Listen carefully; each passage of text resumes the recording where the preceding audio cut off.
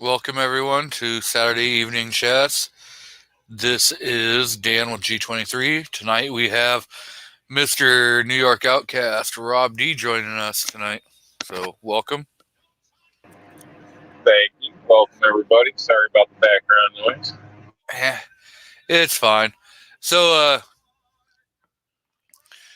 we're gonna talk a lot of AR stuff tonight. So hopefully we got some people that have some knowledge that maybe out in the audience that wants to jump on and help us, or just throw out some AR knowledge out there. Um, Now, are you feeling okay? You being blackmailed? Somebody got a gun to your head? You're interested in ARs all of a sudden. Wow. yeah, I figured I might as well, try the AR game. I talk so much shit about them that I guess I should probably shoot one to find out if my hypothesis is correct. Well, I think you'll be pleasantly surprised and actually enjoy it. So we we have a few people out there. We had Kingpin who was in first, Guns and Barbecue, then Mr. Jerry Parker, who's a new subscriber. So welcome. Mr. Burnaby Sanchez is out there. So welcome, guys. Yeah, I know absolutely nothing about ARs. And I'm definitely not afraid to say that because I think I've held an AR 3 times in my entire life, and that was at gun shops. So I have never actually shot an AR at all. I see we got Scott 79 out in the crowd. Say, you're going to get an AR, you'll finally get your man card back. So we've been waiting for you to come back, buddy. AK is still the master race. So we will definitely... and Scott even says AKs are better anyways. So we got Carolina EDC. Well, I'd love to see you take if you get an AR, take it out and compare it to your AK, honestly. You don't have to do it on camera or nothing, just a lesson for yourself to see what you think you can actually shoot more accurately. Quickly and accurately. You know what I mean? I think you'll notice a little bit of a difference. Okay, so let's just jump right into some AR topics. And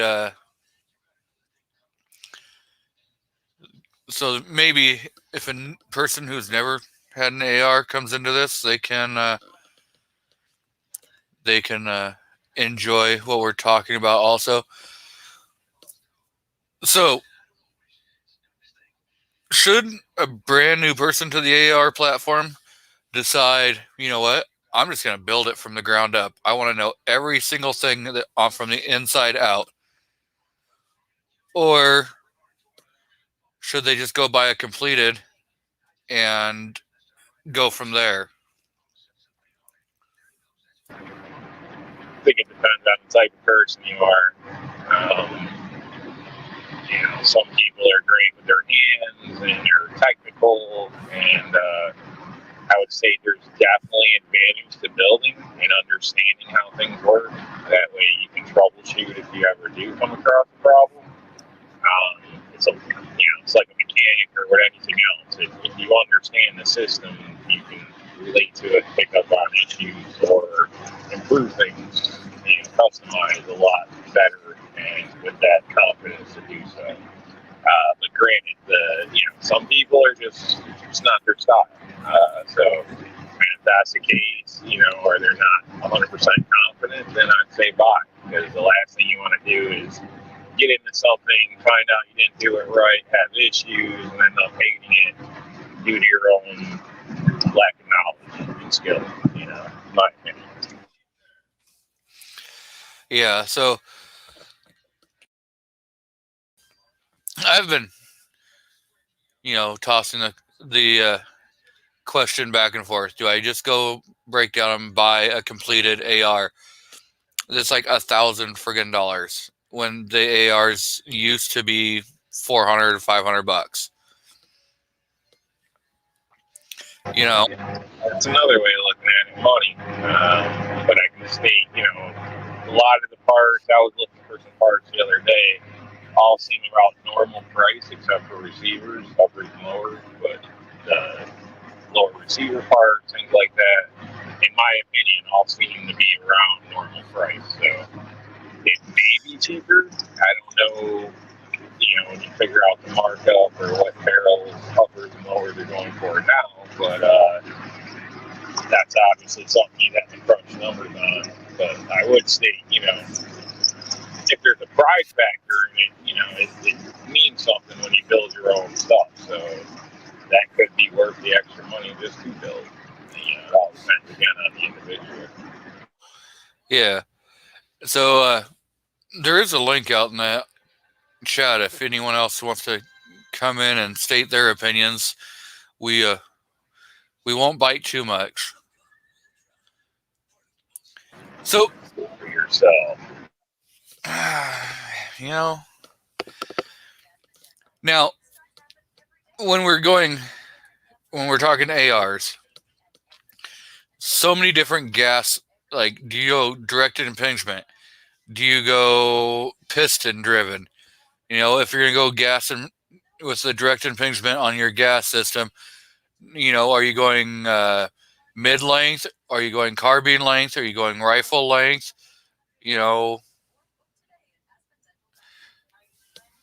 So, I mean, so many options that you have to choose from. And they all have pros and cons in a sense too. Weight, distance, rail width, all that type of stuff makes kind of a difference in that. Reliability with springs, with your gas system, if you have, real short or something like that, you could end up with a little, things you got to address. I know if you are new and searching, I would, make sure you do your research. I prefer carbine length myself or rifle.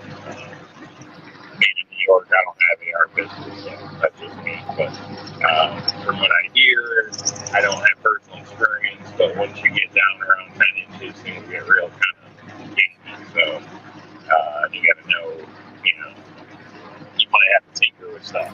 So that's not my area in a sense. So I would, I don't personally have experience with that.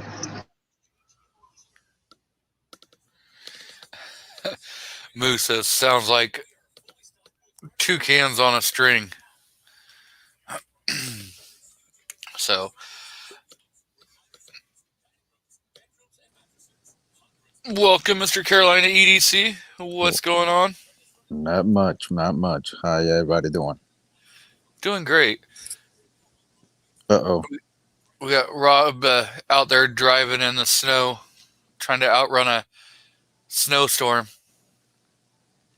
Rob, you come to the south side of the world?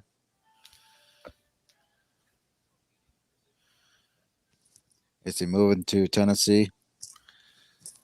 Not yet. Go ahead, Rob. Sorry, I just didn't hear what he was stating. I wasn't sure if he was talking to me or what. Oh, yeah, he was asking if you are going to be moving to Tennessee.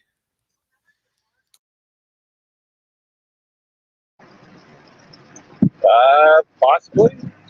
Very possibly. We were talking earlier today about finally getting this trip done. So the lady's also looking into Georgia too, but I don't know about that.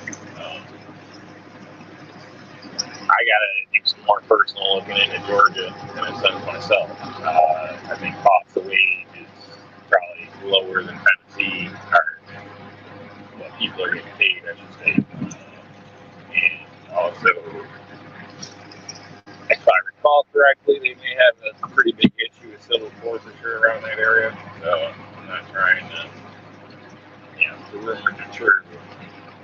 Leave one place due to overhanded restrictions and yearly harassment and all this stuff, end up in another place trying to deal with the same crap.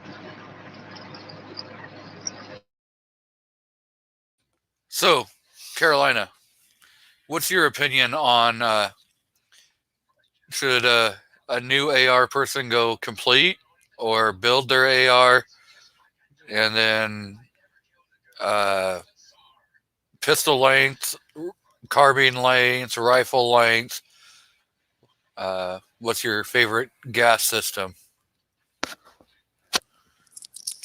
Well, for new owner of an AR, I think they should go complete. Just buy one already complete.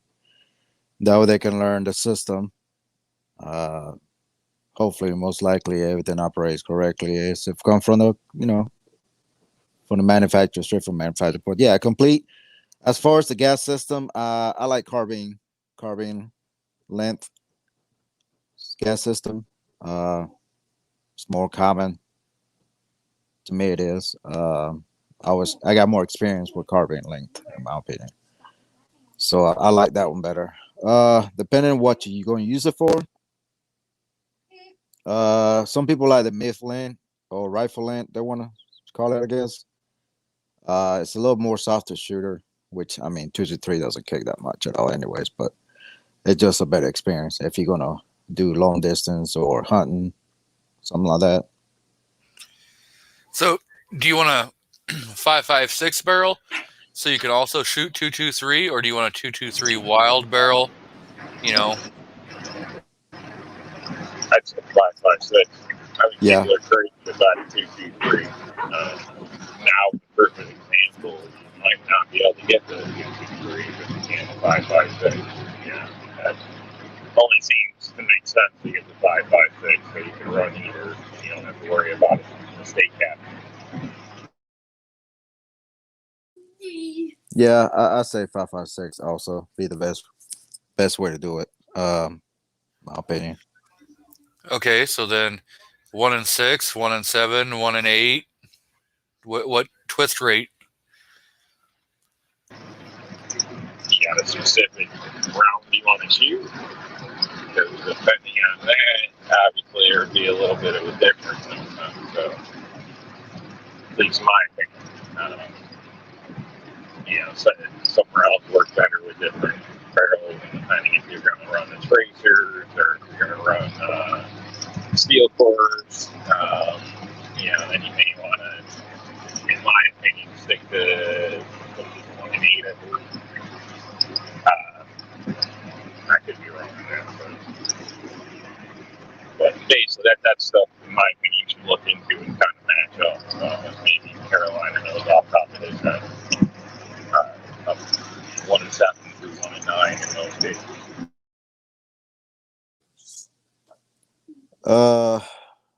Like I got experience with 1 and 8 the most. I never had no issues. It runs pretty much anything. Again, it all depends what you're going to use it for. Everybody has their own preference. Depending what kind of weight ammo you're using, 62 grains or something even higher. Depending on what you're going to use it for. If you want something more, what's the word I'm looking for?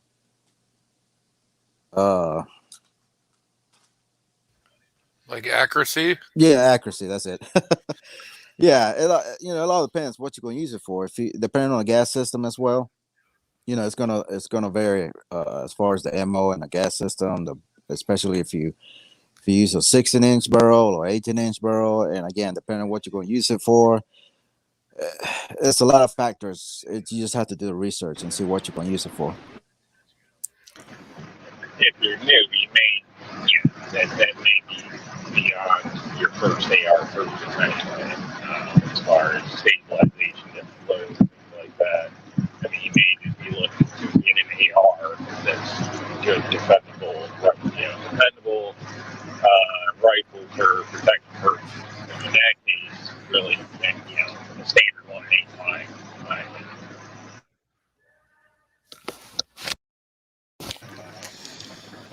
trying to like perfect, bring everything out to its limits, then things start making a difference.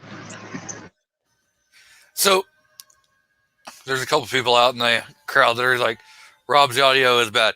He's driving down the road, so right now his audio is going to be kind of hit and miss. He should be back to a standard connection shortly, but you guys just gotta kind of deal with it. This is what happens when we're on live. So we do have some other people who have joined in there. Andrew Faulkner says 223 Wild all the way, very accurate, and can shoot both 5.56 and 223. We have Bald and Curious out there. Who else have I missed?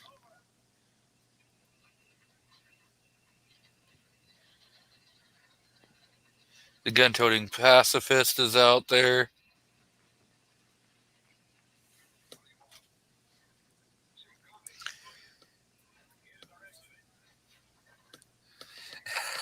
Bald says you should have a Ram truck because it has excellent audio.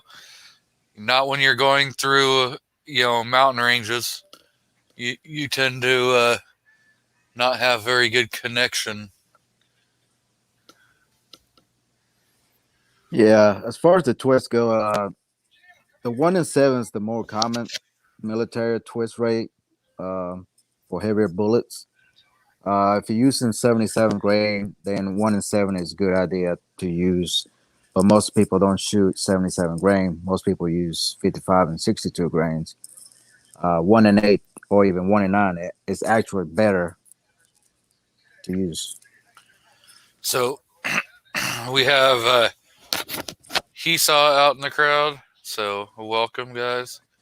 If I've missed anyone, sorry. There is a link out in the chat if anyone else wants to jump in and discuss all this. We definitely welcome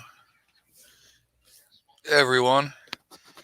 So, yeah, like I said, I'm completely new to the AR, and so Rob was flipping me a little bit of crap before the show, like maybe I was actually going to be getting into the game. Yes. So I am actually going to build an AR from the ground up. So it'll be the very first AR that no, I have never shot an AR, and I'm going to build an AR from the ground up just to shoot it. Well, avoid PSA according to Guns and Barbecue videos. Right? Avoid PSA according to Guns and Barbecue. See, like, I got other questions. Like, when you're going for your lower parts kit and everything, now, do you want to buy just a whole entire, like, lower parts kit with the buffer tube, buffer spring, buffer, just a complete, or do you want to just piece those parts individually and kind of more design it the way, yeah, you're probably going to spend a little more money if you go like piecing every single thing up, buying your buffer spring, your buffer weights and stuff like that separately than if you just buy it in a kit. I'd personally buy a kit, get a standard baseline and know what, a starting point, in my opinion, and then if you want to improve on how, but that way you have something to compare to. Does it actually work better, or it just take more of your money and look for it? So, gives you an idea. That's what kind of what I was thinking is, I was thinking just go to the full kit, that comes with the collapsible or adjustable stock, buffer spring, buffer tube, your mil-spec trigger. Yeah, I agree. Go ahead and buy the kit from one place and instead of piecing it all together for now, being the first time building it. That way you know it's going to be compatible and it works. So now let's get into AR uppers. This is where I know everyone's going to have their own separate opinion and all this. So I'm going to break it down into like a lot of different parts of this. So I'm thinking just going with a completed upper and not building the upper. And I'm thinking about running like a 16-inch barrel with probably a 12.5 or 13-inch handguard. I just haven't decided if I want a free-floating handguard or if I'm going to go with, a different kind of handguard. Probably going to go M-LOK. Recommend, free floating for accuracy. Not that the other articles that actually, might as well start off. Yeah, so then I'm thinking, okay, well, do I want to go 5.56? Do I want to go 300 blackout? Do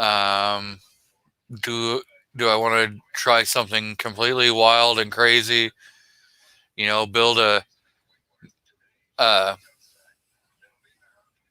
PCC. Maybe try to find a 10 millimeter upper so you can run a 10 millimeter PCC.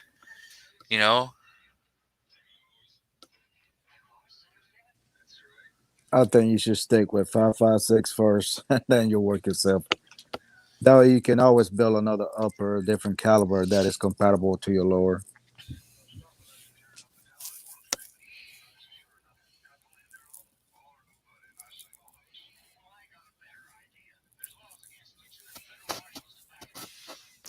See, got people. Okay, and then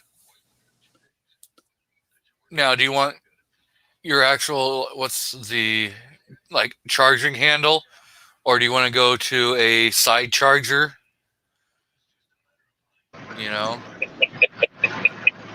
Get the regular one. And then I'm still torn. Maybe I'm thinking about getting a piston upper instead of going with a gas direct impingement. You're gonna go AR. Go AR, man. Yeah. They have AR. Build your AR like an AK. You know what I mean? Come on. They have. It is an AR that has the pistons in there.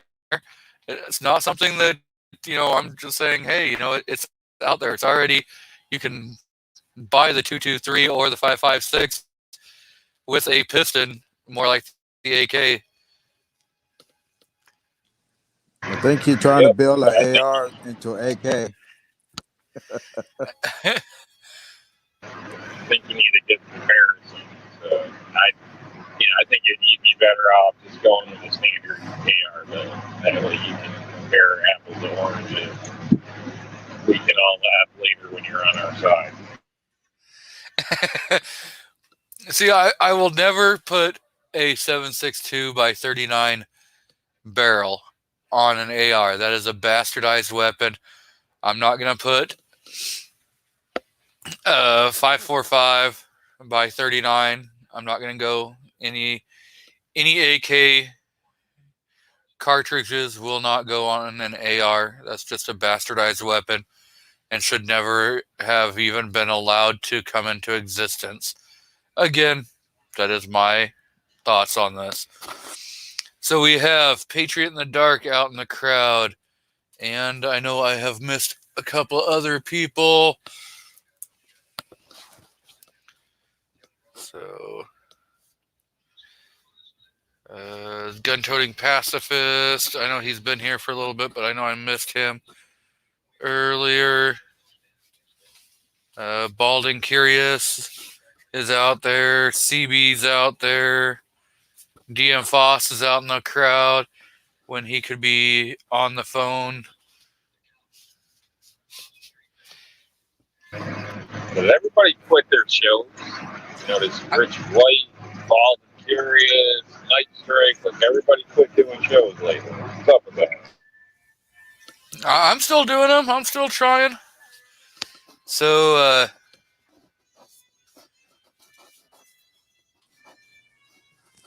I haven't been in nobody's shows in a while. I know there's been a few people that are been pretty absent from out in chats and joining on panels. You know, So they've been off working with Como or Mindset? What's going on here? I don't know. Maybe they're accepting that Bloomberg money. Bald and Curious. Every once in a while, I see him over on the Crazy Scotsman's show. So at least he's still out doing something. He's so.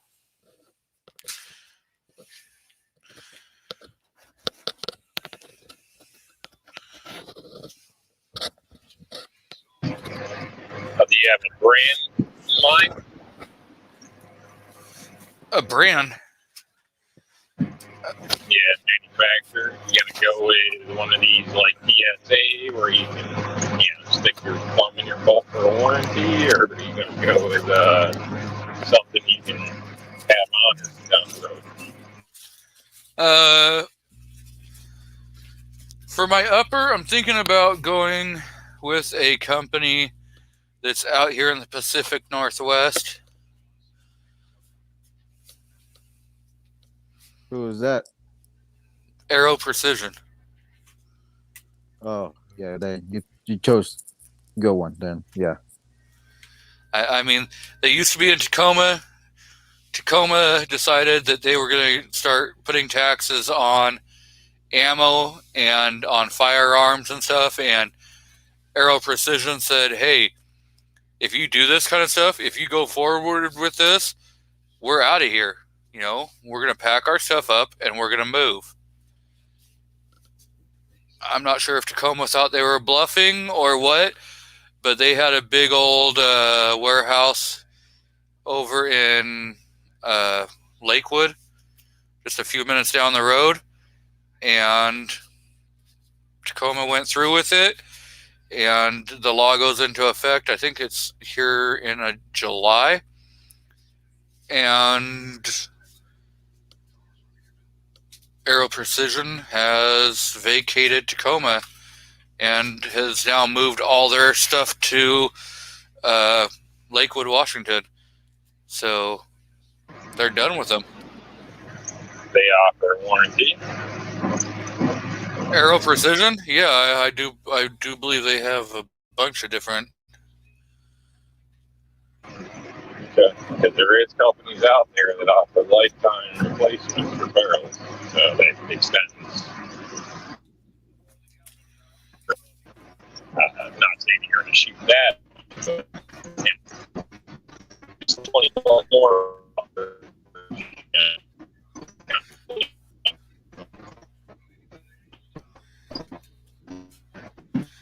So I'm gonna pull up some of the Aero Precision information.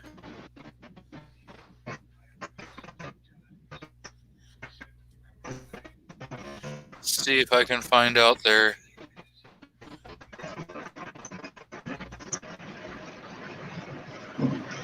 what is their warranty information?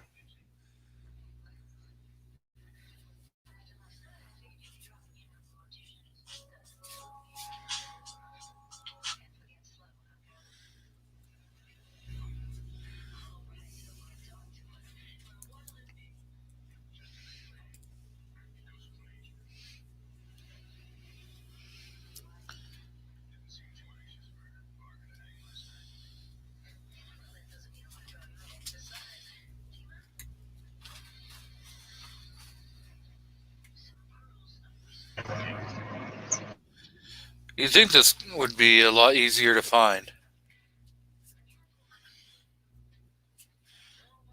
But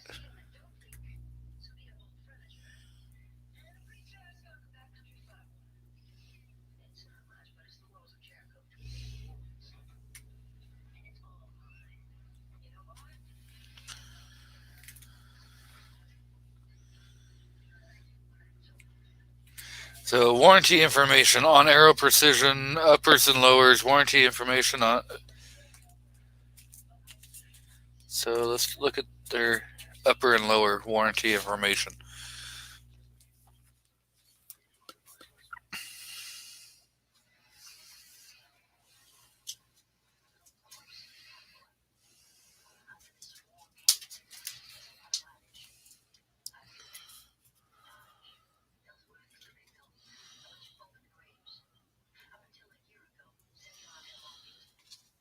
Maybe.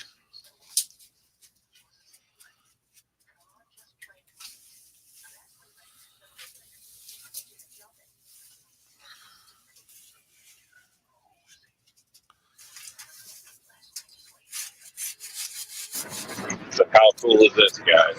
The lady can't hear me, so I can say this, but for Valentine's Day, I was like, what do you want? What do you want? We ended up going to Victoria's Secret. So you know that really means I get the gift.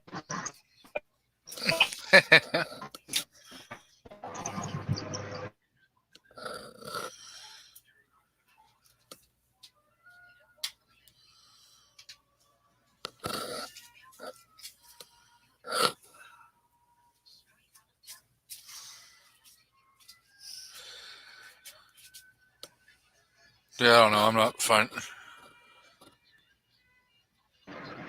Not a good time.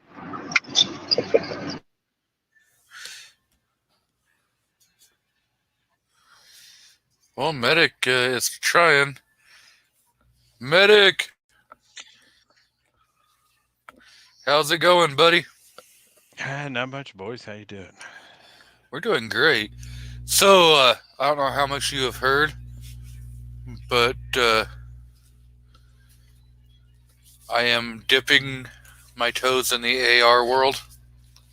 Good for you, buddy. And so yeah, I'm trying to figure out a bunch of different ways of going about this. And I've decided I'm going to build it from the ground up. Probably going to go with a completed upper, but I'm going to build the entire lower myself. Trying to figure out parts, kits, issues, and stuff like that, you know. Right. But what I'm saying is, like, they come with bullet stocks or whatever, and they bought like 100 and change for those little tiny little ankle bracket piece of plastic, which you can buy a whole stock for like $60. Blows my mind. Yeah. Damn.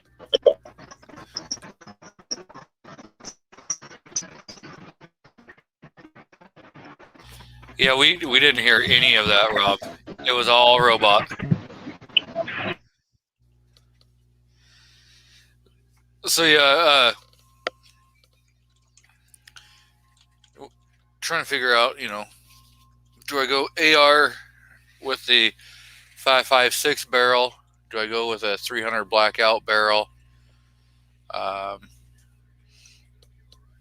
as a first AR? I wouldn't go 300 blackout if it was the last rifle cartridge in the world. So especially not on a first AR. No. Okay, then 5.56 will be available infinitely faster in quantity, in my opinion, than 300 blackout. I picked up some 5.56 ammo. Yeah, that's what I'm saying. It will be available a lot faster. So we've got Artak and daughters out in the crowd, so welcome. Yeah, I was at the store the other day. I think it was yesterday. And I saw some 5.56 ammo on the shelf. It was just 20 round box. It was a about $11. It was 10.69 for the ammo, so like about 55 cents a round. That's not too bad. So I picked up 2 boxes, which was the limit that we could get. Yeah, you can't get ammunition around here anymore. It is almost completely unavailable. Yeah, it's hit and miss around here. I mean, but when you do find it, it's still not like jacked up horrible prices. Yeah, the retail outlets seem to have it at a reasonable price. I would agree to that. Yeah. Target So- Sports online had 7.62x39 yesterday. Really? Around boxes for, I think it was like $15. So, yeah. I think- take that to the bank. I think I can go pick up. Last when I was in Sportsman's Warehouse the last time, they still had 1,000 rounds of 7.62x39 on the shelf for like $439. That's very reasonable.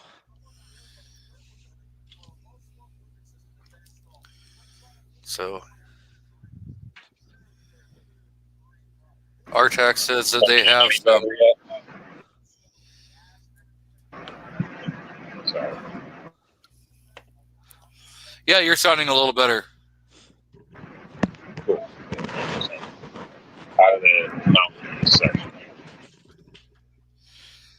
So, yes. Artax says that they have some for you, Nighthawk. They have what? Let's see. He says we have some.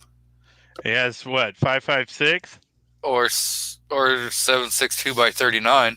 Yeah, I've actually been getting my AKs out and exercising them quite a bit here recently. AKs are always fun. Yeah. And I don't know, even if I build the AR and everything, I'm probably going to always have the AK in my heart. Man, I have never in my life seen anything wrong with AKs. There were some accuracy issues with the crap that we built here in the United States for a while, but other than that, they're good ones. And they're seeming to work that out, here lately. I've been watching a lot of Robsky from the AK Union. Yeah. He does a lot with AKs. My biggie is the compatibility, like swapping parts. I mean, things that are pain between AKs, getting things to sit right, not be an issue. Yes, they're coming out with better stuff now, but it's compared to the AR market, it's slim and far between. Parts AR, you can change a Walmart and buy stuff for an AR. Not that you should, but you know what I mean. It's just, basically, if it states AR, it'll pretty much fit. Unlike an AK. My brother's had lots of problems where he's had to fabricate, parts and all this crap to make it fit right. That are supposed to fit and all this type of stuff. And it's been one of those. But he loves it. He's an AK guy too. So. Yeah. Artex says he's a non-Sentry guy. Yeah, I've never had much luck out of Sentry stuff. I know some people that have had good luck out of it, but never a big bunch of luck myself there either. Yeah. Rally Defense. They're making some good AKs now. Are they? Oh yeah, they're right here in Charlotte, North Carolina. I spoke with the owners and everything. They're cool guys. Hey, if you're making AKs, you're probably a decent fella. Yeah, they are not U.S. They're not U.S. Guys. They are from the Middle Eastern. They moved here to the United States, started the company. Yeah, Middle Eastern guys know about AKs. Oh yeah. Yeah, so I've been looking at a 16-inch nitride barrel, 1 1/8 twist, with a 12-inch M-LOK angled handguard. Ooh. From where? And it includes a bolt carrier group and charging handle. So, Wow, race that Honda. Yeah.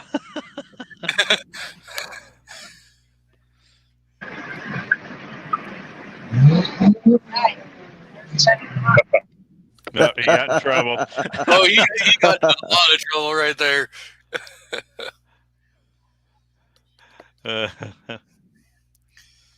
So, if you go with a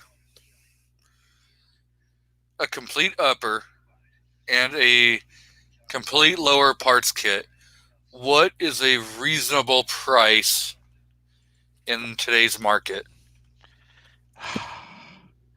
I mean, you know, I am kind of a fan of Palmetto State Armory right now because they're more consistent with having stuff in stock.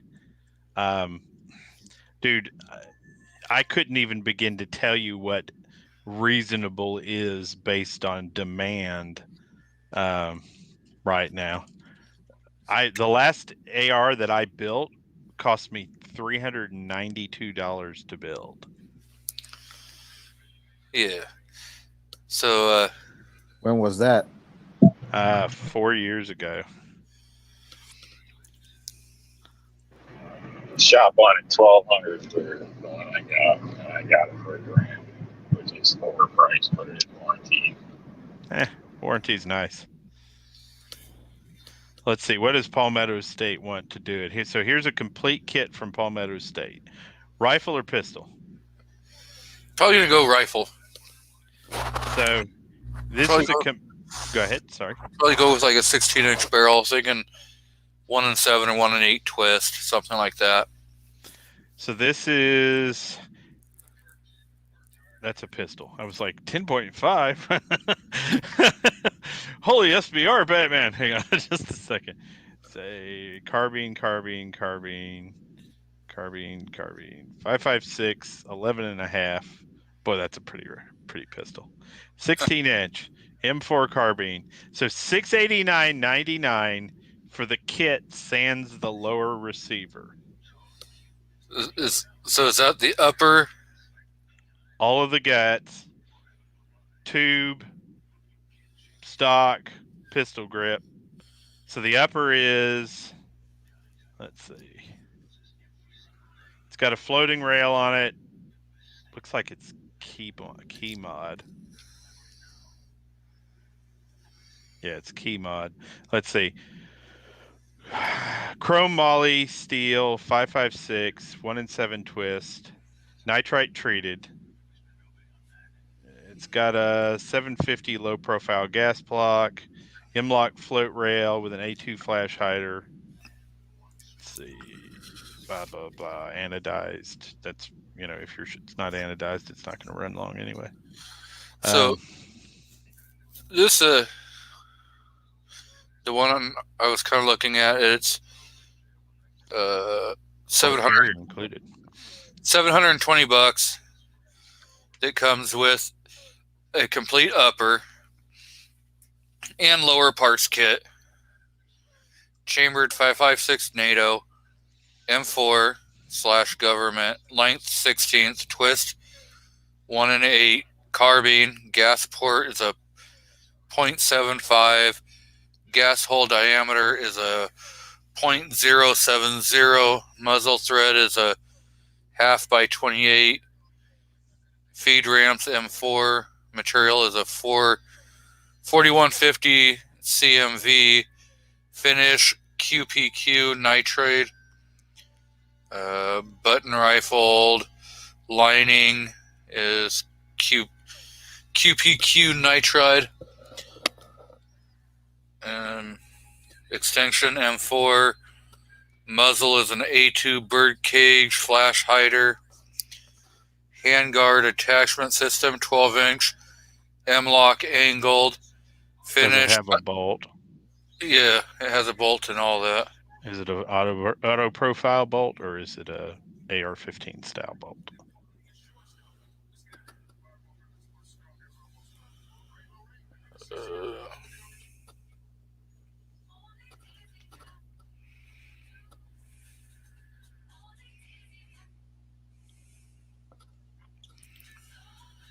M16 profile BCG. Okay. I mean, yeah, that would do the job. It has an M4 flat top, forged 70, 75, T6 aluminum, Type 3 hard coat anodized, mil spec. I could totally be wrong, but that sounds like stuff that I've seen on every AR-15 I've ever bought in my life. Is everybody else feel like that's pretty much standard? It's got a made in the USA lifetime warranty. Lifetime warranties are good. What does the warranty cover? I don't know. I never looked at the warranty. Well, so this one that I just named off you for PSA is $689.99. Hey, Walter. Yeah, Barnaby, I'm kind of a big PSA guy. Hear about But- guns and barbecue? No, what's going on with guns? Oh boy, PSA really screwed him on third party. Oh, He hell no. bought it. He bought it from the. You should see his last video. He showed a clip of the owner stating how they're going to cover everything, no matter what. Da da da da da. And then right afterward, it kicks into the customer service person telling them they don't cover third party, and they're not going to basically deal with them. I mean, he was a little upset, but let's face it. I mean, if you order 3 rifles and you can only put together 1, I'd be a little upset too. Yeah, I wouldn't be happy with the world, man. I've been just underground for the last week, so actually a couple of weeks now. So I haven't seen anybody's videos. I've got so much to watch, it's not even funny. Yeah, I mean, dude, I kind of file PSA in the same place I do Sol Invictus Firearms and a lot of those other places that are the smaller. You know, you're not going to get the customer service that you would if you bought it from someone like Remington or Colt or someplace like that, right? You can't expect it. You're not paying a premium price, so don't expect premium customer service from them. They claim they're going to give you the customer service, but that's not what it sounded like in his videos, in my opinion. I would just state if you are going to go PSA, definitely buy it direct from them. Oh, so if you are from missing PSA. stuff, yeah, don't go through your gun store or ordering a kit or anything, because if anything gets crazy, they're going to pin it off on your gun store, which ain't right in a sense, because they probably had nothing to do with it. So now, they got to order the stuff for you or something? You know what I mean? And then, it's just kind of, in my opinion, a shit deal all around. Granted, his calls, people say are a little debatable, whatever, but I don't see much issue. If I go to somebody's house and put a kitchen in and I don't install the drains, you can bet your ass I'm going to get a call, and they're going to want me to come back that night, not at my next earliest convenience. You know what I mean? Yes. Yeah. Yep. I always heard Palmetto will do warranty no matter where you buy it from or who you sell it to. So if I sell it to Nighthawk, the warranty follows him too. That should be the case, but some companies aren't that way, unfortunately. According to PSA, they're like, from the owner, they say that it's supposed to be, a lifetime of it, through you having it, you passing it down to your kids, or you selling it to somebody else, yada, yada, yada, and they'll warranty it even 30 years from Good luck. now. Life has taught me a very important lesson. Just because the boss advertises it doesn't mean the local area supervisor supports it. You'll be in small claims court spending your own money trying to get that, I bet. even though that sounds like a really, really good offer, Patriot, think I'm gonna have to pass.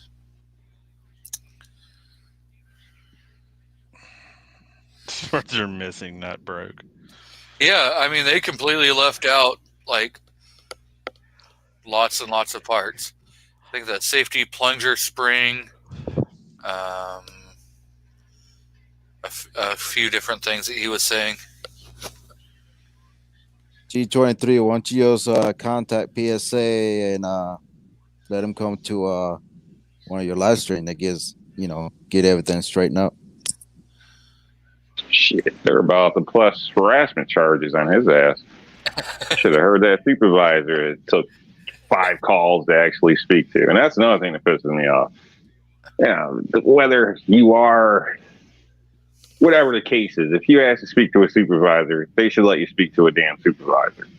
Yeah, in my opinion. I don't even get me started with that crap. Is that, Dude, I would have been pissed off. Like, dude, I would have been losing my shit. They are told to fight that tooth and nail.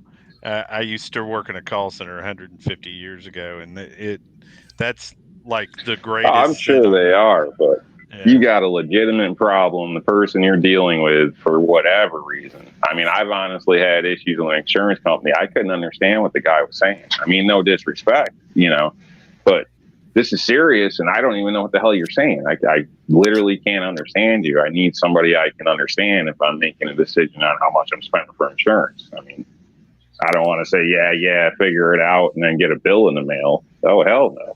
I need to know what I'm, Then again, I don't, there's nothing wrong with that individual. It just, for me, I needed somebody else, So same situation, if you got an issue, it shouldn't be an issue to get a supervisor. So, in my opinion, if it's, you shouldn't sell a product if you're not going to stand by it and be responsible to speak to it. If somebody's got a complaint, I can't just dodge them. I can, but I'll never expect to see work or a good review again. I mean, yeah, I don't know. Shitty business, in my opinion. That's all it is. Over, what, to them, maybe $20 worth of parts. I mean, just send it to the freaking guy. He spent like $1,200 on your products, man. What the hell are you waiting for? We used to do at the hospital, we had a customer service thing, and it was called Give 'em the Pickle. And it was a guy talking about how he had like a 15-year customer, and he asked for a pickle, and they tried to charge him a buck for the pickle. This guy had been coming to their food place for like 15 years. And he wrote the company because he was mad, after 15 years and he said he started this customer service thing called Give 'em the Pickle. And that's exactly what you're describing there, right? Is, go that in a sense, you shouldn't expect anything for free, but you should get what you paid for. That's it. You're not asking for a free pickle. You're asking for the one you paid for with all its parts and stuff together. That's right. And that's exactly the spirit of that. Give them the pickle. Don't bury good business. Like I said, man, there's been a couple of companies over the years that have just forever burned me. I don't know how much business Sol Invictus Firearms has lost because of me. And I will keep telling people that they just either are incompetent or incapable of doing good business decisions. And, you can't do that. You can't burn yourself like that, especially if you're in a smaller niche. So we are joined out in the crowd by Weston Probst, Ozark Yeoman, Walter Davis, and I'm not coughing up one of my Narankos for an AR. I'll build my AR. So here's another thing to consider. So how much are you going to shoot this thing? Oh, I'm probably going to take it out, test it, see, because everyone gives me crap that, I don't own an AR. I've never shot an AR, so I am definitely going to go out. I will film myself shooting it, and then I'll probably destroy the damn thing. All right, then don't spend a lot of money. Don't you destroy it. Don't destroy it. You don't want it. There's a good home out there somewhere. Make sure to cut the Look, barrel. give at it some 2 time. inches. Don't take it out once and be like, oh, wow. Give it some time. Put some practice in it. Learn to drop. Figure it out, and then make your opinion. My opinion. Yeah. You've ran an AK for years. You can't take an AR out for 10 minutes and say, oh, it's a piece of shit. I mean, be fair. I knew I'd get Rob on that one. I knew I'd get him. Jason Stewart just picked up a 92 A1 with a threaded barrel. Yes, please. May I have another? Right? That sounds like he got a nice little score. But do love on your AR. They're good rifles, but if you're not going to shoot it, if you're not going to take it out and do a tactical course with it every weekend or whatever, if the life of the rifle is going to be 10,000 rounds, you don't have to go overboard with cost of parts and things of that nature. I know, but see, our Tacken daughter, his daughter did a video not that long ago. It was a shorts where they've got a bunch of like AR parts that are in orange. Mm-hmm. He is in Tennessee. And I think those lower parts would look really, really good on a first time AR. Are you going to get killed where you live for having an orange AR-15? No, see, the Oregon State University, their colors are black and orange. So that's why if you look at my logo, you got the black G, the orange 2-3, Beaver Nation. Yep. I thought that meant something else, but thank you for clarifying. I wouldn't go too cheap on an AR. Definitely get Not something with a too damn cheap. warranty. Yeah. Because even if you don't like it over time, it gets, it's an investment. Obviously, things change in the future. You can get a little bit of money out of it, or it's a decent rifle to hand to somebody else to back you up. In worst case I know scenario. a lot of people who are upside down in their ARs right now. So though. let me. I reached out to a company and have got the lower donated. So that's why you're into an AR. Okay. The truth comes out. You were like, oh, the hell with my AR buddies. I'm going to take that piece of shit and abuse it myself. Yeah. Yeah. So this is the equivalent of accidentally buying the wrong ammunition, and now you need a rifle. Mm-hmm. So we have Vanessa Kitty out in the crowd. Well, you guys have all been beating me down for like friggin' almost the last year, saying you need to get an AR. You need to get an AR, and so I'd like to clarify down. that nobody here has beat you down. Nobody here has ever beat you down. We just told you that your AK is a piece of shit. Yeah, reality hurts sometimes. We're sorry, guys. It's love. So I was going to buy an AR, and then I was like, well, do I just build one or do I buy one? And I was talking with the wife, and I said, well, I can go buy a complete out-the-door AR for like $1,000, $1,200, or I can probably build one for around $800. And the wife was like, yeah, you should probably build it then. The answer to the question is spend less money. Yeah. Usually. You're keeping in mind tools, though, right? Because I assume since you're not an AR guy, you don't have any AR tools. So, well, if you're not putting your upper together, I think the only thing you really need is some punches and I've got a bunch that your rear. What is it that holds the buffer tube on? The buffer tube clasp. Yeah. So, I mean, you can probably do that with a, I hate to say this, but one of them cheap rubber adjustable wrench type deals, if you know what I'm talking about. I wouldn't recommend it, but it'd probably work because you don't need that much torque. That way you don't scratch it up. Like, don't use channel locks and a paper towel. because you're going to put scratches on it. But Wow. almost like the rubber oil strap filters, something Also, like that might work for that. Jason Stewart saying the Castle Nut. And There you go. Yeah. Yeah. You can buy a tool for like 20 some odd bucks. I mean, it's not the best one, but it'd work fine for that if you want it. But one of my coworkers has built a few. One of my coworkers has built a few ARs. I'm pretty sure if I need to borrow any part, any tools to friggin' assemble it, I can borrow it from him. Oh, are you his boss? Huh? Are you his boss? No. I wouldn't be 100%. Maybe. Some of us guys are funnier about tools than we are about our damn ladies. I'm a lot funnier about my tools than I am my lady. I don't have to Don't worry even about look her. at them funny.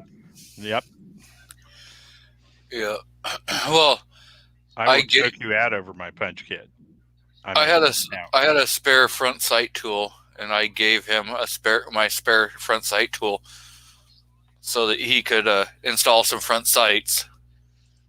So I'm pretty sure if I said, "Hey, let me borrow your tool," he'd say, "Okay."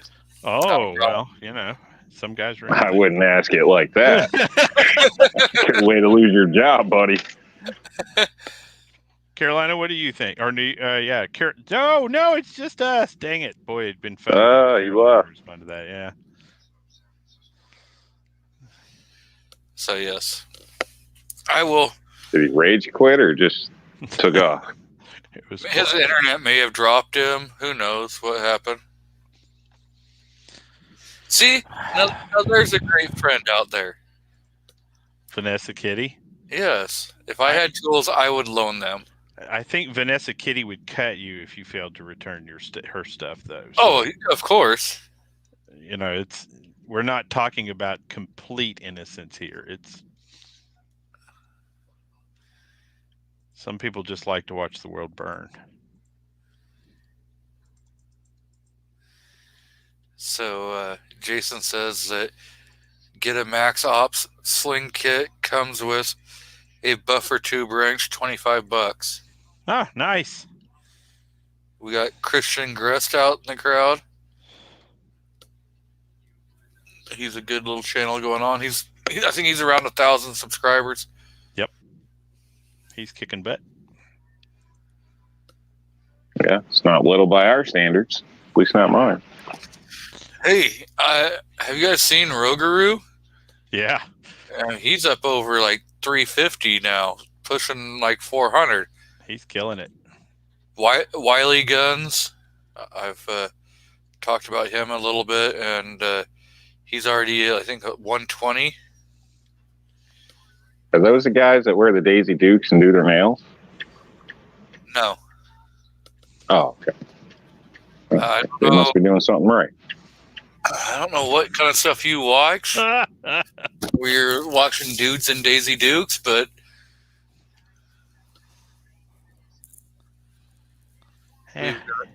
we've got Screaming Skull Saloon out in the crowd who says, just popping in to say hey, so thank you.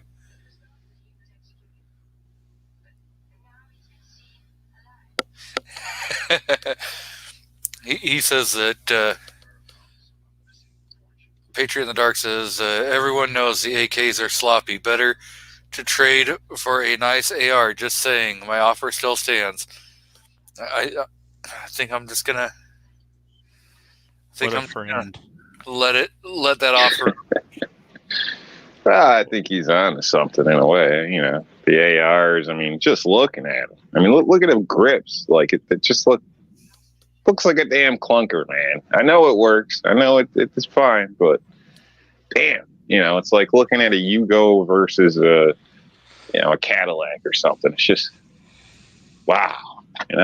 Are we talking? I don't know. I don't know what's wrong with you people.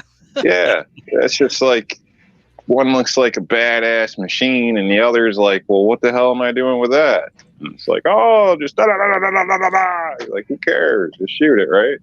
The only picture my wife has ever allowed me to take of her with a gun was with an AK. So symbolization of it. Yeah. Yeah, I don't know. She likes the steel and wood guns. She likes all my old World War II gear too. We are joined by Mr. That son of a bitch. What? I'm a son of a bitch now? What the hell? No, I just not got you. here. Not you. The damn panel, the show host here. That son of a. I'm like, I just got here. I can't be a son of a bitch yet. Yeah, it's too early for son of a bitch status. Oh, No, he's swapping names around up here. Well, the M4 is done, and it's going to be called the Uncle Jesse truck gun updated. Nice. yes. Yeah, So I hadn't done a video on it yet. well, can't wait to see it. Because I've done built 2 guns since I've done that one. So I find myself very happy at the name Uncle Jesse Truck.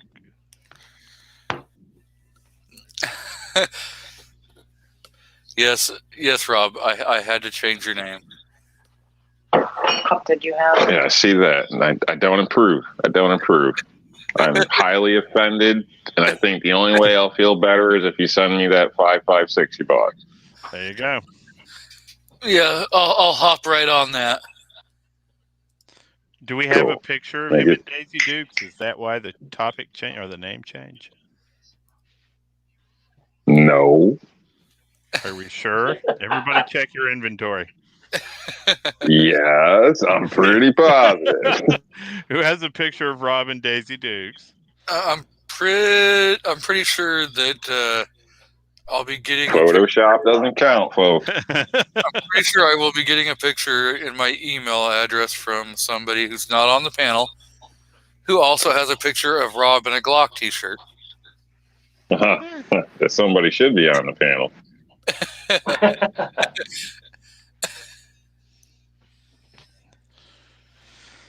Nothing wrong with Glocks. They're not the end all be all, but they're good Nope. weapons. you know what the Glock? You know what Glock's saying is, right? It's called "We give you what you want 5 years after you wanted it." There you go. Or, the no originality or risk gun. All your friends will approve. By me. One of my favorite things is to take new people shooting at the range and hand them a Walther PPQ, a Glock 19, a 320, and usually a Colt, a 1911 in 9mm or something like that. Almost invariably, new people want the Walther. Walther's got good ergonomics. Yep, that's what they look at. After they've been shooting a while, Looks nice. they want either the SIG or the Glock. So, Now, how come you don't show them an M&P? I mean, are you biased against your New York friend? You can't put one M&P out there? I'm M&P. The only version of the M&P they make in a mid-size for that contest has a trigger so bad that nobody would shoot it after shooting those other weapons. Well, you got an M&P with a New York trigger in it. The 2.0 has a terrible trigger. The 2.0. Yes. You're on crack. No, dude. It's like Yes, dude. I used to own a 1.0. got 6.5 miles of creep. Oh my god! Well, you try the 509.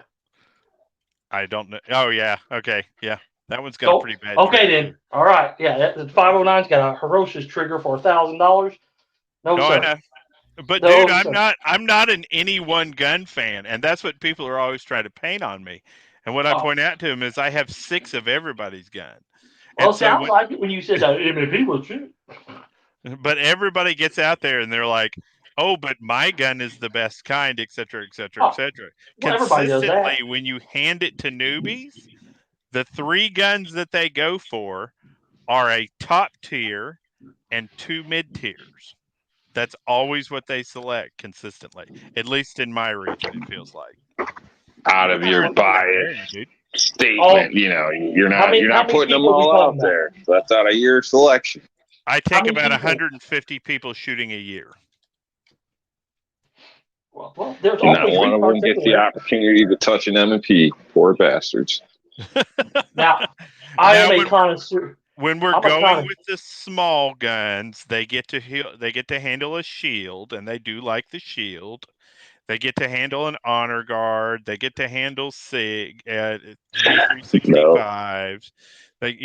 Those guns. Most of the males like the 365.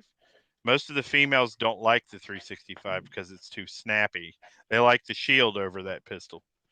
Shield weighs a lot more though. Well, it's also that comes with recoil benefits. You know that. Right. That's just the burns. Just keep coming. I don't know how you're taking this, Rob. My little girly gun now, son of a.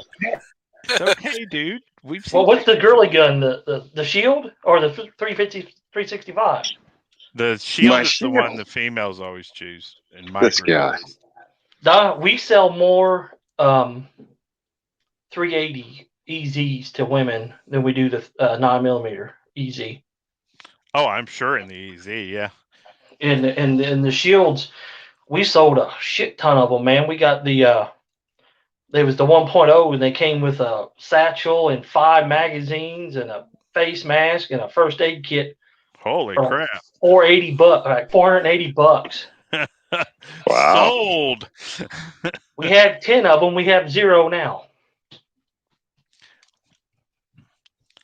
So yeah, I wouldn't mind a $100 worth second of magazine. Oh yeah, that's crazy. That's awesome, but that's crazy. And then now I do like my M&Ps. I'm an M&P type person, but I like Glocks too. I own 4 of each, so I can't really, Right. I'm a connoisseur of firearms. I don't. Right. Not one brand is best. Right. Well, I recently traded from a Glock 19 to a Glock 45 for my carry, and somebody commented on my channel. They were like, "Dude, you're just going from one Glock to another." And I said, "Yeah, what's the problem with that?" And they said, "Well, you're a Glock guy, right?" I said, "Well, I'm a gun guy. I have 20 of everybody's guns, but the Glock fits my hand better." So, I always answer the question as my favorite gun is the gun that I just happen to have on me today. My favorite gun is the one that goes bang when I'm in trouble. Exactly. I don't care if I'm carrying the G23. I don't care if I'm carrying the wife's P320, which I steal since I've got a drop leg holster for it. Mm. I'm probably going to be getting a holster for the. So you leave her unarmed. Oh, that's how it is. She has firearms. Some people need to be sacrificed. I agree. For the good of the That's cause. messed up. His insurance is paid up on her, though. That's right. That's the main thing. Oh yeah, yep, that's covered. Well, there you go. Then you can buy a better AR. Oh my Yeah, when it comes to the handguns, I think, like you stated, there isn't a perfect gun out there for No. somebody else. It's what works right for you and what you actually hit with. I mean, you may love the looks of something and can't hit for shit. So, you probably shouldn't take that gun. You know what I mean? So, and again, nothing's wrong with Glock in a sense. I just don't care for the way they look, and I hit fine with an M&P. So that's why I switched or whatever. But Neil stated, like you guys stated, there is no, it's got to be this gun or that's it. I mean, and when people talk like that, that's when they don't know shit, in my opinion. So, personally, well, one of the best guns, one of the guns that I shoot the best, I will never carry, and the VP9. I can shoot the lights out with a VP9. I can't get that thing comfortable on me to save my life. And I think everybody shoots the lights out on a VP9, at least most people. I think the perfect handgun for me would be a PPQ with a VP9 sight on it, front and rear sight. I think that would be about the most perfect handgun in the world for me. Ooh, Vanessa says that she scored 2 salt and pepper Tupperware shakers from circa 1960s. Oh, that's pretty Nice freaking one. cool. What'd you go to my grandma's house? You know, She might have. Ooh, that's a to each their own. So- Just Tupperware, yeah. Remember my Some of mom that said, stuff's cool. Yeah, I like silver. I like the spoon. older table. Yep. Some of those older tables from the 60s and stuff I think are cool. I personally know a friend. If anybody comes across a red set of them, let me know because she'll buy them. Oh, really? Keeps trying to Okay. steal my red stool and everything. Yeah. A lot of people are into that stuff. So, like, seriously, she tried to steal my painting. This one chick, man, every time she comes over, I got to damn near frisk her. So Starry what's Night she by like? Vincent Van Gogh, and she's trying to stick it in her coat. I'm like, what the hell, lady? Like, come on. I'm like, no, it's mine. so she says 2 S&W 629s is shoulder holster perfection. Can't argue with that. That would be fun. So we've got the 402 outdoorsman out there, and she says that she got him because her friend's aunt passed away. Well, So- that's sad. That is a I'm very Gee. sorry to hear that. G Webs is out there, and we've lost another guest. Well, Ugh. Oh yeah, no, Artak does not know what is coming to him. He knows. So I owe 2 people a freaking kit, and I keep forgetting to send it out. I've got to send it out tomorrow. I've got to get. And don't forget about that Beamer you owe me. Yeah. So my wife Come would be on, like, Dad. Don't get cheap now. "Who's Rob?" So He's a black guy from New York. Artak, I knew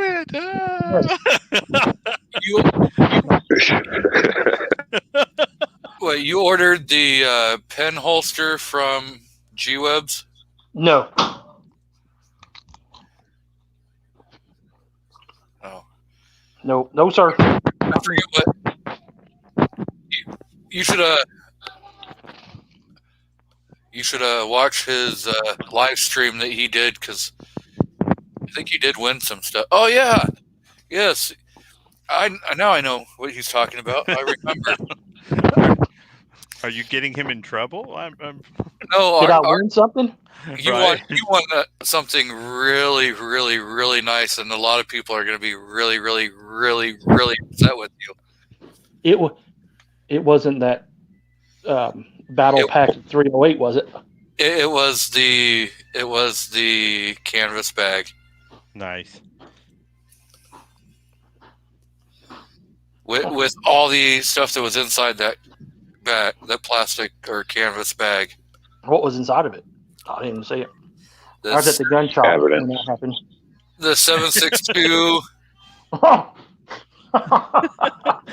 You're in Well trouble. then, I guess I pissed a lot of people off. Then You have the tracking number in your email. Okay. He says. Okay. Good. I appreciate that. Didn't have to be there to win. That's even better. Heck yeah, dude. I love it when you can do it in Epcentra. So yeah, you should definitely watch and comment on his giveaway that he did today.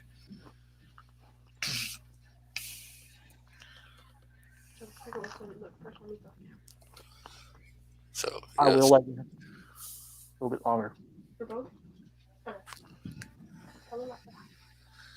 Uh-oh. He's in trouble. Victoria I says can hear hi. it. Yeah. Well, hello, Victoria, and great videos that she does on the shorts. She does. She does some cool shorts. Thank you. Now go away so we can cuss.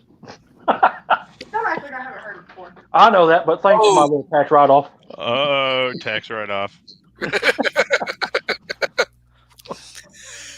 I do that to her. Pisses her off all the time. We had you to save money. Denny's got expensive tastes. That's right. I'm like AR obsessed. Right. Hey, Rob, I think you're still in trouble because Vanessa says that she still never received her prize in the mail. Oh. All right. So I don't know what happened to my the email box.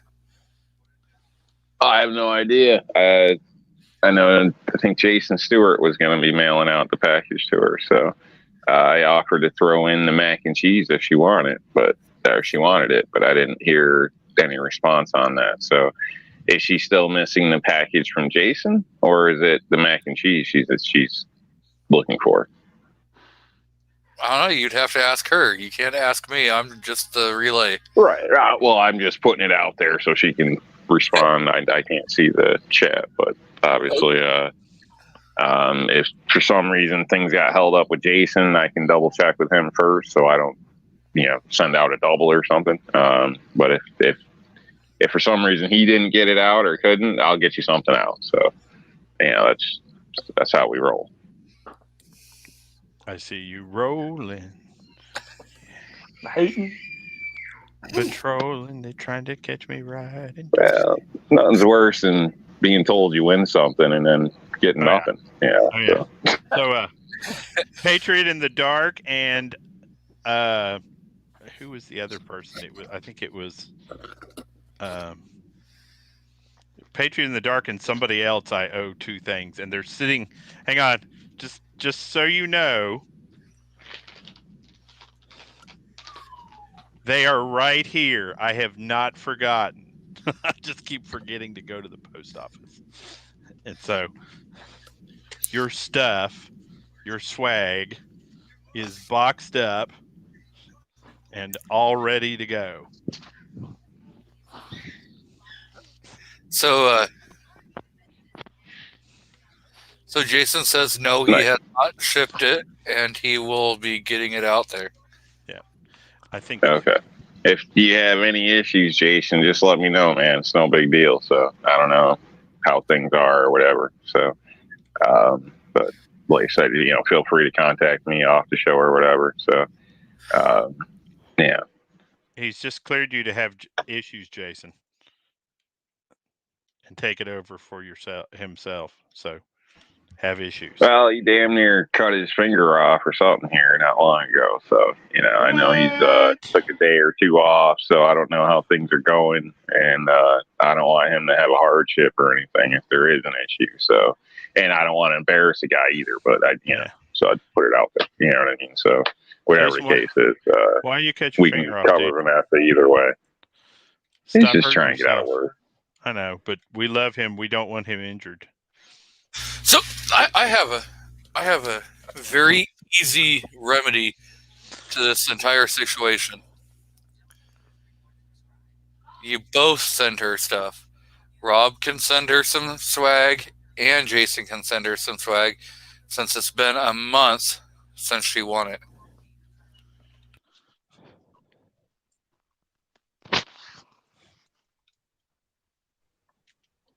It's an option. She's cool. It's an option. She's cool. Did anybody else hear Like this? I said, my email's under my about section. It's what? I'll screw it up, so it's better if you just look, because they got too many. I was going to say something, but I figured that was too serious of a situation to say something smart in.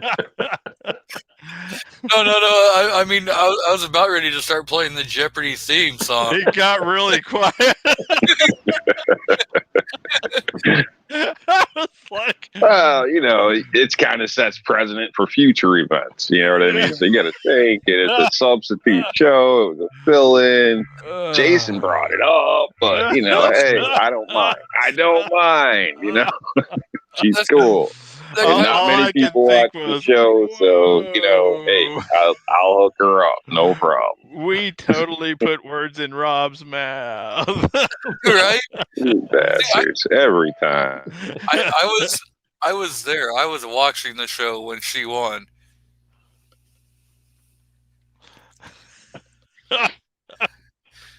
Yeah, you guys should do that. That's what I was going to say. Oh man. Good times. Was not had by all. I'm sure I'm missing a lot of it here. I'm pretty sure that I could be an instigator on a lot of this stuff.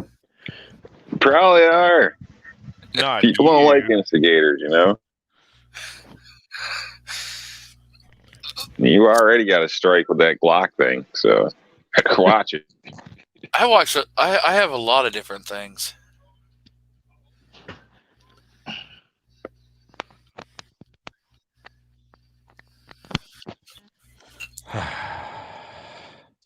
I almost bought the wife a Kimber the other day. I bought thought that myself a was Kimber the other day. I'll buy myself a Kimber as soon as they'll run hollow points. Well, this is the Micro 9, so it's not the 1911. It'll probably run hollow points. So, and you know, she's been saying that she wants an all metal gun, and she held that, and it fit her hand and stuff like that. She's like, when they at the gun store, because we were just at Bi-Mart, and they take the mag out and set it on the counter, and her pinky was hanging off it, and she's like, I don't know. I was like, well, if you put the mag in, you know, your hand would probably fit there a lot better. And she put the mag in, and it fit in there, and she kind of hummed and hawed about it. And we went back the next day, and it was gone. So probably the next time I see one, I'm just gonna have to break down and spend the $500 to get it for her. Oh yeah. Is Kimber U.S. made? Yeah, Yonkers, New York. Oh, Okay. crap. It's almost U.S. made. Yeah. Oh crap! Never mind. If it's from New York, I just gotta boycott. New York City. It's very nearly a U.S. made product. Yeah.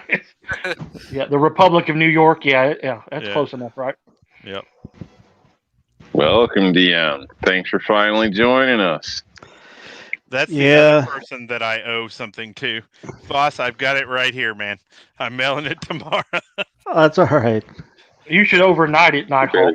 I am actually thinking about it at this Better point. get on it, man. I'm way late with it, and I felt bad the other day when I looked over and realized they were still there. No, it's a, He's got a show coming up. He'll burn you on it. You better get it out. You should. there's feel no good. rush. There's totally a rush. All right. So, Kristen Gress says, we have a Kimber Micro Carry 380, have owned it for six-ish years, I'd say. Decent little pistol. I hope so, because I just bought that. I just did that, review of that Kimber Night Star, and I swear to God that damn thing is possessed, because it was like, say, you need to buy me, and I ended up buying the damn thing. And then we got one more bronze one there, bronze and black. So yeah, the one that I was looking at was just a regular, like aluminum finish or whatever with black grips. we got one of the Micro 9s in like that. Yeah, it feels good in the hand. Yeah, I mean, and I got some pretty fat hands, and it fit okay in mine, Hanging pinkies annoy me. I can't handle it. Yeah, I that's why I got rid of that Ruger LCP, because my pinky would always hang, even with the little extender on it, it would still hang off, and it just aggravated the crap out of me. Yeah, but with the Micro 9, like your pinky doesn't hang off when you got the mag in there. Right, yeah. Even I'm talking about with the Ruger LCP with the pinky extension on there, it would still hang. I just never could get a good grip on it like I like, so I ended up giving it to my liberal niece and turned her into a gun girl. Outstanding. So Patriot in the Dark says, G23, what's the panel's thoughts of the Bond Arms 45 long Colt 410 Derringer? Junk. Yuck. I would say a 45 long Colt 410 No idea. Judge feels good in your hand. Derringer, that'd be pretty friggin' snappy. I mean, I'd almost call that a wrist breaker. Well, I don't know if it's a wrist breaker. I have fired it before. I'm not a big fan of Derringers in a world where you can get a multi-shot magazine pistol, you know, that you can use as a self-defense weapon that is smaller than that. You know what I mean? So like it is slightly, I think, around almost the same size as a 365. And so for me, being able to do a mag change, you know what I mean? Yeah, because I can tell It's you, totally new. most of your 410, you know, if you're talking like a 2.5 inch, even your half ounce, you're talking 1,200 feet per second from a dove load or from a game load. So even that firing out of the Judge, and the Judge is pretty friggin' heavy. That has a nice barrel flip on there. Well, I think it's more just a curiosity piece. Huh. So, something kind of cool. I mean, curiosity piece, yeah. I mean, if it was like one of those belt buckle ones that you can keep on your belt buckle, so if you needed it in a nice gut shot, to get separation, yeah, I would say that'd be a great little backup gun so you could get to your primary. I'd rather just punch you in the nuts. That's it. Yeah.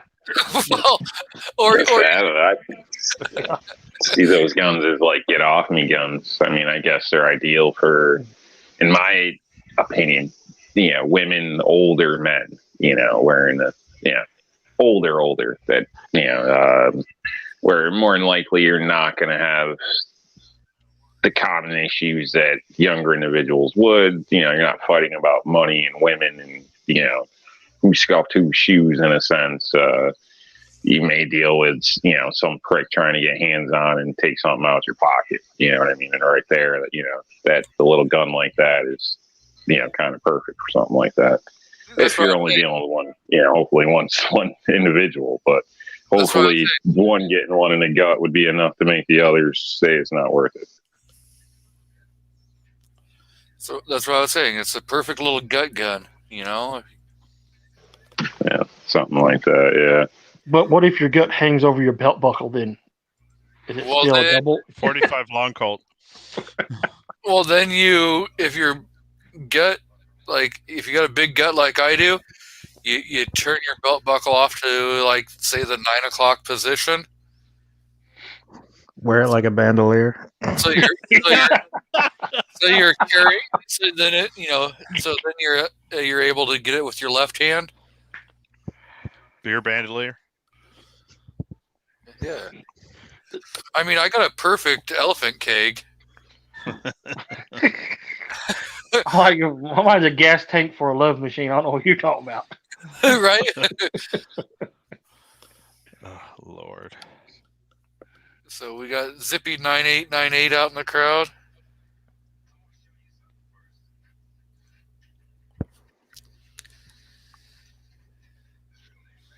So I had to take something from Nighthawk there. I'm sorry, brother, but I'm starting to do some Jive turkey shotgun videos now. Heck yeah, dude. They're hitting well. I know. I seen that. I'm going to have to jump on that crowd. Hey, let's get together. Come down to my range here and let's get together and do one or two together. We'll do like a little video set with them. We're close. I don't have. I didn't buy none. I'm not buying them. No, I mean, I was gonna say we could just do a couple of shotgun videos. Oh yeah. I'm up for it. All you do, send me an email what weekend you want to do it. If I really do it on Sunday because it's Saturday I'm at the gun shop filming videos. Heck yeah. I'm probably actually going to do next Sunday. I've got a video coming out this weekend, but next Sunday I'm probably going to do another shotgun. I've got a brand new one. I actually just shot it the other day with Wield. We'll do the review on that one. I've seen those videos. I've seen those videos. People out there, if you haven't seen them, you might want to check it out. So it's Wield's pretty neat, even just That seeing was the fun. establishment. Yeah. I was going to state, I was kind of shocked looking at the numbers there. It looks like Wield's kicking your ass, as dude. far as views. But, he's got you up there bouncing around, all looking like a little kid, all excited. So. And it's what, 10, 15 minutes, something like that. And yours being shorter, I figured you were going to do highlights or clips or something, you know what I mean? Like, he's got the long version, you got the short. I would assume the numbers would have went your way in a sense because of the fact I did they too, say but most people don't like long videos. You know what I mean? But yet his was kicking ass, So yeah, I definitely I watched yours I think twice. So Thank you, anybody buddy. out because I didn't see the whole thing full. I seen it played, but my attention was pulled away, so I rewatched it. So, but yeah, I just point that out there. Go check it out. It's pretty. I watched both. That's what I'd recommend people do. So, looked like a damn good time. Wish we had a place like that. It was. I watched both also, and they were pretty good. But yeah, I think Wield and Well Arms video was definitely It was a much better video. Yeah. better video editing. Well, you said it. Let's all be honest with each other for a minute. Wield put out a much better quality product. So the poor conservative says, just don't Dick Cheney each other.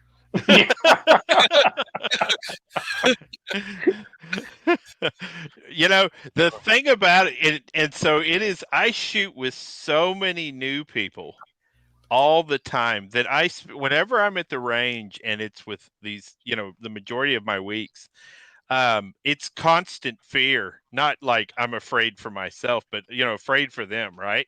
Because you teach them the basics of gun safety and then you go over it 100,000 times, right? And fear of a bad experience doesn't even have to be them. It could be somebody. Right. Yeah, I know exactly what you're saying. Yeah, you don't want them to have a bad experience because if they had a bad experience, then they're probably toast, right? So going and shooting with Wield, I haven't been completely at ease in a firing range in almost 3 years, right? That wasn't just me and my wife going and shooting together. It was just absolutely fabulous. It was so much fun. And I think, boy, if you've got another gun tuber or, a professional in your area, going shooting with them is absolutely wonderful. It was great. So speak highly of your wife, considering she could get half your stuff with one mistake. Yeah. All this stuff with one mistake. Never even once. Yeah, that's what I meant. Yeah. So I just want to say welcome to Thoughts of an Old Soldier. If you guys don't watch his stuff, you should definitely check him out. He has some really great videos he does when he's heading to work, when he's talking in his vehicle, and puts out some really good thought-provoking videos. Why don't I know his channel? Subscribing now. Well, not just that. I would add also, I got to give that guy credit, man. I know, online people get on here and talk so much shit. Everybody's Rambo. Everybody's badass. Blah, blah, blah, blah, blah. This guy's on camera out there huffing it up and down the field with his son trying to get back in shape. And he's showing that, as is. You know what I mean? And he's no spring chicken. And he's still got the heart to be out there pushing. So, I think that says wonders, honestly. And, I'm proud we still have people like that today. And he is a service member as well. So I definitely, check him out, people. And just for that, he holds a different level of respect to me than a lot of YouTubers that just talk shit, to be honest with you. Oh, yeah. So Thoughts of an Old Soldier. I love the picture of you with your safety glasses on with the eyeglass inserts underneath them. BCGs? Not BCGs. So that it's the eyeglass inserts like when in your M40s. Yeah, those are amazing. I still have my BCGs. Actually, they're pretty handy for some situations. So what's the panel's thoughts on CZ buying Colt? Thank God. Yes, yes, sir. So, Medic, Patriot says, sounds great. I'll swing down to your area, Medic, this summer. I'd love to have you, man. That would be a ball. And I have a place to shoot that you would absolutely have the greatest time in your life shooting in. So, thoughts of an old soldier, says humbled sir at New York Outcast. So, I have a question for Nighthawk. Not a problem, man. I'm happy to see it. Like I said, it brings me joy. So, and I totally respect people that put in the work. You know, it's action's worth a lot more than talk. I'll just leave it at that. So, congrats on you. And hopefully you stick around with us for a lot longer. So go ahead, Foss. What were you gonna say? Well, I had a shotgun question for Nighthawk. Shoot. At the gun shop the other day, they had an Armscore VR60. Oh yeah. If they had, they're not doing layaway right now. If they had, I would have put money down on it just because I thought it was cool looking. It is. But how are they? Do you know? Yeah, I've fired a couple of them. So I don't know if you know, I have a near permanent beef with all domestic shotgun manufacturers for the fact that we missed royally the semi-automatic shotgun trend. You see, what this shotgun, for all extensive purposes, and every other one coming out of Turkey, are actually manufactured in the same 3 factories in Turkey. Okay. This one, the MKA 1919 series, all of those shotguns, the one I'm about to review, they're basically all made by the same people. So the first thing about this shotgun that I love is that the magazines are almost cross compatible with every similar style shotgun in the line, those Turkish magazines. So I actually put a video about how those work as far as compatibility across the board. And if you have one AR style, it's compatible with the other AR styles. So that's the first thing that's great about it. So they tend to be a little ammunition sensitive when they start out, but if you go through a full break-in process with them, they run great and they're a lot of fun. Now, 5 years ago, when I first had my first MKA 1919, if you'd asked me if I would have used that thing as a home defense shotgun, I would have told you, no, I'm not crazy, right? I use a pump. Now, with the way those things are starting to perform, I've got models here in the house that have come out of the box and fired self-defense stuff and are, 1,500, 2,000 rounds in and have never even had a misfeed. So, depending on what you're wanting to do with it, I'd say go for it. So What? I think it was just more of an infatuation. Oh, they're I fun. saw it and I kind of wanted to buy something, but I was just curious. Yeah, that's a good shotgun. And the thing I like about that model is it has the built-up front hand grip with the up and bottom Picatinny, so you can put different accessories on it, different sights on it, et cetera, et cetera. That looks like the aftermarket front that I bought through Tooth and Nail Armory for my MKA 1919. So you're getting it without spending the aftermarket money on it and so forth. Yeah, it was $4.99, I think. Oh, that's a good price, man. I probably have $1,000 in my MKA 1919 between the optic and the different rail sets and, high-speed springs and things of that nature. So, momentary change of subject. Rob, you should go shooting with Bald and Curious because he says, who wants to go shoot in the snow? Only about 12 inches for now. Hell yeah. Hey, man, I'm more than happy to do something like that. I don't know if his range is still going or not. I know there was some things going on there, but worst come to worst, he's always more than welcome to take a trip up my way too, or we can meet somewhere in the middle. I don't know of anywhere, but we could figure it out. Take me It's out yeah, to the ball game. yeah, I'm game. You know what I mean? It's other people help push you. You know what I mean? I don't know if that. I'm sure you guys get what I mean. So Oh yeah. I'm sure we'd learn something from one another. So or at least enjoy the time. So Take me out and get plowed. Especially with him being a competition shooter. Yeah, I bet he's amazing. How many inches of snow does it take to stop a bullet? I don't know. See, that's what I'm trying to say. Rob and good question. Bald and Curious definitely need to go and get that hypothesis figured out and let us know exactly. Do you need 12 inches of snow? Do you need 6? Do you need 8 inches? I mean, do you need 18? What is it? I think we're beyond inches, but I don't know if that's a good idea for us to try in New York. Just make sure Como's behind it. Oh, good Lord.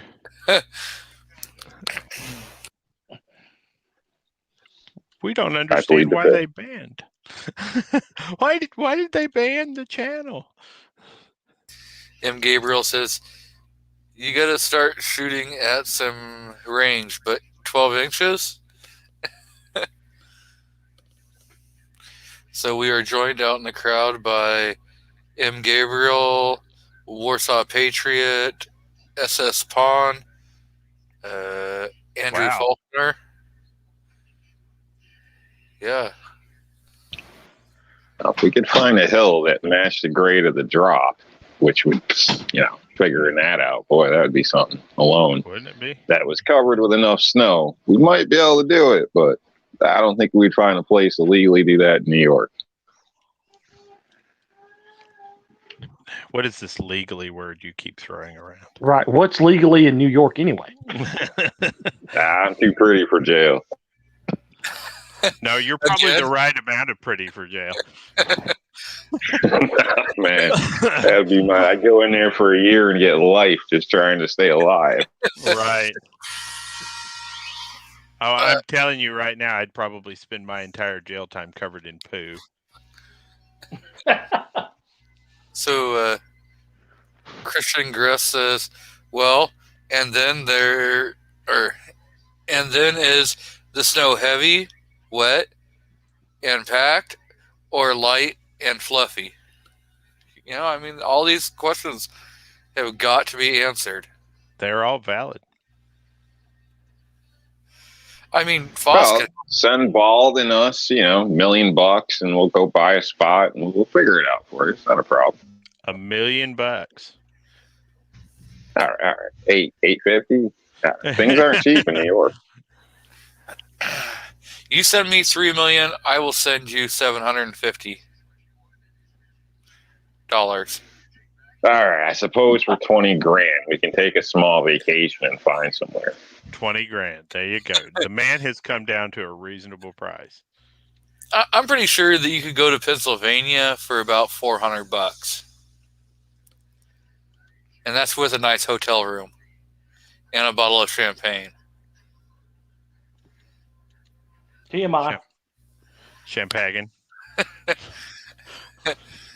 Yeah, we're not looking for champagne. It was at that moment that things got weird.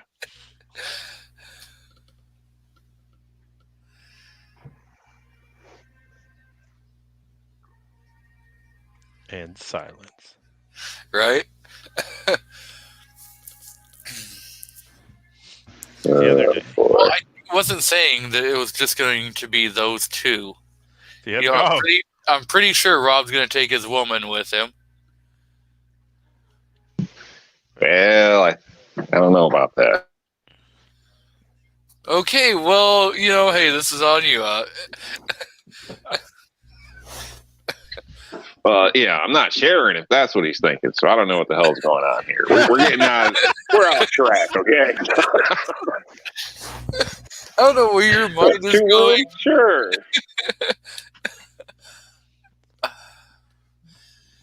I'm telling you, from New York to Pennsylvania, it can't cost you more than like round trip, probably $100 in gas. So if you have $400, that should be at least be able to cover 2 separate rooms. I can get the PA for like less than $10. I need not afford. Well, there you go. So you don't need 20 grand. Hurry up. Who's in trouble? Well, renting the land and hotels and Artec. all the equipment we're gonna need, and Snow? it adds up. Well, the weather outside sucks. Gun-loving grandpas out there. Hi, Grandpa.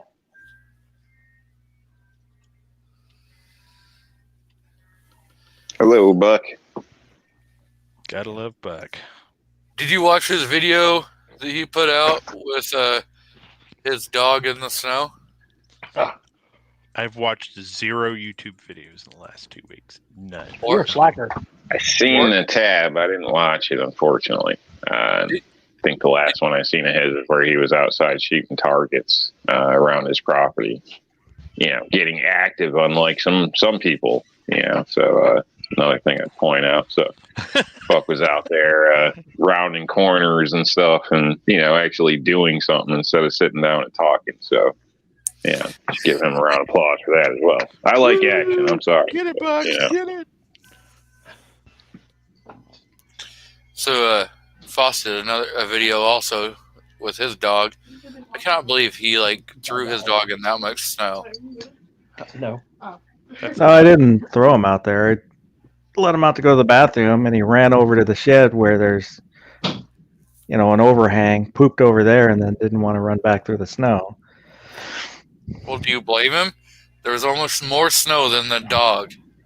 Well, we got 14 inches of snow, and it's a Jack Russell Terrier, so. Welcome to the jungle. We got fun and game. We got everything you want. No, never mind. Sorry. You better not take it from me. We're in the jungle. Welcome to the jungle. Are we just going to be singing? Yes, we're done.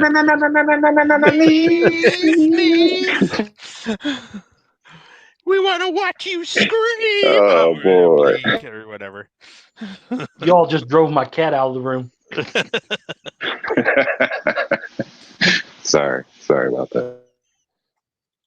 There's not a cat for a mile around here right now. I've been cleaning stuff, and they hate the smell of that stuff. That's like pre-evening beer, so that's saying something. Yeah, it is. Only gets better. Yeah, when we sing, it's on like Donkey Kong, baby.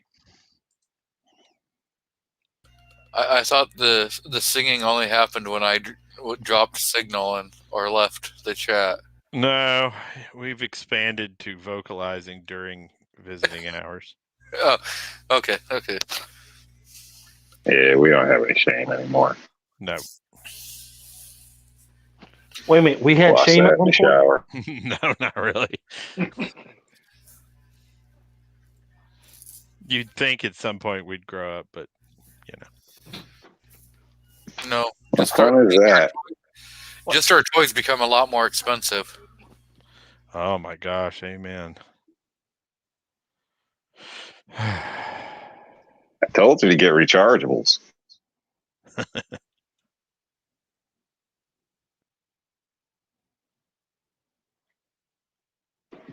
All right. Anyway, Yeah. so anybody get out doing anything? Do some shooting, clean your guns. I don't know. I put Get some guns ammo. in. Cleaned a ton of guns. I bought ammo. Oh, Well, we're talking ARs. I mean, there's mags, there's optics, there's a lot more you could go cover there too. I built an A4 20-inch. Nice. I used the. I like using the Anderson lowers. Well, one, because we got a ton of them there at the shop, and they're reasonably priced. And I'm from Kentucky, so I'll support Kentucky business. Right. And then I like using their lowers. And they got, if you guys didn't know this, they do have an enhanced lower. It's just like the Aero Precision, where it's got the extra screw hole in the bottom of it, so you can tighten the upper up on it. Mm-hmm. I've been using an Anderson lower for CMP competitions for the last 3 years.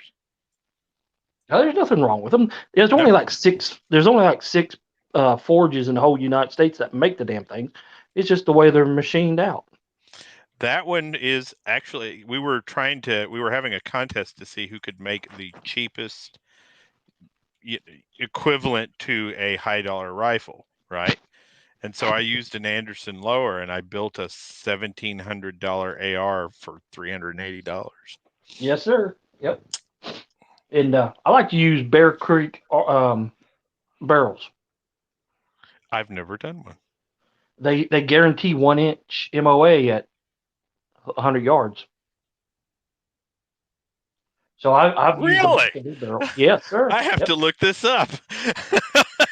I've got Aren't they portable too?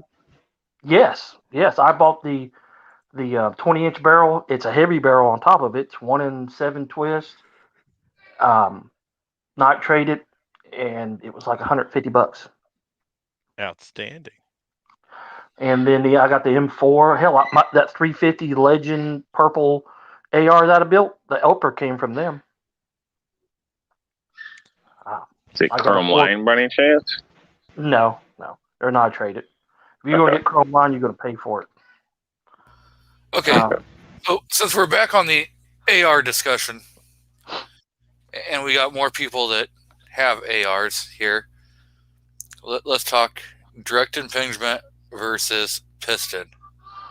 If you're gonna go with an AR, then you need to go with direct impingement. Yep. But I like this guy. They have the piston. They have piston AR uppers on the market. Yeah. Yep. They're great. They're okay. You can buy crack too, but it doesn't mean you should. I have But always been yep. But you got an AK. Don't you want to get away from piston operated? I never said that. Well, I mean, you got piston operated guns already. It doesn't matter.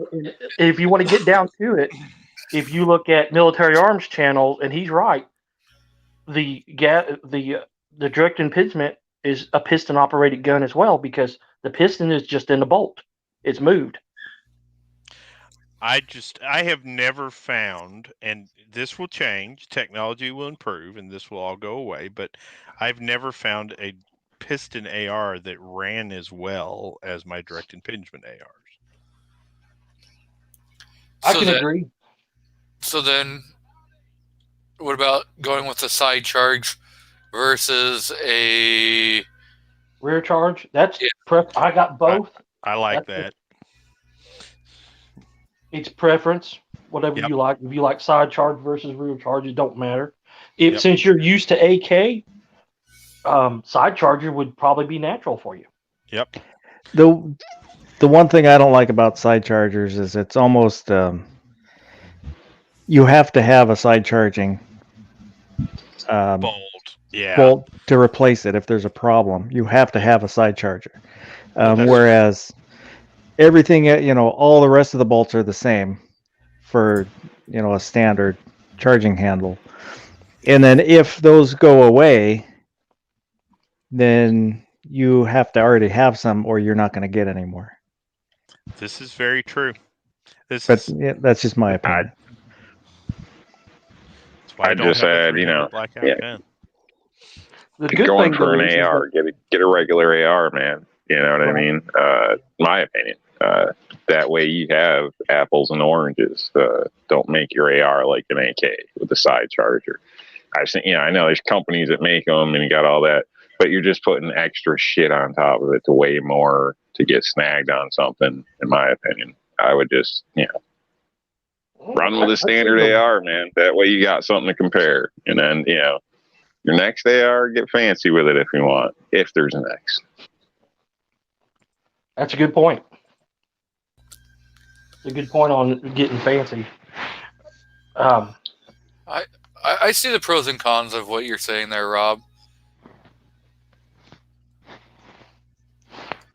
And in the end, it's your money. Do what you want to do. But if you really want to compare an AR, give it a fair assessment. Don't pull a Nighthawk and put everything but an M&P in the group. I mean, have a fair selection. Do it the right way. That was good. That's good, sir. I will get a 2.0 and put it in the group. Okay, feedback received. Thank you. They have one for sale locally. I'll pick one up tomorrow. We got a compact up there at American Defense Company. You do? I want one of the mid-sized ones because that goes with the 19 and the HK. That's 19 size. Yes. Oh, is it 19 size? Okay. Yes. It's FDE too. Ooh. 3 shades of baby crap FDE, or is it one color? No, it's all one color. Outstanding. It's all one color FDE baby crap. Now I can't say nothing because I had the 2.0 6-inch 40 caliber one. That's at the Performance Center. I got that. I got the tactical 45 ACP 2.0, and I got I end up trading Rusty for that 40 Brinks because I used to work at Brinks back in the day. So I got that Brinks M&P 40, but it's a 1.0. Boy, you can tell the difference between the 1.0 and the 2.0. God, that trigger's long. Jeez. That 1.0 trigger is just is terrible. Still better than the 509. Yeah, it is. I think our Brinks guys are carrying Glocks now here locally. That's weird. Well, I used to work at Brinks down there in Chattanooga. Yeah. But when I was down there, our ATM machines have Glocks. When I was down there, we was carrying Model 66 only. Oh, really? Yeah, double action 357s. Yep. And I can't stand double action. I still like single. I got my Model 10 from I think Ozark used to work for Brinks too. Did he? Yeah, because I think he did a video. He talked about his Brinks gun. Your work gun. This is my work gun. Yeah.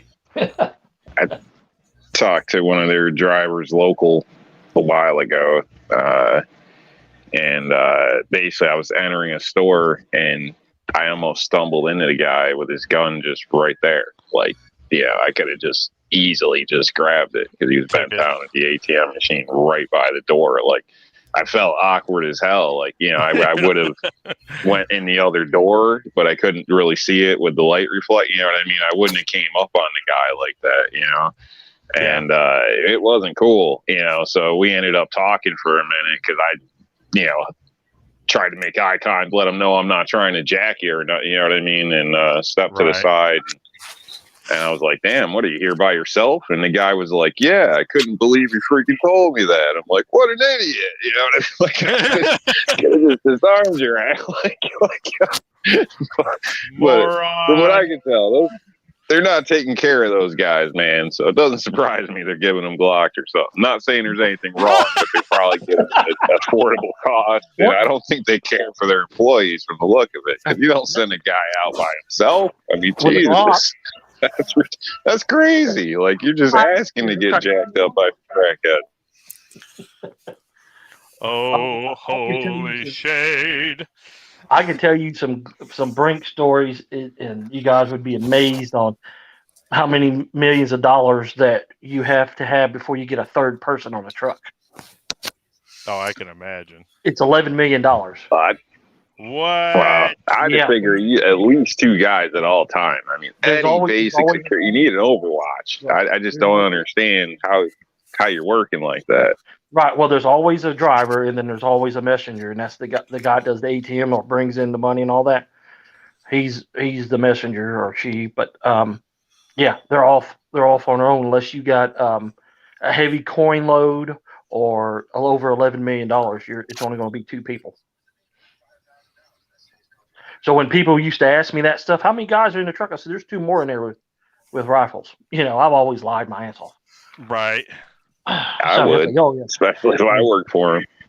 Well, now we know you were lying. I don't work for him no more, so I don't care.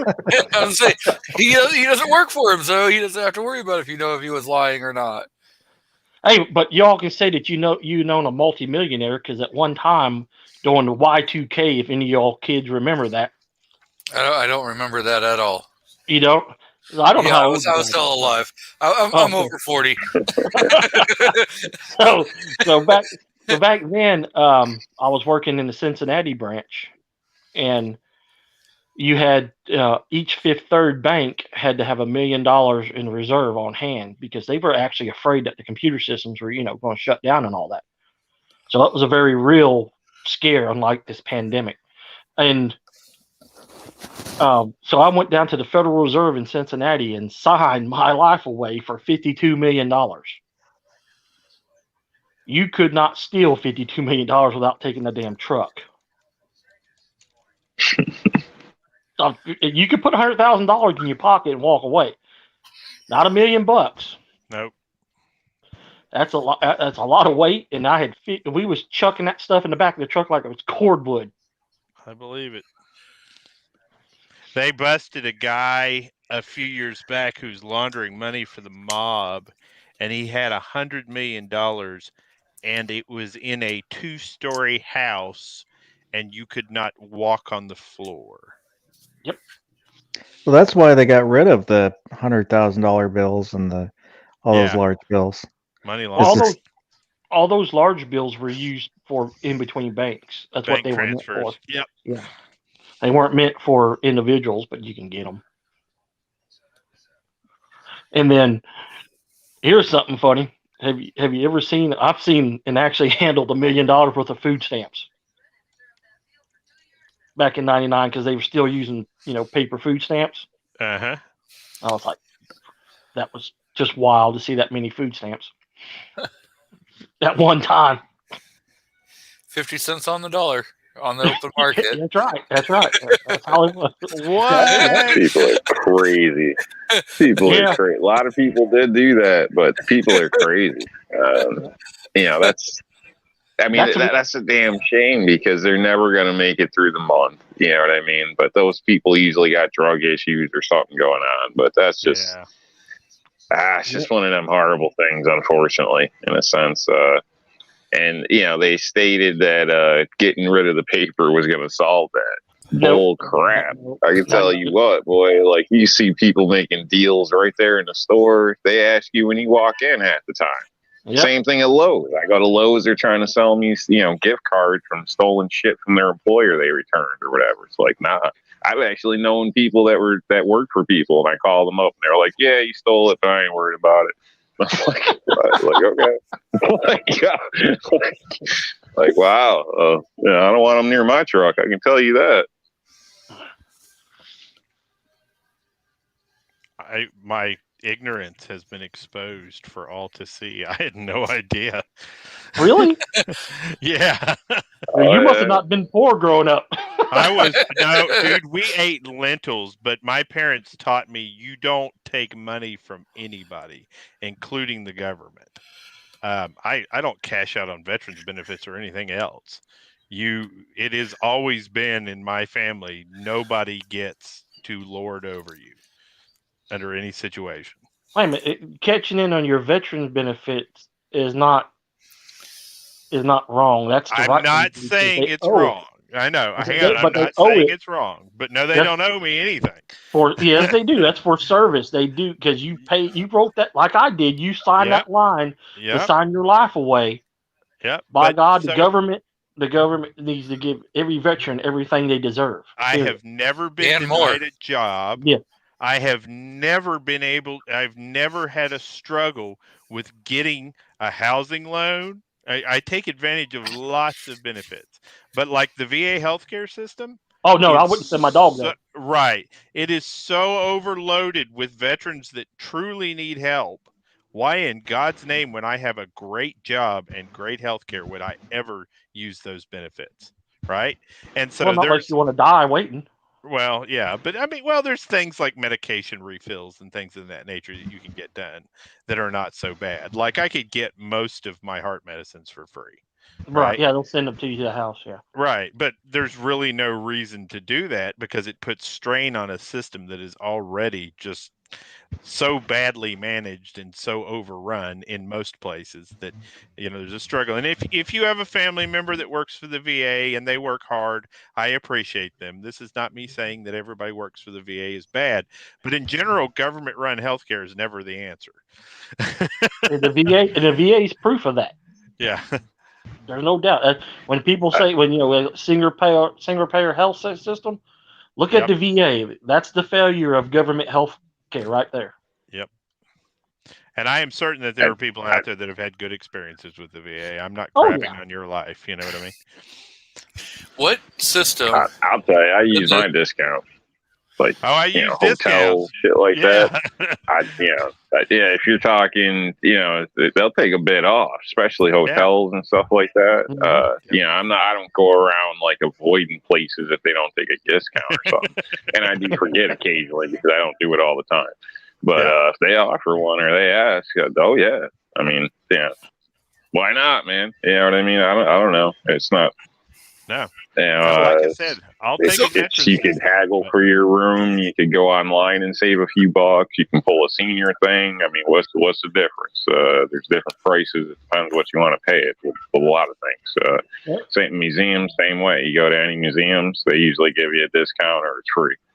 Right. So it's more money for gun stuff. It's not bad. I mean, especially if you're going with your kids or something like that to take time out and stuff. Saves you a buck anyway. You can buy something in a gift shop or whatever for that cost or whatever you want to do. But I don't think people should shy away from it. I know Lowe's and Home Depot same way. Lowe's is a pain in the ass.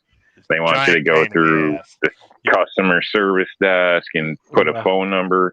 And if I give that phone number and do it that way, almost half my customers are going to abuse that and use my number. I guarantee it. All the landlords would. I've had people try to copy my cards before for that shit. And I had to, one guy, it was a big argument, turned out to be a whole big thing. No. But you're not copying my ID, man. But Neil, and then call me up, try to get me to leave a job to come give him a discount at the store. I'm like, no. But if I buy something at the store, I'll use it. You know what I mean? So 10% off goes.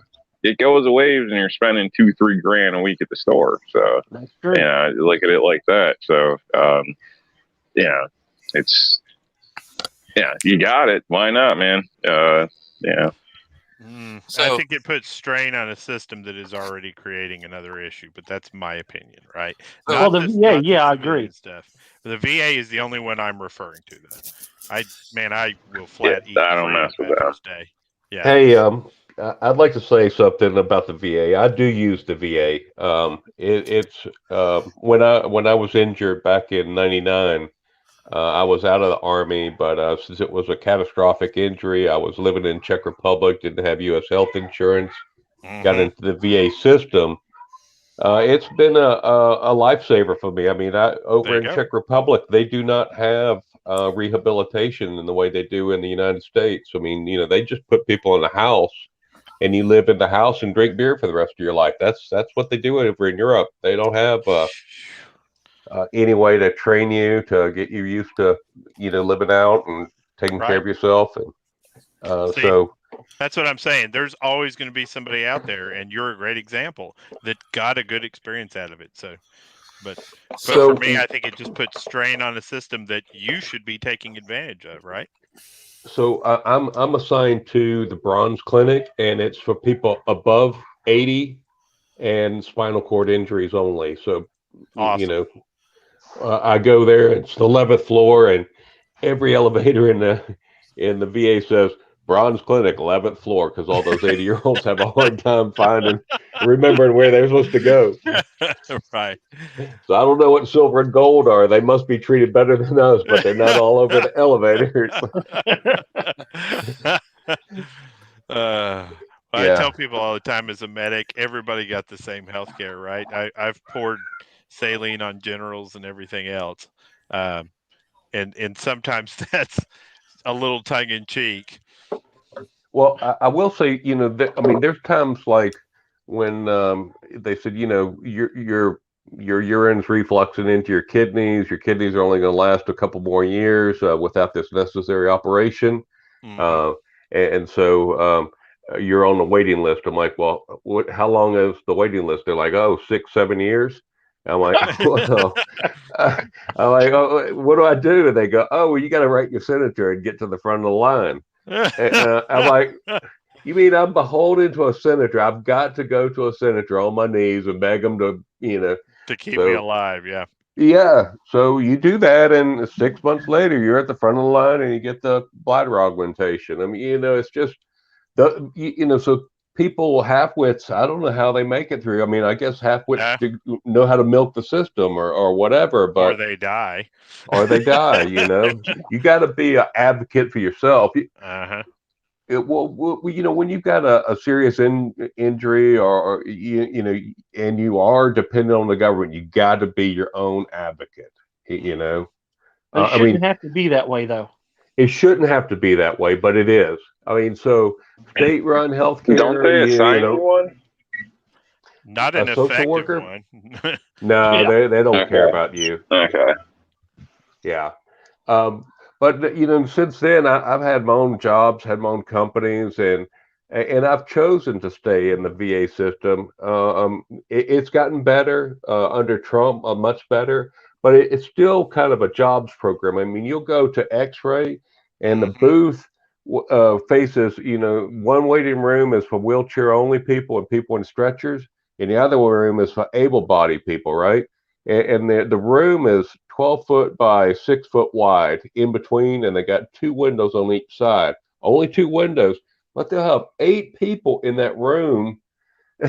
Only 2 of them are working on each side, and that's just like next, sign your name. But they got 8 people working in the box, Yep. So, I just look at it as a jobs program for a lot of people. Because there's just a lot of people that are leaning on a broom or not really doing much, but a lot of people are. They do get their job done. It is a clean place. The stuff you see like on Born on 4th of July where you got rats in the place, I haven't seen any of that. No. Like I said, when I first came out, I ran by there to get a little help. I was starting to have the first stages of my cardiac issues, wasn't sure what was going on, and it was immediately apparent that I wasn't going to get help there. And I said, okay, I can understand. And then I followed up later, and it was rooms full of guys who'd lost arms and legs. It was rooms full of guys who were paralyzed. You know what I mean? It was rooms full of guys that were not going to make it in the world without that help at that moment, right? They may have made it later on, but at that moment, they weren't going to make it without that help. And I said, there's no way I'm taking from this system. You know what I mean? Right. Yeah, I had a appendicitis out in Las Vegas while on a business trip. And so I went to the VA out in Las Vegas. It was nice. I mean, this place is incredible. Yeah, they've got enough water reserves underneath the VA hospital to last them 6 months. They've got multiple generators. It's self-sufficient in a big way. But they took care of me, but they said, okay, we're not going to do the surgery. We're going to send you home so you can get the surgery so you could be near your family and everybody could come visit you. I'm like, okay. So I got home and they're like, what surgery? We don't have anything scheduled for you. I'm like, well, they didn't do the surgery there. They put me on the drain and they're, oh, well, we'll get the drain out. I'm like, whoa. I had appendicitis and I need the surgery done. And they're like, all right, we'll do a MRI. They did the MRI and they said, your appendix is gone. I'm like, gone. What do you think happened? They said, well, it just kind of blew up and disappeared. And so that was from my birthday, June 27th, all the way through Christmas. I am miserable. I can't. I'm so weak. I'm like poisoned. I'm still feeling it all the time. And I'm going back and back. I'm like, look, that appendicitis. I'm having more and more of these same feelings like I had before. They're like, well, Mr. Wilson, you don't have any appendix. And I'm like, so I have to go from Atlanta. I have to drive to Augusta. I say, I want to get, I want to talk to somebody about this appendicitis. So they said, okay, we'll do an elective appendicitis for you. So we scheduled that 3 or 4 months later. Go there, get the guys, start talking about it. He's got an STI. He's a shooter, real sharp guy. He was major in the reserves, is a surgeon in Iraq and everywhere else. So I have a lot of faith and trust him. He said I had 7 eruptions. My appendix was still there. It was like off to the side. He said, yeah. He said, had they gone on and cleaned you back in July or whenever you got back, it would have been a lot better than how they left you. And then it took 2 more months to heal after that, 3 more months. But after that, I've been feeling great. Man, I'm glad to hear it. By the way, I've gotten 3 text messages from you that have been absolutely nothing. So I don't know what it is. I looked down and there was like an H, and I sent the H to you. I'm like, I didn't do that. But I got the other one, and thanks for the tip. Okay, so the H one, that was my kids or something. I don't know what happened with those. Hey, Will. I appreciate that tip. Will, was you listening when we all was dogging Nighthawk about the comparing yours and his videos when you guys went and shot down there at Kennesaw together? No, I didn't hear. Oh, we all told Nighthawk he sucked. Yeah. So your video was incredible, and I don't have that much creative in my body. Well, after, like, I think I was a better director, and I was getting him to talk after shoot and talk, and he would just see me. I hadn't seen ammo in months and months and months, and I was loading up. I was like, okay, you don't mind me shooting the whole magazine? He's like, no. I'm like, all right. So he'd have to film me shooting, 2 rounds of 15 mags, and then I think he was kind of all tired of it and didn't even interview after each one. I'd turn around, I'd give a thumbs up, and he'd say, oh, okay. No, I didn't even think about it, dude, until we got out of there. Well, you see, my wife films me and directs me, right? I'm just kind of the dancing monkey. So right. Yeah, because you were you were perfect there, so I think he had probably a better I had a better canvas to work with. He was a considerably better director than I am. The talent level was skewed a little in his favor. Yeah. So that was fun. So I do use Filmora, and it is awesome software. Yeah, I'm checking that out because the stuff that I'm running is great, but I'm telling you, I think it's stifling my creativity because I have to use 3 different programs to put words on screen and everything else, and I'm like, it feels like there should be better tech than this somewhere. I hate editing anything. That's the whole deal when I started the channel. Unedit it. That way you can see me screw up or say something wrong, or like G pointed out in the Ruger, what the hell is this? I don't even remember saying that. So that range, I don't know if y'all talked about it, but the range is pretty incredible too. Yes. Yeah, that thing, I saw that on some Instagram video, right, where this guy was taking his $100 sports car out and shooting a gold-plated AK there. And then when Will's video came out and I watched it, I said, hell, I've seen that place before. I didn't know that was in Kennesaw, Georgia. Shit. I would have drove down there. Well, the thing about it is it's not really a $100 sports car wheel gold-plated AK spot. You know what I mean? No, it's I don't know. The way that place looks, it looks great. Looks like it should have a damn hotel in it. Yeah, it was nice, but it was just regular folks coming there and shooting. It was. I mean, the guy behind the counter had his hat on backwards. I mean, it was Yep. completely normal. What you'd find at any gun club. Yeah, it was pretty I'm funny. shocked we haven't heard about this before. And I mean, something that size in the gun community, how come we've John never heard Lovell, of this? this I don't is John understand. Lovell's Yeah. home. This is John Lovell's home base. I think he has some I have ownership. no idea who that is, but John Lovell, the warrior poet. Warrior I Poet. don't know who that is. Okay, I still don't know, but just Sorry. the simple fact is such a big facility. It seems like it should be something that's kind of in the know there, or been pointed out or something. It looks like they had a big banquet meeting area. I mean, it looks like a great place for us to get together or something. Yep. I've never heard I'm of just it. shocked. until I Neil never mentioned heard it. of this, and that, I was Yep. like, well, damn. I mean, they have the simulations. I mean, shit. I'll bet you $20. Let's go. We'd have. They don't have nothing cool near me. I'm pissed. Yeah. Yeah. So, Yeah, I'm pissed too. I got to drive to Georgia to get that. Right. so this is the VA near me, and it goes from here all the way. This is their whole entire complex. This is Fred Meyer's, but this is part of a new that they just added. This is one of their buildings. This here is the police headquarters. They have their own police department. This is the cemetery. And they have down here, all through here, and this is a housing complex for on-site housing, that they offer to veterans and stuff.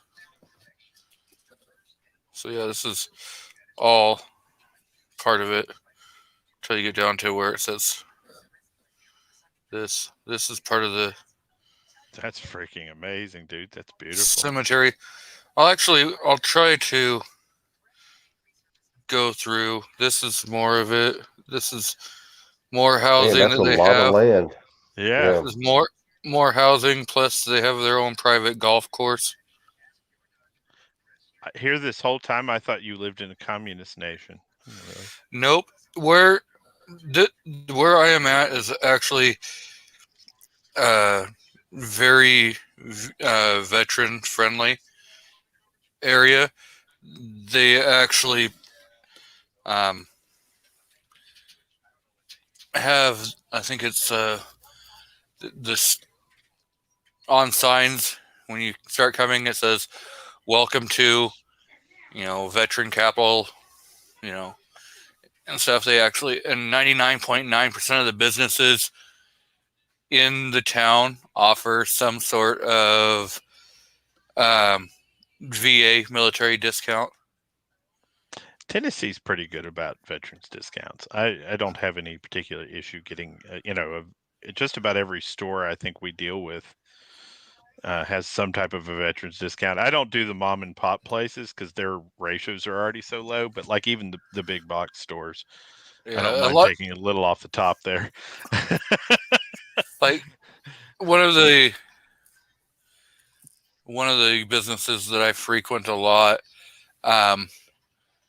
it's a little mom and pop place, and if they find out that you're a veteran and you haven't been, getting your discount, they kind of actually feel more like you're kind of like slapping them in the face. You're insulting them because they're just trying to thank you and stuff like that. I mean, I guess if they'd be a tickle me emo about it, I'd probably take the discount, but I don't. So I think some people are like that. I know I was approached at a movie theater one time, and a lady gave me a pen. Her husband spotted me out, or whatever. I don't know. But needless to say, so some people do take that extra step. It means a lot to them. So I don't hit the mom and pop places for this. You know, Lowe's, Home Depot, yeah. I want every dime I can get, bastards. But but mom and pop, I wouldn't bring it up either. But if they insisted, you know, it's almost like somebody offering you a drink. You know, you don't say no. Nope, you take you may not drink it all or finish it, but you don't say no. But now that we're back on the VA, I just add real quick.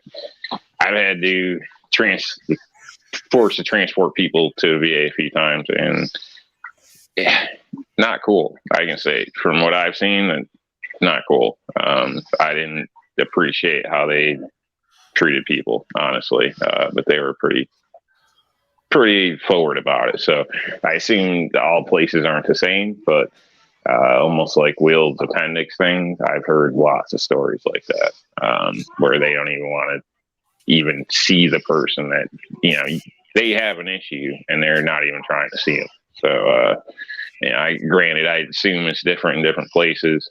I also have customers that are working for the VA near me, or in my area, I should state. And, they've also, you know, they are outstanding people, veterans themselves.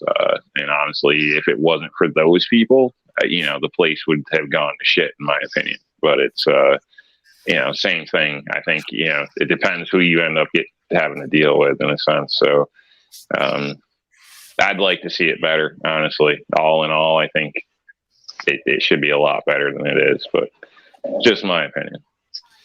I do have one more cringe-worthy VA story if you want to hear that. Yay! I was. It can't be no worse. I was going to the VA and it was 8. It was 7:55. I was, you know, had an 8 o'clock appointment. You know, supposed to be there 20 minutes early. You know, that kind of deal. I'm in the crosswalk, coming from the parking garage into the front door of the VA, and I started across the crosswalk, and this kind of little SUV, white SUV, was, you know, etching up toward me, and so I'm keep on going, and then she's kind of coming up the bump, you know, of the sidewalk of the crosswalk, and I'm like, damn, she's gonna get real close to me, and then she just hits me, but she's going like 2 miles an hour, right? And so I'm getting pushed. I'm grabbing on both my wheels, and I'm going sideways about 15, 20 feet. And I'm like screaming at the top of my lungs. And then she comes to a stop, and I've gone 25 feet, 30 feet. My wheels have come off. My tires have come off both my wheels. And I got those, you know, they're run solid tires. There's no air in the tires. Yeah. And I mean, but you know, each wheel is $500, and you know, it's a $4,000 chair, and yeah, that's a nice chair. So it's all ground up. Tires and wheels are, and you know, so I'm like, didn't you see me? I thought you saw me. And she goes, no, you just shot out in front of me. I'm like, what are you doing? You could have killed me. I mean, I thought I just was waiting for the wheels to disintegrate because she just kept on. Oh my God. She was like a little Jamaican lady. I mean, she was so tiny. I don't think she could see above her steering wheel. She was kind of looking through the steering wheel, you know. And so the VA policemen get there, and you know, they start doing the police report, and they're looking at all the fiberglass all over the, you know, over the pavement, and you know, they put me into this horrible hospital chair, and then the whole day I missed my appointment, but I'm in there for 8 hours. They're doing X-rays and Panorays and, you know, all kinds of things to make sure. I'm like, look, I'm not damaged at all. I'm just shaking, you know. Right. And so I go, but I do want a police report, and so I call back after 3 days. I say, I'm still expecting a police report. 2 weeks later, I called back. I'm like, I'm still expecting a police report. They send me a police report a month later. It's so redacted. It's like the FBI, and I don't have secret clearance. It's all blacked out. I don't have her name. I don't have her nothing. I mean, I'm like, what am I going to give this to my insurance company, or sewer, or I'm what do I do shocked with they this? even sent it to you. No Here, doubt. they'll tell you to wait 3 days and go down to the whatever station jurisdiction it's in, and then request permission to get it, and then you got to I pay did. for I everything. did go. I had to physically go there to get it. Yeah. Yeah, well, So yeah, they I'm don't gonna- make it easy. This public information, God forbid you need something that was on an officer's camera. Good luck with that one. Yeah. Yeah. So I'm going to welcome DJ Play Nice, John Brown Productions, Defense Dad, Thread, and Mario has all jumped in here. So We're getting a regular crowd now. yeah, we're up to 25 people. Hearing us tell terrible stories about the VA. So Hey, at least you wasn't in a smart car. So we'll bounce back and forth between topics. I know Mr. Rob D brought up a good point in the side chat. If you want to talk more about that, Mr. Rob. I was just bringing it up for you. I didn't know if you got sidetracked or whatever. Like I said, did. it's your show. But if you want to jump with ARs, you still got magazines, sights. You gonna go with what type of optics? You still gonna run with irons? What type of furniture were you looking at? Are you going? I'm probably gonna go pieced all Magpul. that together in a sense, and So like the lower parts kit that I was looking at comes with I think it's a Magpul telescoping stock on there. So I was just gonna go with that. Probably 6 front- point, I don't 6 know. point blocking positions. It should be. Okay. I mean, that's the Yeah, I standard. figure that's probably standard. So yeah, so I wasn't sure if he was looking at anything in between or whatever. I know some of them do have less in a sense. I think it is. So Yeah, some do have 4. I think that's the older styles. Yeah. So that I don't means know. you have to have a barrel longer than 16 inches long. It's 16.5-inch long barrel, I think. Okay. 12-inch handguard, That's M-lock handguard. I got one of those. I did that. If you go back and look at my duty rifle video AR, the green one, it has Magpul furniture on it. that's another kind of question. You're saying Magpul and what was the other one you just stated? You're going to run with 2 different brands for your firearm or what? It's gonna be running Furniture. It's gonna run Magpul. Magpul front and rear. Okay. Uh-huh. I don't think it matters if you mix it. I may not They even put a don't. front. I may not even put a front vertical grip on there, or even a front hand. Like You can on a carbine, on a 16-inch version. You can put any grip on the front. yeah, I haven't decided. I may just run the handguard, the M-lock handguard on there, and not sure if I'll put anything, hand stop or anything out there. I may just leave it Are you blank. getting one with a handle on the top, or are you getting a flat top? Flat top. Okay, just curious. And sights, are you going with those standard Magpul that everybody's getting, or are you going to go with the more like original equipment? So I'll probably run like UTG flip ups. okay. Yeah, they're not bad. Well, I'd recommend you go with something original. So it's set up with your twists, your adjustments, everything, all for the caliber in a sense. If you're gonna, buy the book, run an AR to get the basics down. But If you want to go Joe Cool, obviously you can go with something, your other sites. And then I don't know if I'll put a scope on it or if I'll run a red dot on there. I'm not sure if I'll run 45s on there or anything. I haven't put any decision to that. I think there's some UTG that are offset 45-degree angle that pop up, and so you wouldn't have to remove your red dot if you ever were to use them. Yeah. Or get ones that co-witness.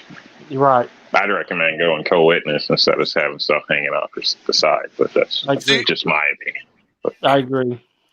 I was Yeah, I don't like 45-degree angles. Yeah, But that's the tactical version, though. I probably won't run any of those 45s on there. I mean, I haven't really put any thought into that kind of stuff. I do know I'll probably run UTG flip-ups, and I did see, what was it, Carolina EDC did a video on, a cheaper red dot. I think it was like $75 or something, which was a Sight mark aren't bad. Well, you can get a Romeo for right around $100. Yeah, but what? I probably won't even put a red dot on there. Dude, put a red dot on your AR. I say run with. I've been telling them run with irons, man. I want to see them with the fundamentals of an AR. You know what I mean?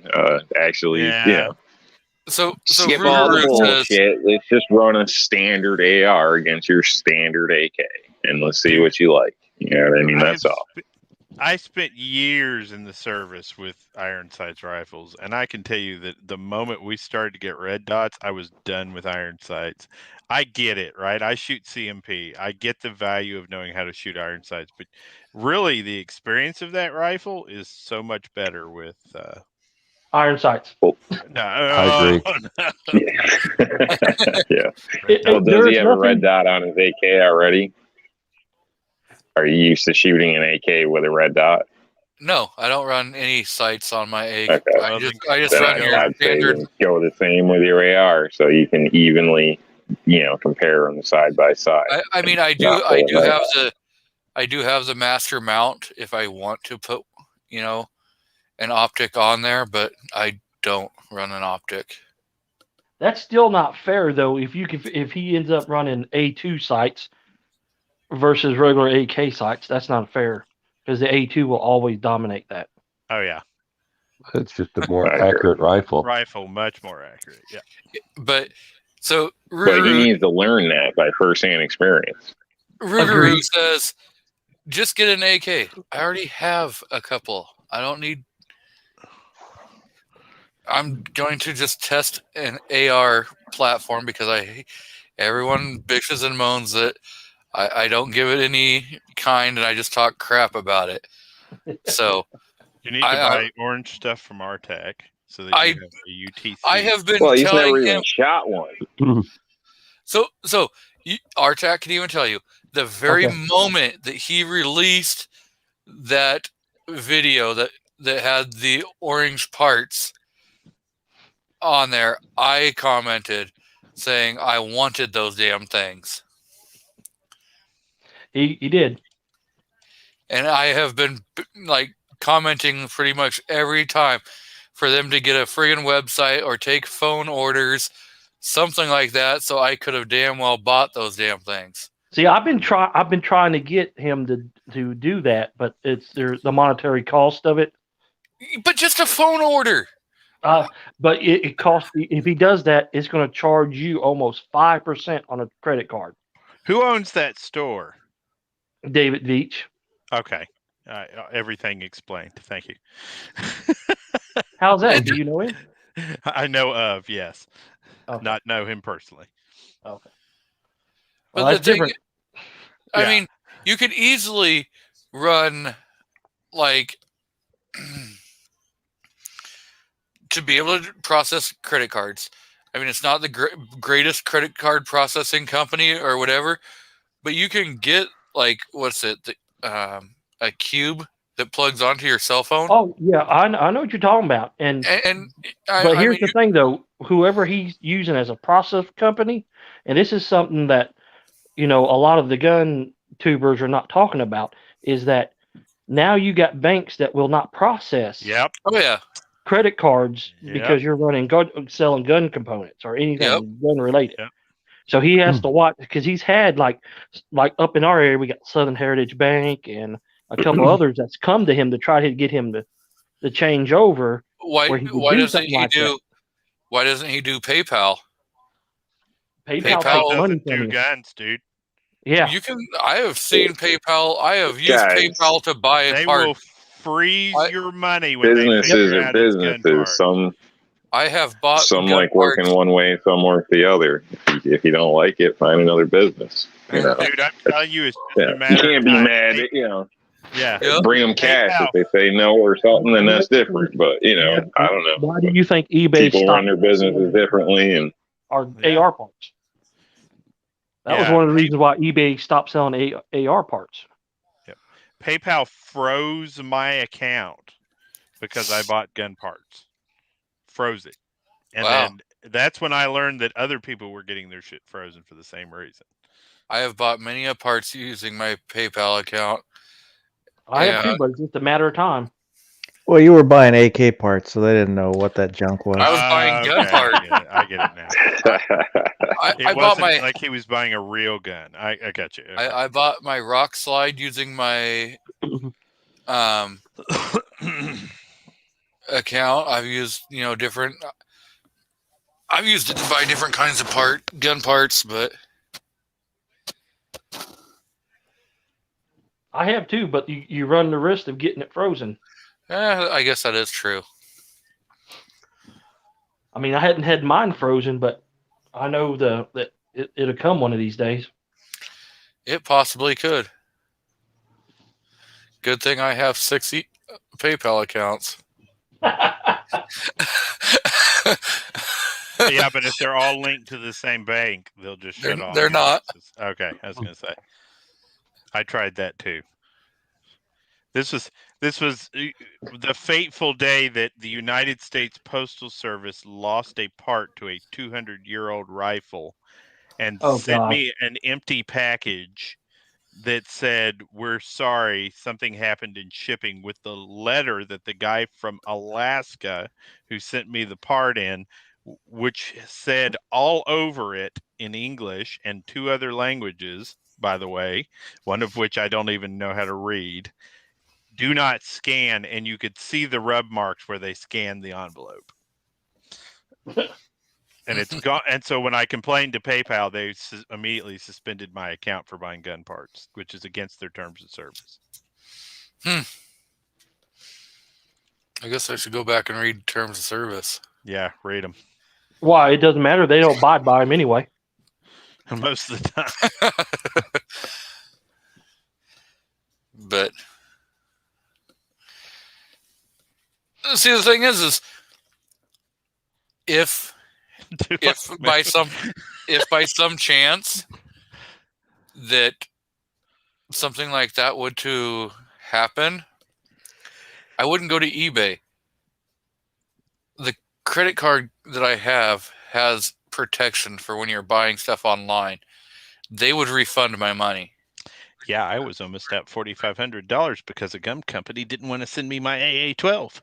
If it hadn't been for American Express, who was like, "Nope." Yep. Yoink. There's a couple different credit card companies that have zero problems with, they just want that dollar. They want that almighty dollar. Well, you would think all of them would be that way. Money is money. It spends. I know, everywhere. but there's some companies that they think that if you're buying firearms or firearm related stuff, that's like having like having drug money. That's true. Go woke, go broke. which is funny because most of those banks have been caught years ago, not even that long ago, and most of them launder money for the cartels and stuff. And it's like public knowledge. You can go Google it and look it up. What bank just had a big old freighter that they Ridiculous. own seized Yeah. because of What was drugs. it, Iran or something like that? Yeah, something. Yeah, exactly. That's what That I'm was right saying. here in the They're all United. crooked as hell. It They happened just right here in don't the like United you, States. your guns, your purchase. You Yeah, know. yeah. Well, not for ye, but also for me. Right? What is it? You know, the Pretty citizenry much, being yeah. armed is a problem for them, right? Although, it's So, the end of the world Biden thing hasn't happened yet. I'm waiting to see. I think that the Democrats maybe learned something in 2013. No, they're licking their wounds right now from what was it? A second defeat of trying to impeach Trump that he got acquitted for. I don't think that's a Democrat thing. I think that's an everybody in government thing. Well, yeah. I don't think even for a moment the attempt to impeach Donald Trump was purely a Democrat-run process. No, but yeah, there's a bunch of them right now that they're licking their wounds. Some rhinos that are out there. Since you kind of bring up politics, apparently Biden there told the guy in Florida he's gonna have to, obey basically, and it's not those words, but basically Obey what? And Florida's guy basically gave him the middle finger and said he'll send the National Guard out to stop them if they want to screw around. So, wanting them to close up for COVID. Because Florida's actually been doing better than all these places that are closing up. So, well, it's because they don't want you to see that in the news. Yep. These whole mask places, they're getting bacterial pneumonia, and because people are working in masks all day long. We know that that's not necessarily a good idea. Wait a minute, but Fauci said you can wear 2 masks now. Yeah, no, it's definitely not, especially when the average American is obese statistically. So then when you put the two together, lower oxygen, it's just stupid. A bad idea. Like on a general scale. Didn't Fauci say that 2 should be the minimum amount? Yes, he did. You should possibly be wearing 5? No, I think that somebody made that one up, but he did say something about 2. Well, then the next day he took back the 2 mask and we went back to 1 mask. Well, if you're interacting with like a high risk individual or something, I think it makes sense. But this is just they're blowing this stuff to crazy. Isn't that like that's just like a double bagger then? Well, as long as it's a double and not a triple. Well, I don't know, but not how Matt. You can answer this. Now you see all these people, not about the 3 baggers. I was like, whoa, wait. I have no idea what you're talking about, asshole. See, look, I went from son of a bitch to asshole all in about an hour and a half. But everybody's wearing those medical masks, right? Yeah. The problem with those they're only good for about 30 minutes in a sterile environment. So the little old lady that was behind me today at the store pat me on my shoulder and say, "Hey, I didn't appreciate that." And I was like, "What the hell are you talking about?" She says, "You farted." And I was like, "Well, then I guess that mask ain't going to protect you from the COVID either." If you can smell that. Really, ma'am? I made this scent just especially for you. I had cabbage on purpose. My wife was complaining about me passing gas yesterday at Rite Aid. She actually said, "Okay, we got to leave the store now." That's messed up, man. She was not trying to be hanging there with you. Like, oh hell no, I'll go wait in the car. I'm out of here. I don't know who the hell he is. So what you're saying? Her mask didn't work either? Exactly, her mask did not work. I can appreciate barrier precautions and due to droplet precautions and things of that nature. Okay. I mean, all of those things are going to have an impact. And you might even argue that the reason flu season has been so much better this year is droplet precautions, right? We're all basically walking around in droplet precautions. I can agree with that. Yeah, that makes sense though. Yeah, and now, but the thing about it is, I think this is the first time I've ever heard of any disease process where everybody is being treated as though they're a carrier, rather than you protecting the most vulnerable of the population. We keep talking about group immunity and things of that nature, and that only comes through exposure. And I'm not a virologist and all of this different stuff. I've just, for my entire lifetime, the game plan has been build an immune system, not turn yourself into bubble boy. So I find it a little bizarre. Could you modify the bubble so you can still go to the range? Yeah, of course. Okay. Those little hands that they reach through when by the way, when real virologists are working with actual horrible viruses, they're basically armored, right? Right. And they have these little gloved hands that they reach in and interact with vials. You could do the same thing with a shooting range. The thing is they have that kind of same thing when you're running a sandblaster. You stick your hands into rubber gloves. But you won't get the ammonia therapy from it. You don't get that aromatherapy. Good times. But I think for the vulnerable population, they should protect themselves. If you could potentially die from something, you should take care of yourself. And droplet precautions would be very logical for that. Well, unless they stack the deck against you like Como did to all those people in the nursing home. Well, nobody ever said the Democrats really had your best at heart, right?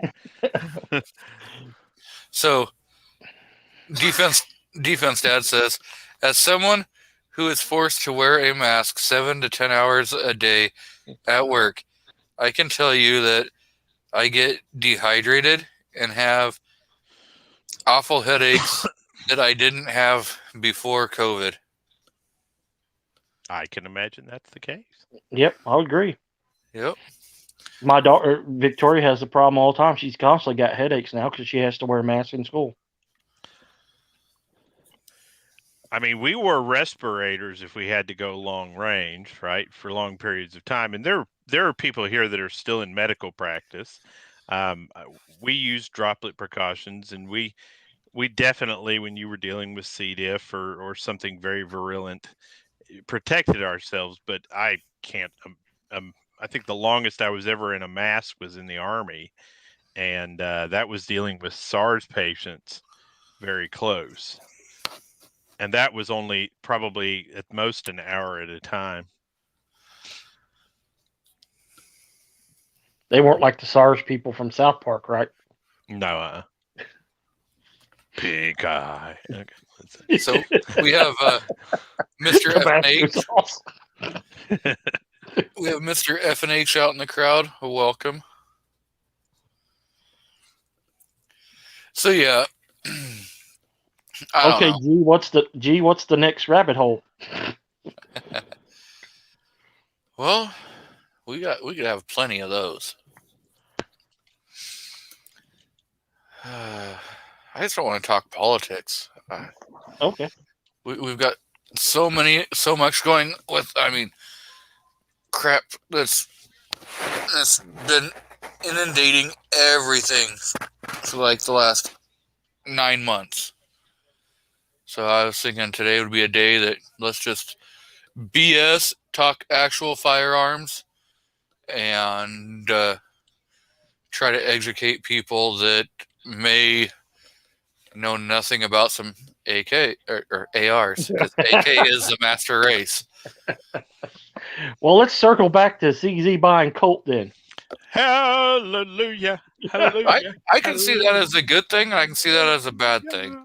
How could you see it as a bad thing? They bought Colt Canada too, which is Delton. Did it go through? Yeah, $220 million. That's great. With the bad part is, the more and more that your multiple companies become single companies, then you're going to go to the cost will be driven up because there'll be a monopoly. Well, this is the reverse, though. This is a smaller company going to a bigger company. Yeah, this will be DWX will be able to be mass produced because it is similar to 1911, but it's a Colt. I mean, a CZ on the top. Right. So we can get or all CZ on the bottom. We can get all those cool CZ Scorpions that are not importable. They can be made here.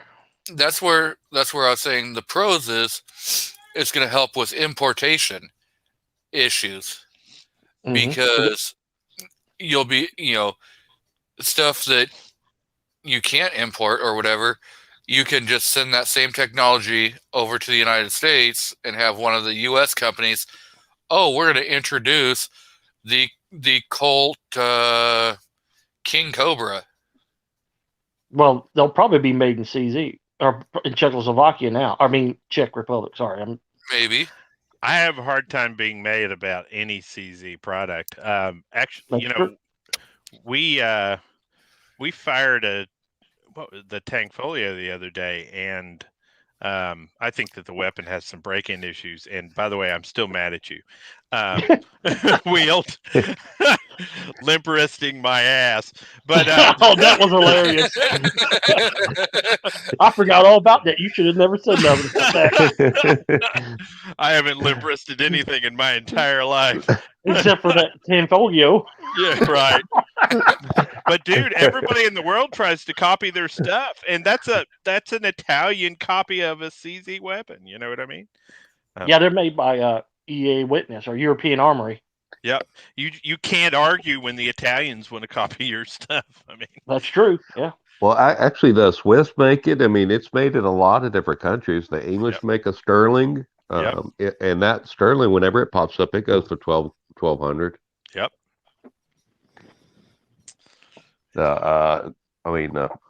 Turkish are all over it. The Israelis make, the Desert Eagle, the Baby Eagle. That's a CZ copy. Like that Jericho. The Jericho is for sure. Oh, the Jericho is an amazing pistol too. Man, when I did that review on that thing, I was like, oh, if it sold as soon as I posted it. Yep. So I gotta ask Rob, where the hell did you come up with this picture? I mean, I don't know how you got bald and curious. Man, you never keep anything private. I was just showing, last time I was hanging with Bald, how things went down. So, you can share it now. It's out there. You can share it now. I'm just saying. Man, that guy's making money. Hey, leave the picture back up. Oh. Yeah, I mean, I don't understand why you're hating on him so much. I'm not. Do you see that? You should show it. Love. I mean, look at the money they're throwing at the guy. Now, there's nothing inappropriate in there. Are you sure that he's not the one handing out the money? Post-defense. Positive. I mean, I'll take the 3 on the right. Let's full screen this. Hey, you don't mess around. Look at that chick's got dough. Mm-hmm. I don't know if he's off at competitions, he says.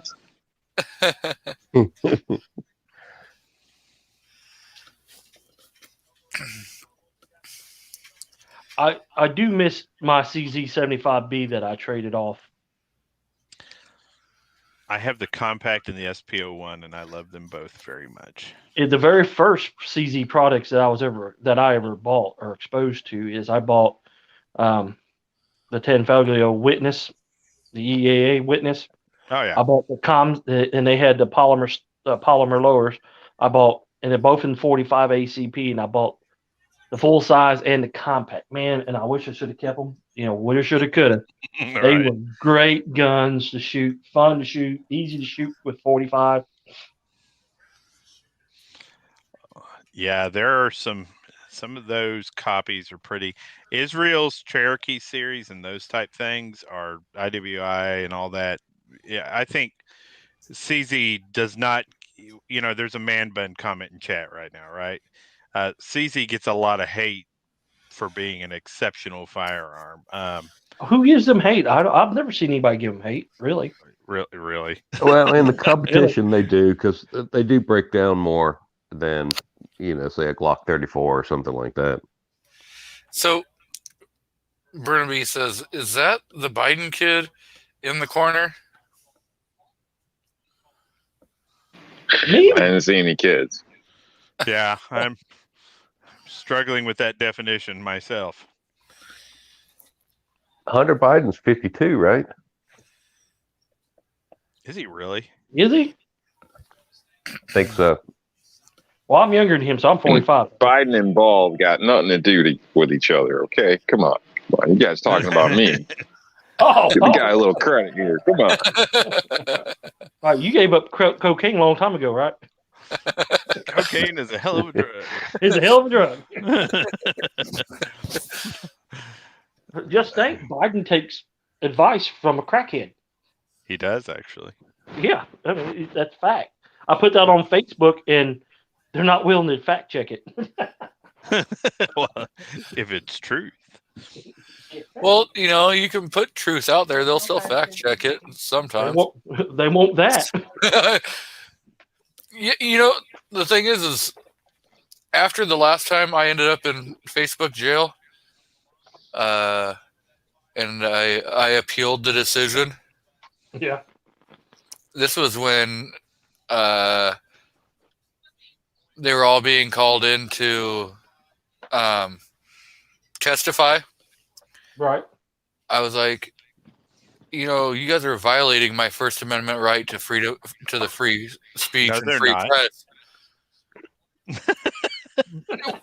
Oh, they threw my ass in Facebook jail because of a post I made.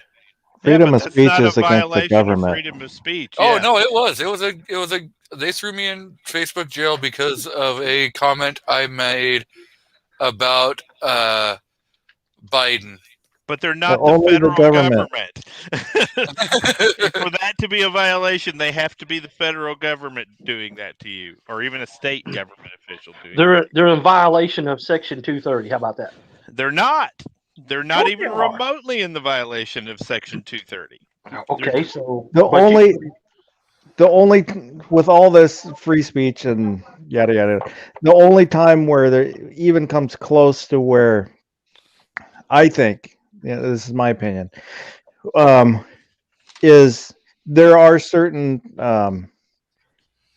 basically it comes down to like a breach of contract where they say this is our rule, and so you're abiding by their rule, and then they do not abide by that rule. To me, that would possibly be a breach of contract, but none of the free speech stuff applies. None of it. And the Crowder group right now, Louder with Crowder, is suing them, right? And the goal of the lawsuit is because he feels like they have violated these terms. Well, it's getting thrown out of court because it's not a violation of anything. They can. I disagree with you there. I disagree with you because they're acting. The Section 230 clause is to protect them from one of us saying something stupid and somebody else going out and doing it. It protects them from being sued. Mm-hmm. Now that gives them platform. You're a platform. So when we post these things and our videos and all that, that's a platform. Mm-hmm. They're coming in and they're censoring everybody, at least conservatives, mainly conservatives and gun channels. We've all known that. Mm-hmm. So now they're acting as a publisher. No, they're not. Yeah, they are. So the publisher tells you what you can and can't put in your book. No, they don't. A Yeah, they publisher do. just won't publish your book if they don't like Right? it. Or they'll change it. Still, they're acting as a publisher. So therefore, they're violating the 230 clause. nobody's been able to make this stick because of one super Right. important thing. They're in They are California. they're not considered to be a publisher. So the definition of a publisher, okay, is very specific, and it is integrated into this law. So a publisher, hang on just a second, we're going to read the definition. Oh shit!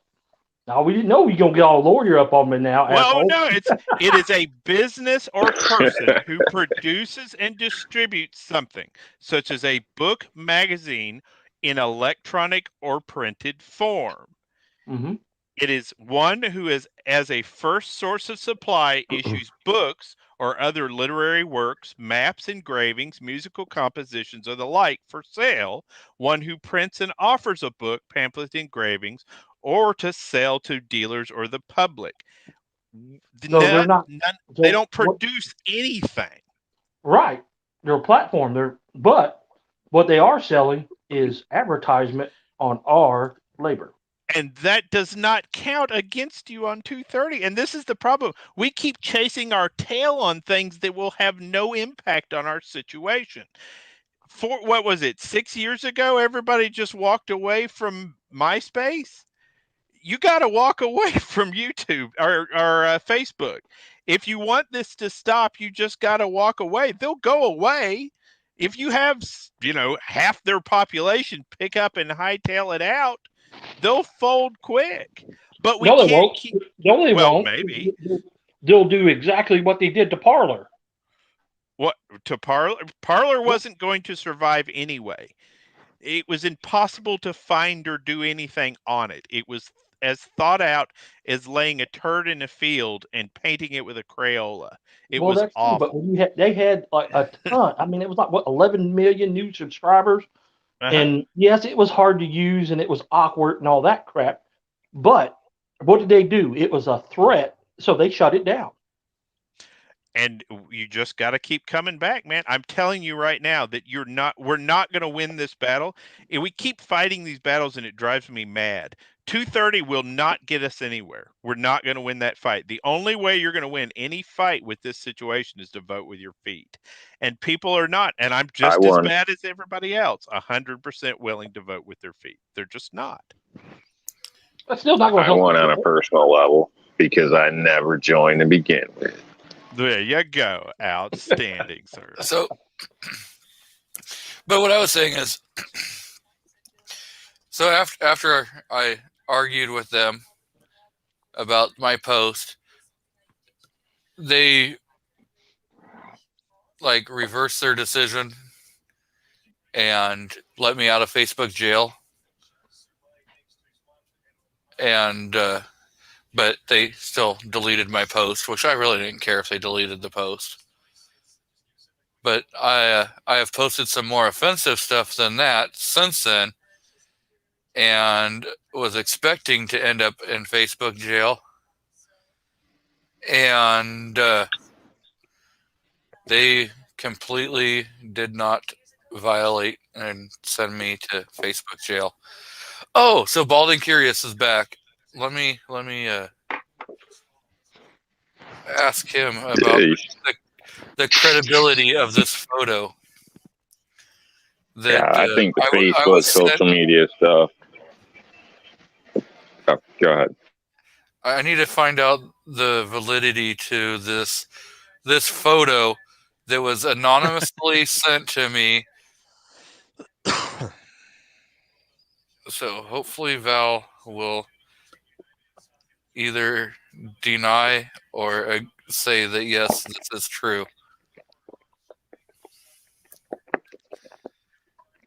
So can you explain, Val? I mean, I was told that there was somebody else that was partying with you at a VIP strip club. So I just need to know if that is a true picture. He does go through a lot of ammo. I mean, he's got to get that money somehow. That's working hard for ammo. And where did he learn how to pole dance? That's what I want to know. They have classes online. So Gizzard Gary has joined us out in the crowd. Totally made $1 or $2 back in the day. Shaking your tail feathers. Yeah. Shake my groove thing. All right. Well, it is time for old people to go to bed. You're amazing human beings. Thanks for having me on, and have a great night, guys. Have a good one, Medic, and thanks for joining the panel for a while. It was fun, buddy. Take care, man. Take care. Good night. See you, old man. Ooh. You ran quick. So, Bald says, that's 100% me. Rob is driving that bus. Please don't show it to my wife. How much ammo can we get out of them for not showing it? Right? I have the picture. I may have to leverage this. Get your cam on wheeled. I'm trying to. I'm gonna have to drop out. I can't get this going. If you want to sit here and listen, you can. Okay, that's what I want to do for a little. Keep your mouth. I know. Yeah, it's a good picture. Wait.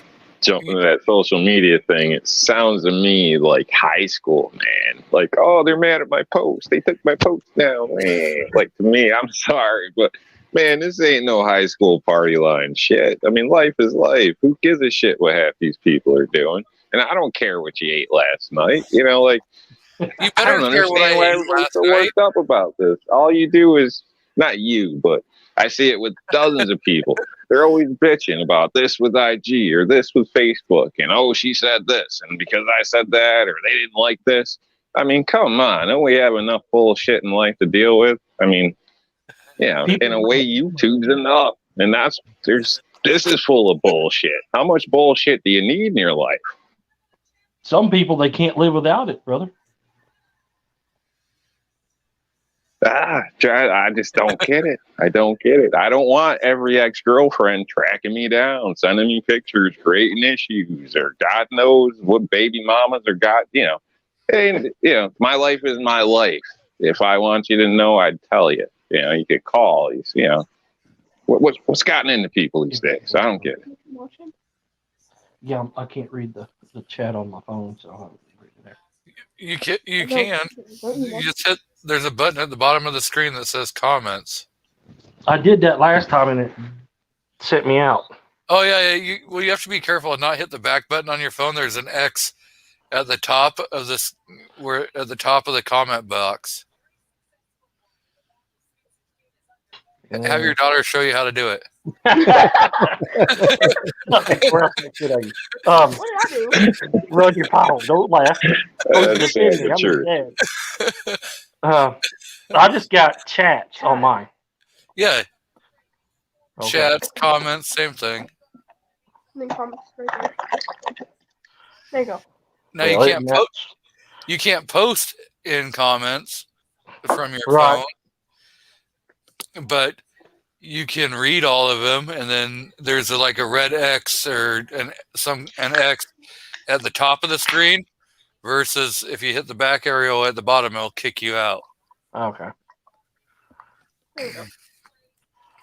Yeah, I had that same problem. I kept using the back key and then getting bumped out. I do. But whenever I see a picture, whenever y'all post a picture of Bald and Curious and the women, I just get frozen. I don't see anything but that, and I can't back out of that picture.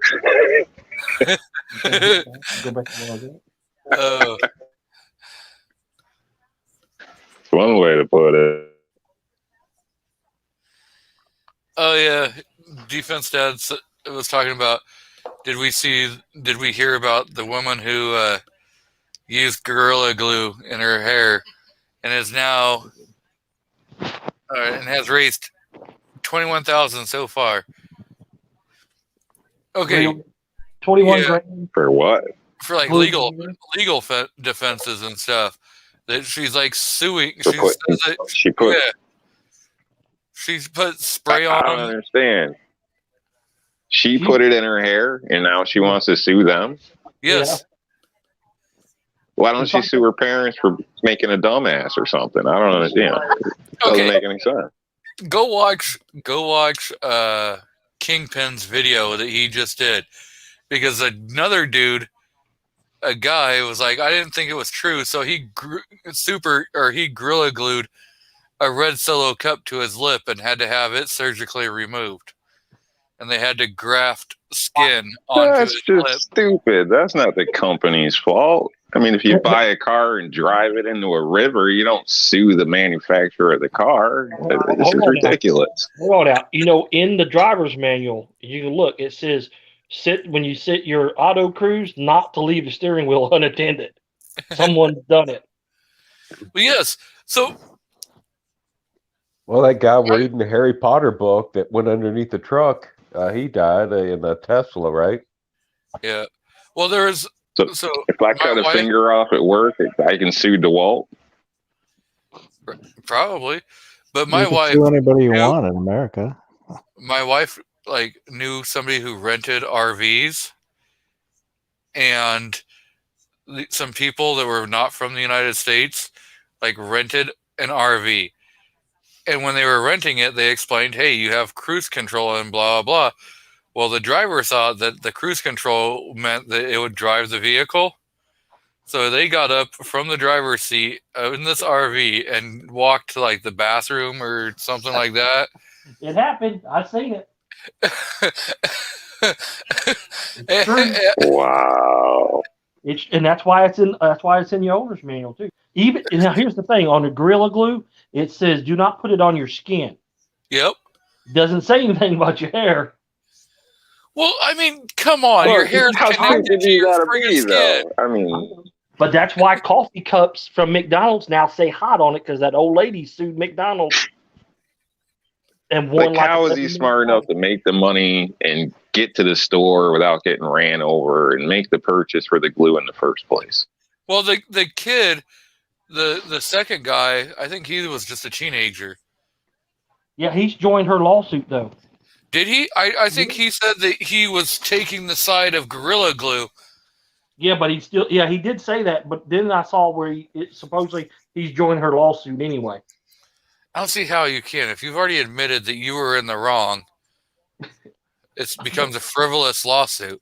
Well, that's one thing about America. You can file all those you want. Well, and the thing is what I don't understand is why not Gorilla Glue go on the offensive and then sue both of them for defamation of character? Yep, and for the misuse of their products. That would be interesting if they did. I put up a commercial people do not eat this. Don't put it in your hair. Talk to them like 3-year-olds on a commercial. Maybe that'll help. Well, and the thing is I'm really sick of people that are moronic suing companies and companies caving. Yeah, but are they really moronic, or are they just really sleazeballs trying to find that angle? Exactly.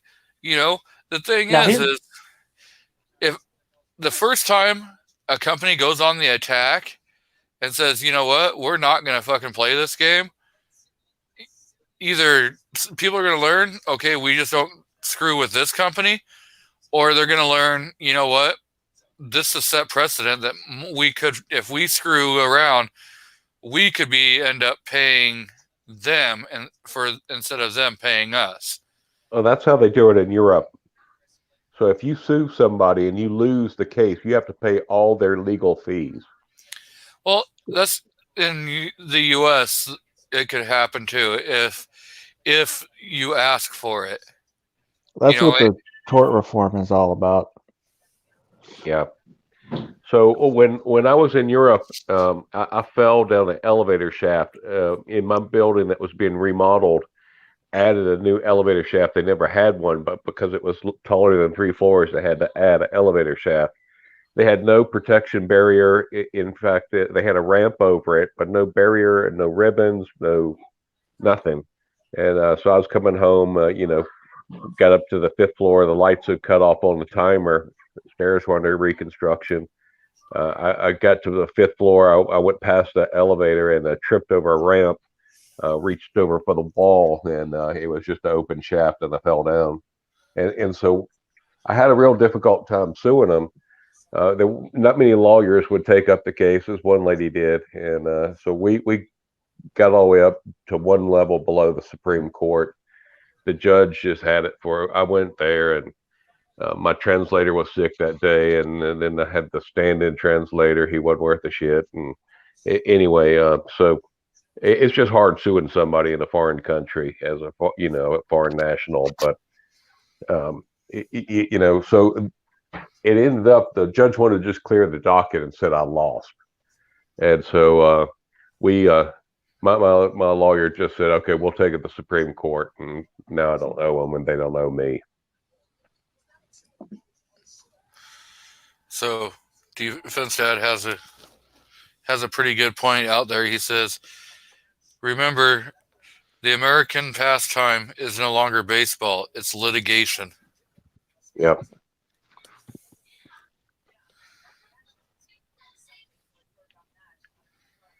Yeah, it's a fine line between real lawsuits that should go for it and then those frivolous ones. And when you're allowed to file those frivolous ones, it hurts actual lawsuits. And I guess in Europe, that was their way to protect from it. I'm assuming.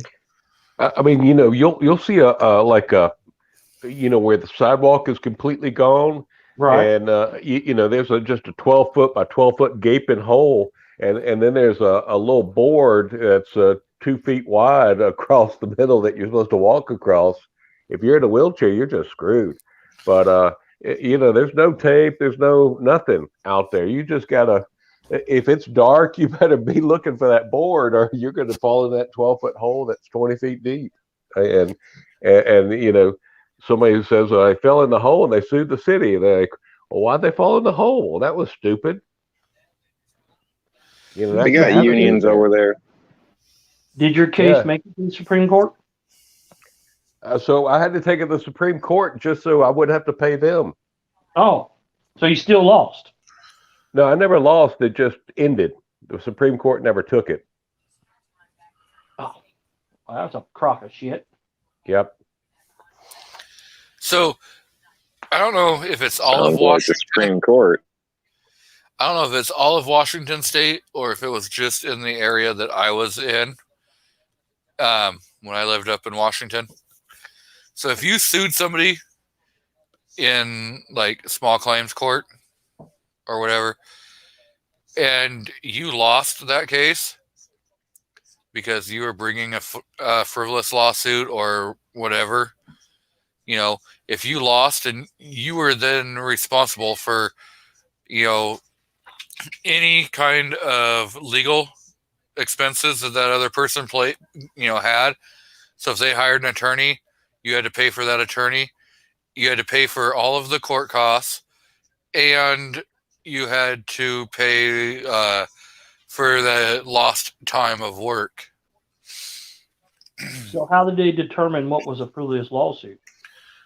Well, I mean, so if you completely know, so like say I decided that I'm going to sue you because you didn't do a job or whatever, but you actually did it, but you just screwed it up and refused to fix it. That's a whole different. But if I sued you saying that you never even did it, and I can't prove beyond a reasonable doubt, by a preponderance of the evidence, because small claims and suits are different than if you're on a criminal case, criminal is reasonable doubt, whereas civil becomes preponderance of the evidence, so it's more likely than not. I've been to court a few times due to work. I would state, just for the record, I've always won, and it's due to that, a preponderance of evidence, because the line of work I'm in, I take pictures before, after, during. Also, contracts. You don't work without a contract, without paperwork. It covers both parties. And if somebody's scared to sign one, then that's a good red flag right there. But I can say, definitely if you end up in small court for something, bring everything you can bring.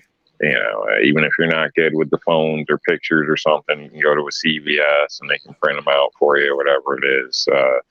And yes, they do. I didn't even ask the last time, and I was given more than I should have been given, in a sense, because they awarded me travel and the court fee. I didn't use an attorney because I had, stacks and stacks of paperwork, photos. The customer's testimony on Facebook, no less, telling everybody what a great job I was doing. So, right there, that bit her in the ass. And I don't have Facebook. Somebody else told me about it. So I was like, hey, man, send that to me. I'll get it printed. Sure enough, they did. So that's what Facebook does to you. So how beautiful their windows are. And then showed up the next day with my lady, and she refused to let me in and finish the job. And I was an evil bastard. So in court, it almost went down like a commercial for me. Everything was great. She just didn't want to pay me. And of course, the judge was like, well, you're going to have to pay him. So, and then she almost ran me over in the parking lot. So, weird things happen. But, paperwork and photos go a long way. If you are on the up and up, don't be afraid to go into, small claims. In a sense, photos can also mess you up in small claims. I one time rear-ended this guy, and this car was completely made out of Bondo. It was just all Bondo.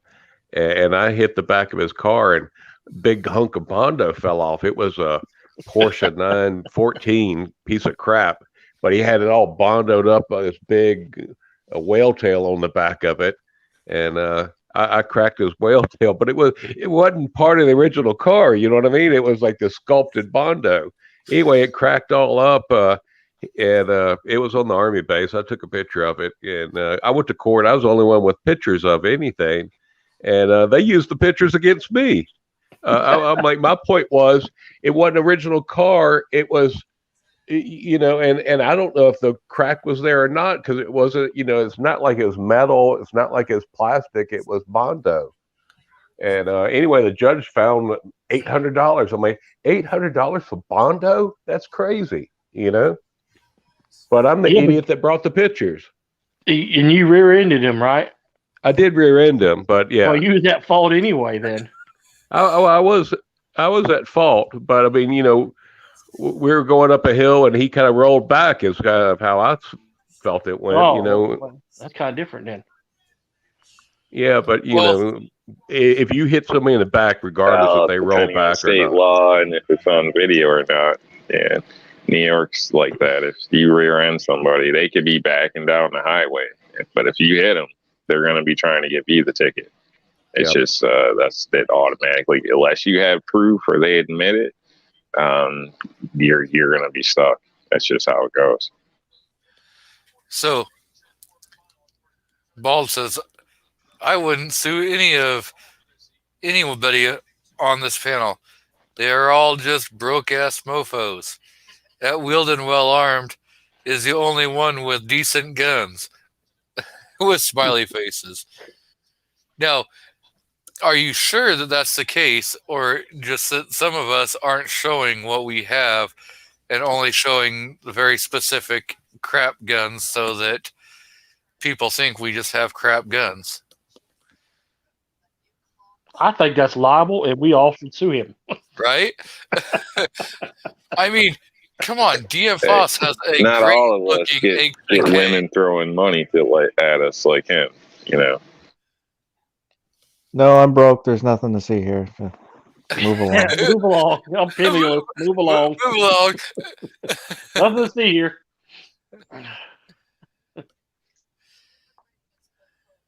My gun habit has definitely made me broke. Right? That teenage daughter that you have. Yeah, well, I got two actually. That's the oldest one's already out on her own, but that still costs me. Well, yeah. And then I got a grandson, so that costs you even more. Yeah, but yeah. That's true. And that's not even a tax write-off. Yeah, it is. I have custody. Oh, okay.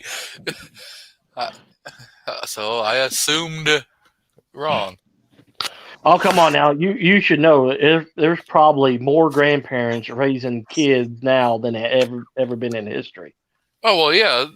More grandparents are raising them, but not all of them have the custody so that their parents can still get the tax credit, even though that they're in their house.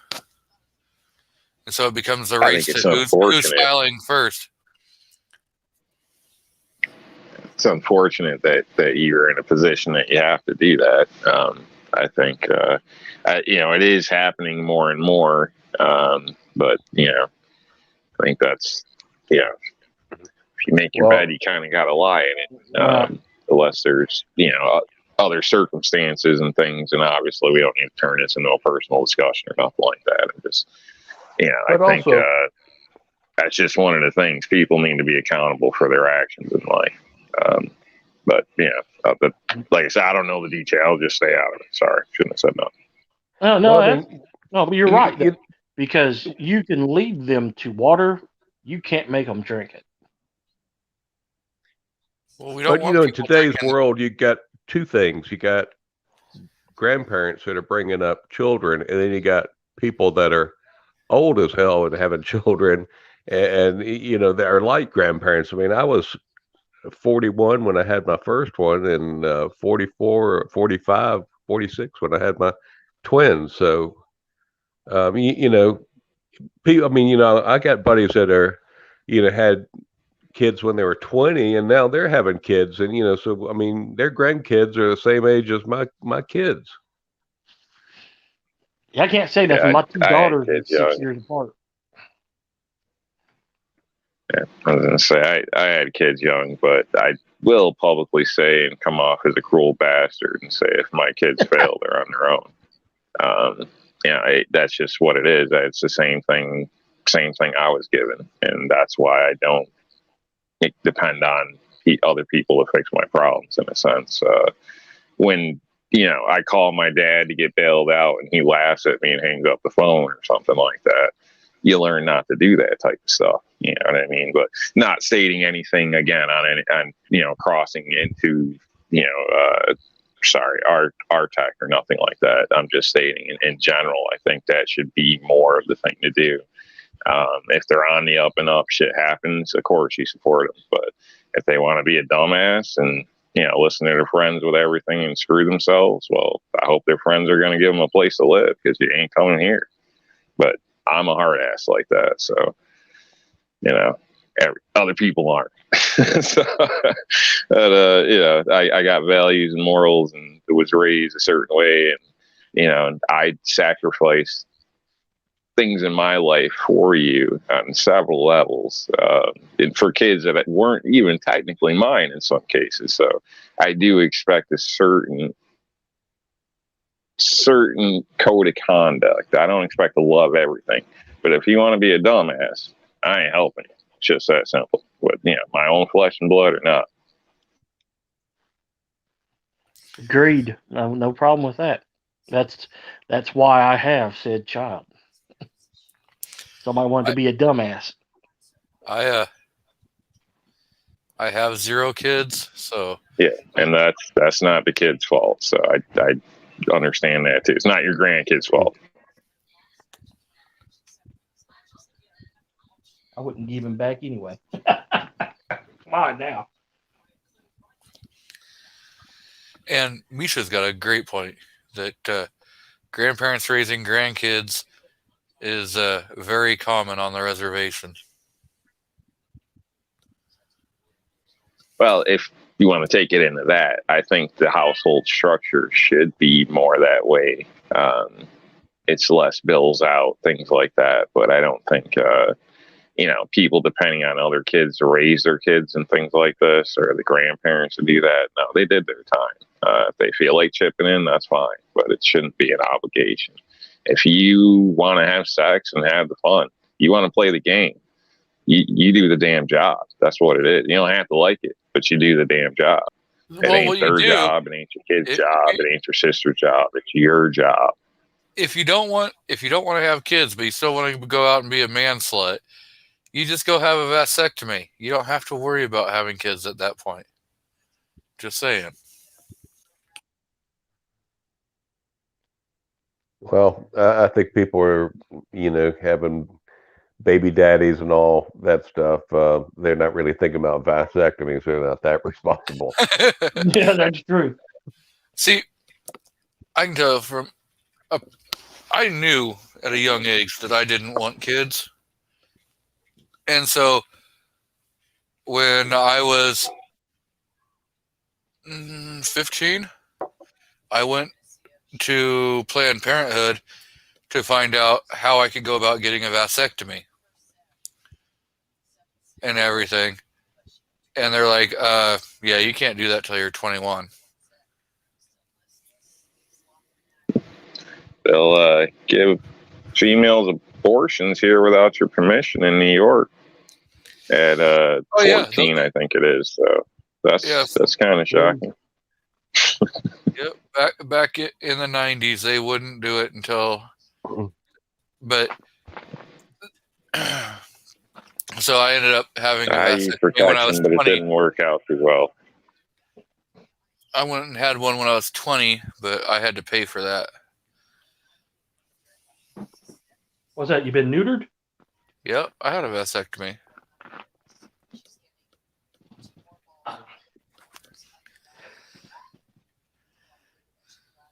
So.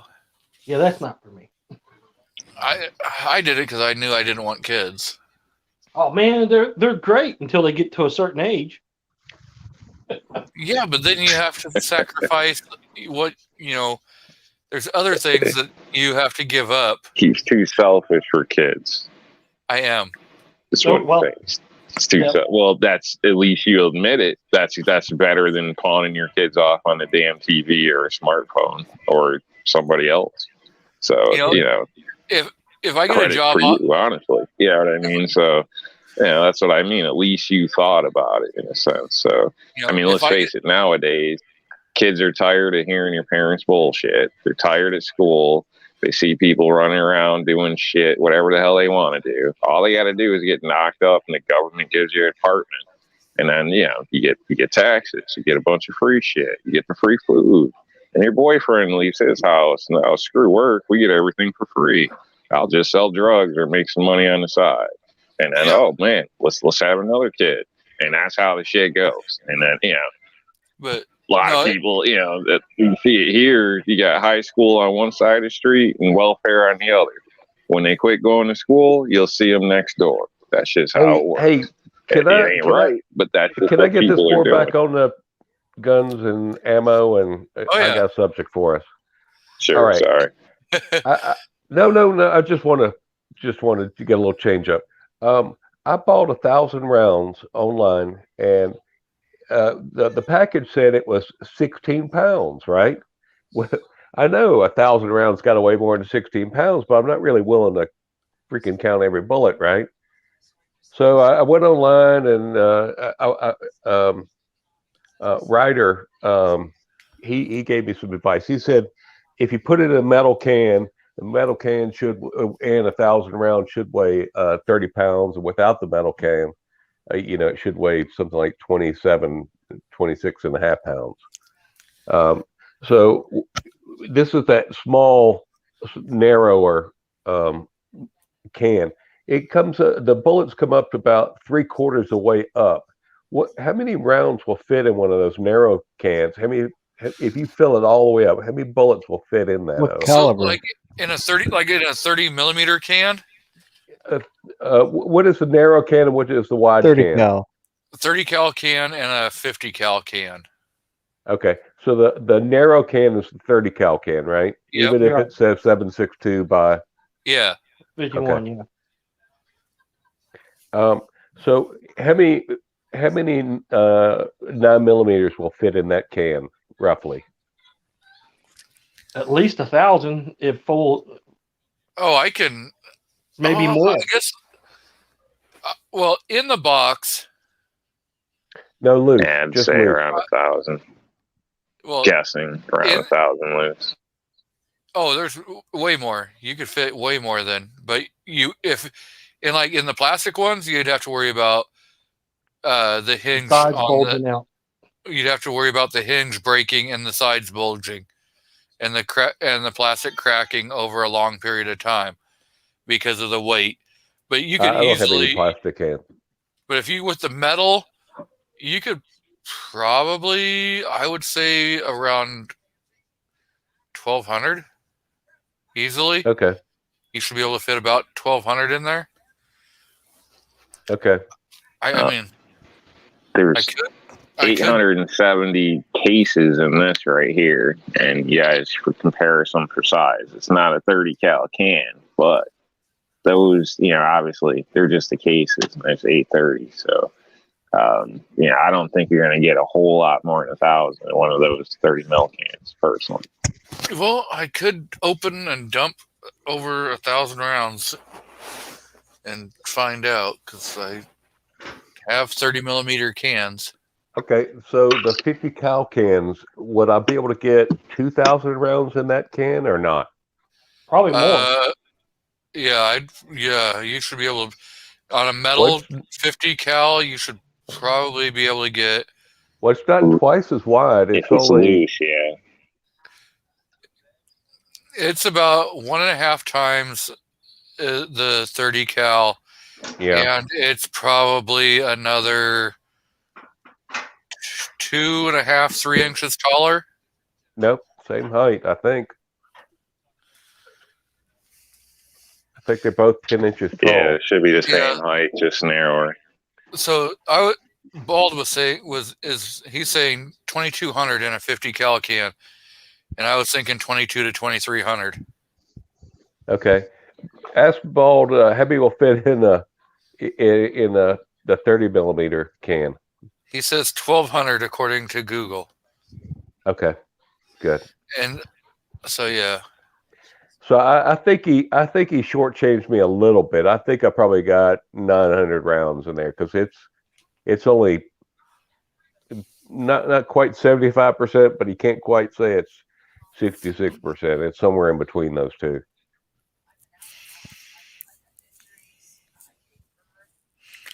Yeah, the only way you would know 100% is if you went through it. Some shady crap, man. I weighed it on bathroom scales, and it's 24.5 pounds.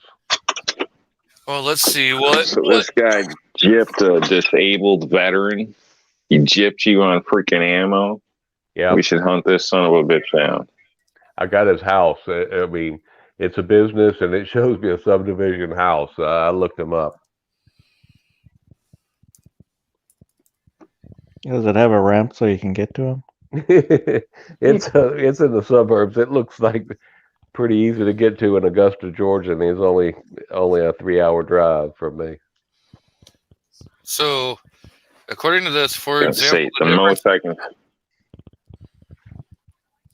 it says the difference between the weight of 115 grain and a 147 grain is 400 or 4.5 pounds at 1,000 rounds of 115 should weigh 38.1 pounds.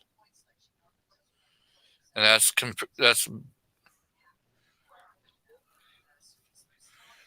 what yeah, so I got it's 115 grain. Plus the steel box is 24 pounds is what I got. Sounds like you got shortchanged. I think so. I think I got about 850 rounds is what I'm calculating. Or have the kids count them out. Throw them a couple bucks. Obviously, wash your hands afterward, all that good stuff. Don't eat them, blah, blah, blah. Yeah, I don't want my wife involved in watching my kids count bullets. All right. Yeah. I paid mine to do it when I got a big loose lot the last time. She got over on me too. I didn't think, it was as much as it was. I forgot what I paid her. But it wasn't cheap. It was more than I should have. Did you pay your daughter about like $15 an hour? Because if not, you owe her back. No, it was more. It was more. I don't pay Well- my girls for their work. I say, you know, you owe that to me for taking care of you. It was per round. She's no dummy. Well, you should have been paying 20 cents per round count fee. Oh, Ooh, that's rough. that would hurt. Well, for everybody else, everyone else on the panel should only be paying about 2 cents per round. But because of New York tax inflation and everything else like that, it becomes like 20 cents a round. Just pay it to Cuomo 20 cents a round, regardless, just for counting them. Gee, I'm glad you waited till Victoria was out of the room before you said that. Because she wanted the money.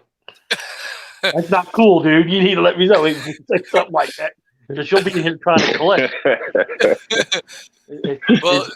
It's bad enough that she done wrangled my PK 380 from me. Don't worry, I'll teach her some other stuff. I know you won't.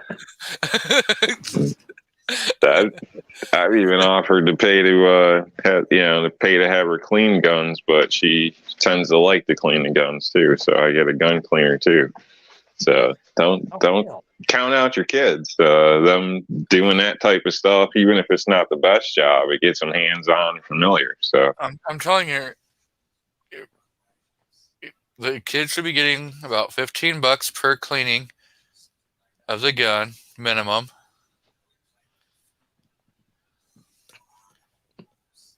Our tax takes all that mystery away from it when they know how to do everything with it. You know, bust it down and all this type of stuff, and go through the respect process, treat it like it's, you know. Yeah, I don't have to explain it to you guys, but you know what I mean. Well, hopefully,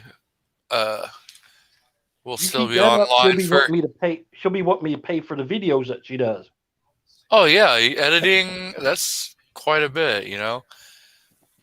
My power is flickering, so we're gonna be playing the Does the Internet Get Cut Off tonight. We're having some pretty nice rainstorms around here, so we're not getting the snow like everybody else. I heard Seattle's supposed to get 6 inches this weekend. They already got nailed pretty darn good, and Foss was saying, what, you already got 12 or something inches, 14 inches? Yeah, I had 14 this morning, and then it warmed up pretty good, so it melted, and it's supposed to freeze tonight. That's why I wanted to get to the store today.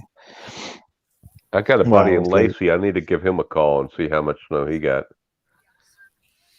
Yeah, north. I have a friend in Burien, so north of me, they only got like 5 inches. I think Tacoma also only got like 5-6 inches. Yeah, Tacoma's pretty close. Olympia, Lacey, they're all in that same area. Yeah. And that's why I moved to Tennessee, to get away from that crap. Did you live in it? Did you live in Washington?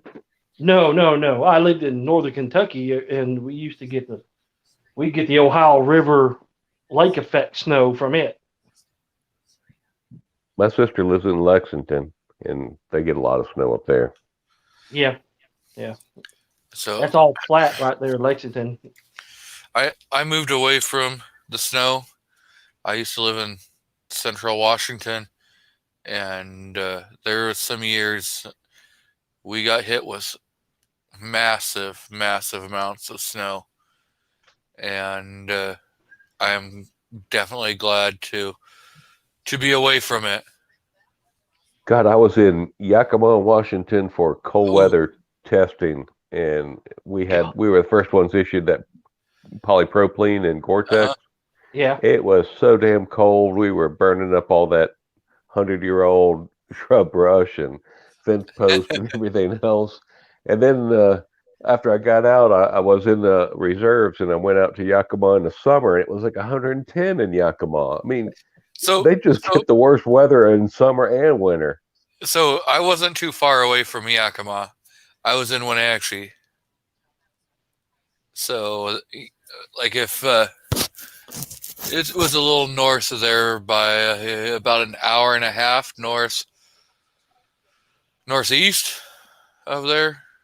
So you probably saw signs over for Ellensburg and like the Columbia River Gorge and stuff like that. Right. Yeah. We So- we didn't see these signs. If it wasn't on our military map, we didn't see it. But we Well, did I know swim I know when you're across like- and went to a store and bought some fishing poles, and we were catching illegal fish. We didn't have any licenses, and we were in a scout unit. We just caught fish and ate them right there on a riverbank. Yep, off the Columbia River. Yeah.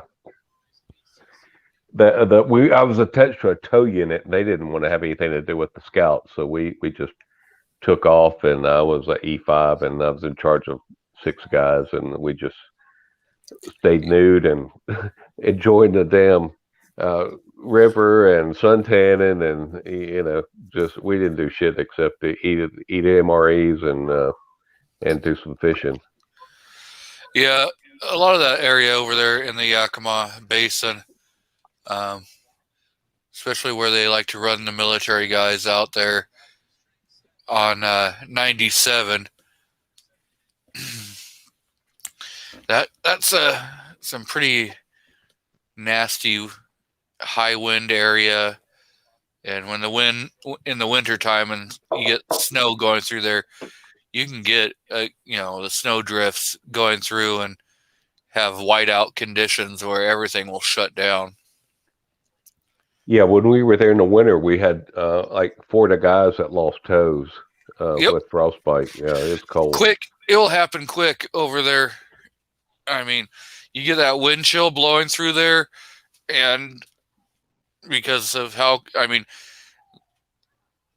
in the daytime, it could be nice and the sun's out, so you get a false sense of warmth, but it's still, 35 degrees or whatever. But because of the sun gleaming off that snow, your body thinks it's like 60 degrees. And next thing you know, you end up with frostbite. Pretty nasty crap in that area. Yeah. What's the best 22 semi-automatic out there? That's a loaded question, man. I know that becomes personal Right. preference. You talking Now- handgun, rifle, Are we Handgun. talking handgun, or rifle? Handgun. Are we talking revolver, or are we talking semi-automatic? I'll recommend. Semi-automatic. I'll recommend one, but she's never given me a problem, which is that M&P Compact 22. Everybody probably knows I'm going to say that, but I do have a video of it up eating 9 different different types of ammunition. So, and it's never given me a problem. And that's, I'm sure some of you may be aware, like the Stangers, they're a bit larger as well. The cases, if you set it next to a standard case, no problems feeding, nothing. And it just runs and runs and runs. It doesn't hold a lot compared to some other ones out there, but the thing's lifetime warranty. It's made in America, and it works and eats whatever you can get your hands on. But Now that one I'll looks leave like my the, bias out of this. that has that Luger look. It looks like the Browning Buckmark or the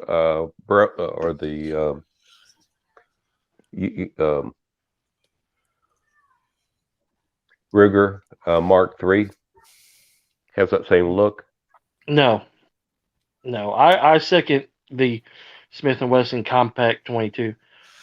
They look like an M&P. Oh, they look like M&P. Okay. Yeah, there's right there. There he goes. Well, that's a nice looking. That's a good trainer then, right? Yes.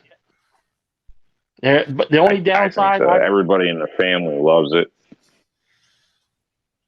the only downside is that you can only get 10-round magazines.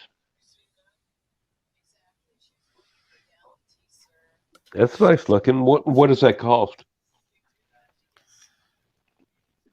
it'd be cheaper for you than me. I seen them for, I think they were $299 or like $320, something like that online. But I paid like $4 and change in New York, so they're not too much. I wouldn't think so. We sell them for $379, and we can't keep them in stock. I got the Buckmaster 3 Black Fridays ago for $79 brand new. It was $279, and then they had a $150 mail-in rebate and a $50 instant rebate. And so I just said, well, $79, I just can't beat that for a $419 gun. You stole that. I know. I felt guilty. So I would like to recommend that there's this channel I know who did a video on a 1911 22. I'm trying to remember what channel did that. That was a 22 That was a 22 Magnum. No, he's talking about my video today. Yes. Yep. Wheeled and well armed knew exactly where I was going with that one. Oh, you doing? Oh, did you just upload one? Yeah, I uploaded. I did the Browning 1911 22 this morning. It's a pretty nice little pistol. That's probably the semi-auto I would recommend. And tomorrow I've got the Browning Buckmark 22. Now, is your Buckmark ammo picky? No, not at all. No, but it's I only shot CCI out of it. I don't buy anything but CCI. Oh, yeah. It'll shoot any kind of CCI though. But I mean, you're kind of foolish to buy anything but CCI for a 22. I think. I can't agree with that. I've had no problems, man. No problems. I usually go with Federal. Federal, Winchester. Winchester smokes a lot more. It's dirtier. Yeah. But it all runs. That thing even shot the Golden Duds. Like, I've had better luck throwing those, or that's ridiculous. So, and another thing is that does come with a threaded barrel as well, or the attachment. It's got a thread protector or whatever. So that's just another little plus to it as well. But again, just pointing it out. I can recommend another 22 is the because I got one of them, and it's the Kel-Tec P17. Huh? The is that the one that'll hold? Is that the quad? No. This is just their standard 22 semi-auto pistol. It holds 16 rounds in the mag, one in the chamber. It comes with a threaded barrel, adjustable rear sight. It's not this. The one you're thinking of is called the CP33. That's got the quad 33 round mag in it. Yeah. I hadn't shot one of those yet. My boss has one. Do you like it? He doesn't really talk about it that much, so I'm guessing he probably doesn't shoot it that much. Oh. Now I got their Kel-Tec, the PMR 30, the 22 mag, and people hate on that thing, but when you're dealing with rim cartridges, you need to learn to make sure you load them up correctly, so you don't get rim lock. Yep. That thing. Think about Browning magazines. They force you to load those things right. See, Defense Dad says his vote is the Ruger Mark series or a Browning Buckmark. That's mostly what I hear is those two. I don't know if you talk with depends what type of pistol you're looking for. Right. If you talk with like CloverTac, he'll tell you that the Glock 44 is a damn good one. I disagree with him on that. CloverTac seems to be a Browning guy. I mean, I see a lot of Buckmarks on his channel. Yep. Yeah, but he says basically you're wasting your money if you get anything in just the basic gun. So are you going for something that's just a target pistol, a range pistol, or is this something that could be pressed into a service thing? I know 22 is a debatable thing, but whatever. But or a trainer. So that'd be another way to look at it too. if you had to carry it, can you get holsters and all that for those? If you wanted to, did you want to use it like a trainer, or that would be another, because there's nothing wrong with those buck marks or any of those. I think to me they're just different style pistols, and that might make a difference to the buyer. I think I got that buck mark. I'm gonna cut the barrel and thread it and put a 5-inch silencer on it, and they'll replace the barrel length, and it won't stick but an inch longer than the barrel length, and they call those. That's a pretty nice little pistol setup when you just permanently weld that or put a silencer on them, a can on them. See, that's the thing with the M&P and the Kel-Tec P17 and even the Taurus TX22, they all come threaded, and you just stick your can on. You don't have to permanently attach one if you didn't want to. Well, I'm talking about cutting off about 4 inches of barrel, so the barrel would be replaced on the buck mark by the can. So you want to try to internally suppress it? It's going to look like it's internally suppressed. It's just MK3 Firearms does this job where they call it the MK0, and all they do is they cut off about 4 inches of the barrel and thread it back.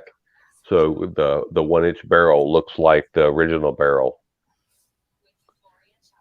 The barrel on that is what do they charge for that? I think they charge $200 for that job. You can buy a P17 for that. Yeah. There you go. So then you figure in your silencer and then your tax stamp. You're $1,000 into it, but into a $79 gun. So I mean, it's a $79 gun. So I mean, if I put 79 plus 200, so I'm at $279, and then I do the cut. That's another 200, so I'm at $479. Then I do the can for another 200, so you're at 800 with the stamp. Right. And then the price of the can. Well, I put that in there. Where are you getting a can at for $200? There's three different cans out there that are $200. But they're the older Gemco. I mean, is it Gemco? Gemtech. When you get it from Big Daddy Unlimited. Okay. The Gemtechs, they're the ones that got like the inch silencer too. Yeah, it's 1 inch by 4.5 inches, 4.7 inches, I think. It's pretty much the smallest one out there. I wonder how much of that it reduces the decibel level. It's not the quietest. I mean, because obviously the size. Right. I'm just wondering if its size is worth the decibel. You know what I'm saying? If it's the most bang for the buck. Yeah. Some of those small cans, it seems, I don't know if it's worth the money. It does make it more compact, but boy, Well, I think he's going for the overall look. I think he's going for the look. Yeah. I mean, just to have something that'll fit nicely in the holster without being 14 inches long, It would definitely have a unique look to it for sure. Oh yeah. And I can see the desirability that you're after. Have y'all been to MK3 Firearms channel? He's got about 17,000 followers last time I looked, but he does Browning high powers. I mean, he got my Browning high power trigger down to 2.5 pounds, and he put a red dot on it. It's incredible what he does, but he also works on these buck marks and puts threaded barrels on them, or cuts them down, and they're pretty incredible, all the jobs he does. But anyway, check out his channel. That's my plug for the night.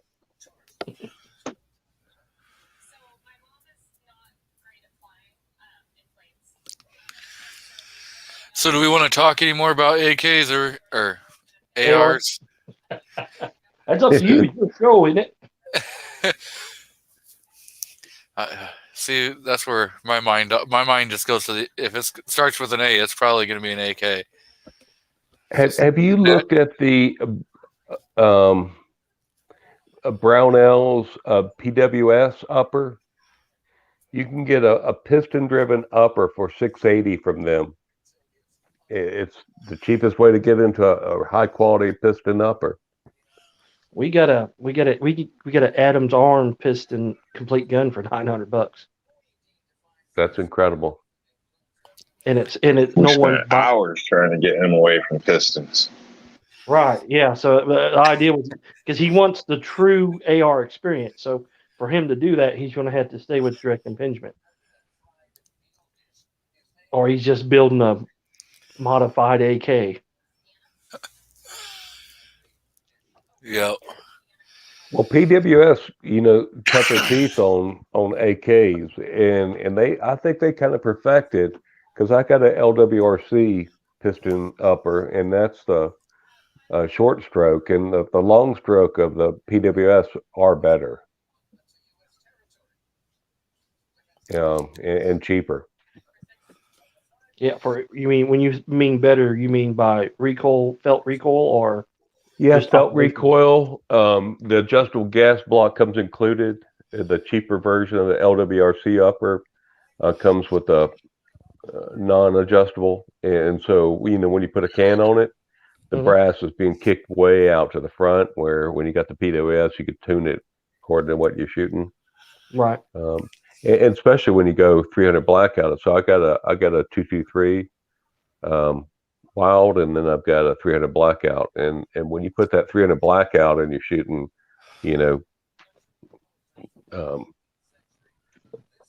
subsonic and supersonic, it's a big difference. And you really need to have that adjustable gas block, especially when a can's involved. Yeah, I'm probably not putting a can on anything.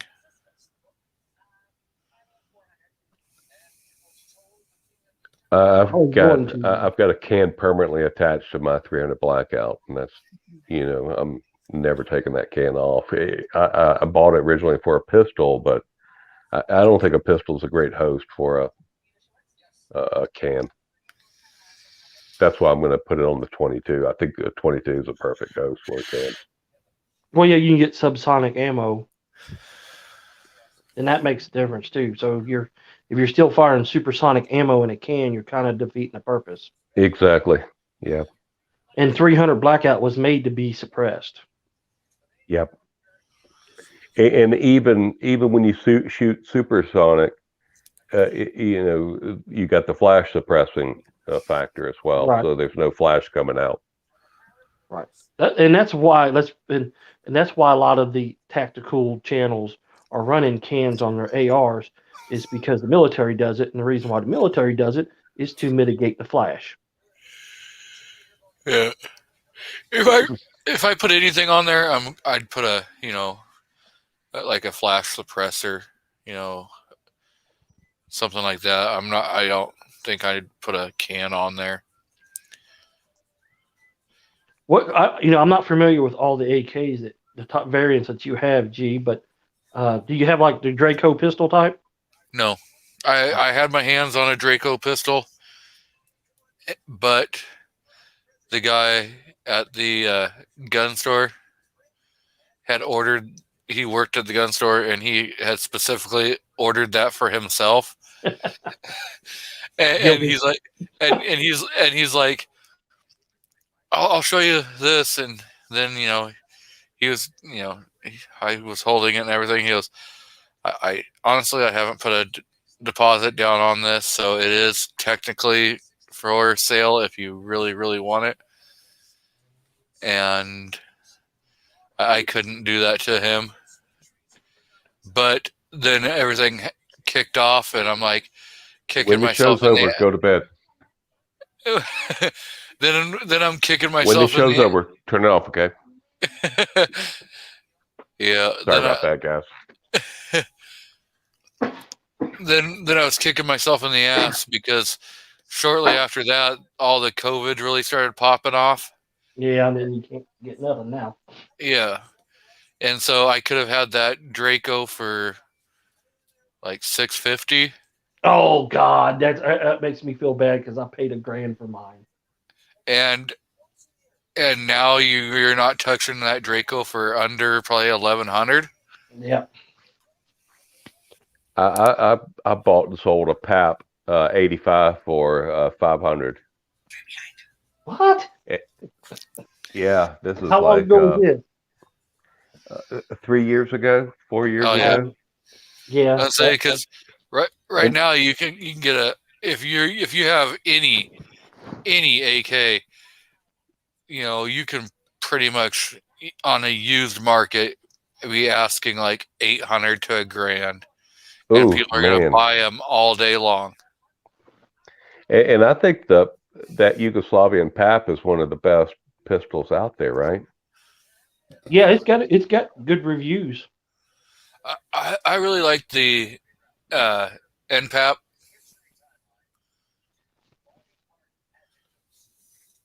So It was my only foray into AKs. I bought a AK fully automatic back in when I was in the Army in '86, and for $350.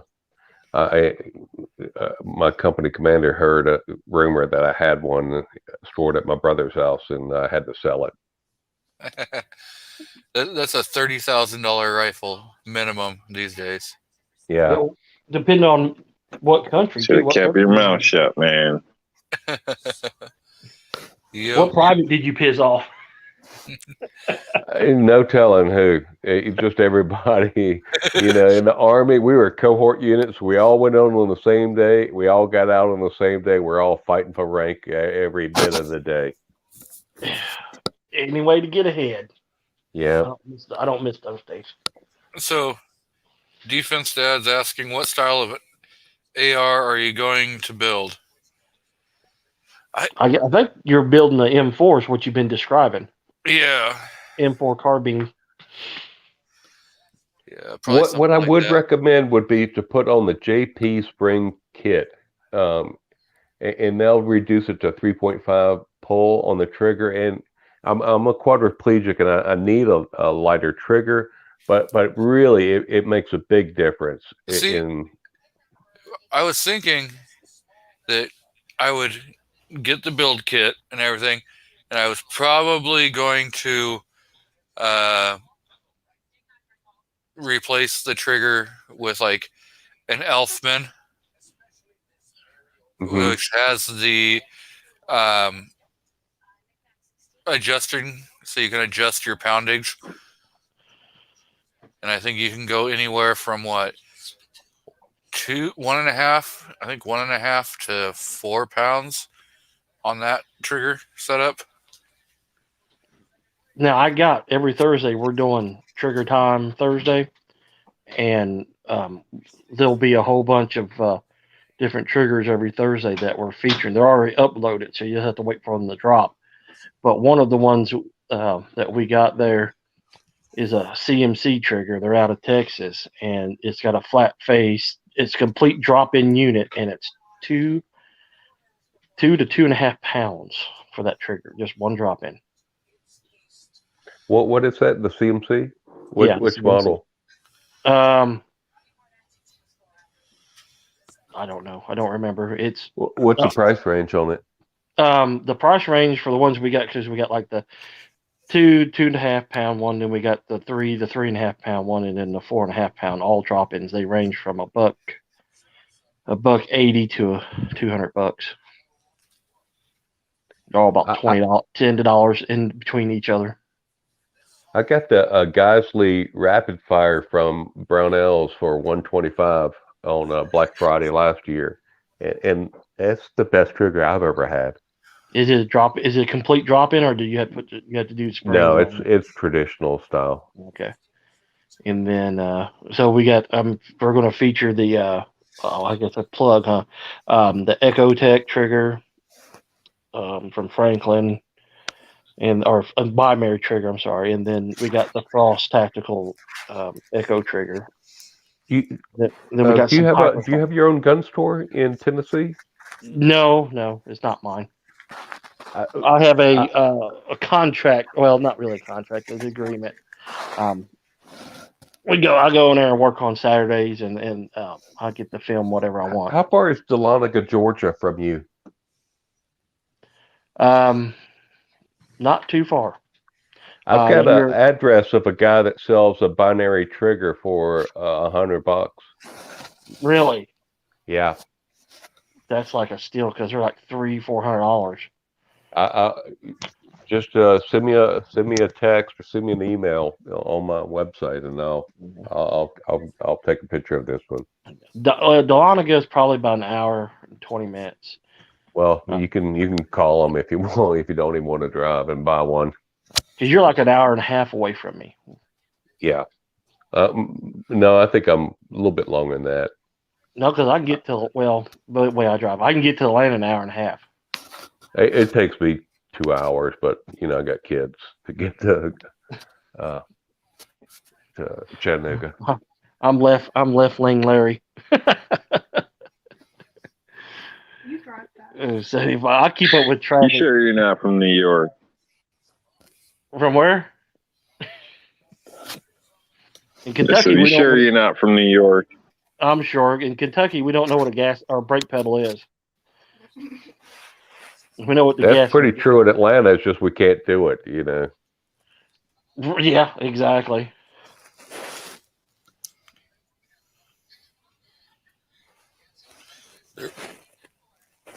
What's that picture of? This is the See, these guys are bad influences. Supposed to stay stock, but now he's getting fancy, so he's not going to have a true comparison. I mean, it only works towards the AR's advantage, but he should see how the stock AR does against the stock AK. Yeah, I forgot, Will, that we're trying to get. He's comparing bone stock to bone stock. Okay. So we got a little too fancy, I guess. I did that once before. I'll keep doing that. I'm a bad influence. This is the flat-faced Elfman Max trigger.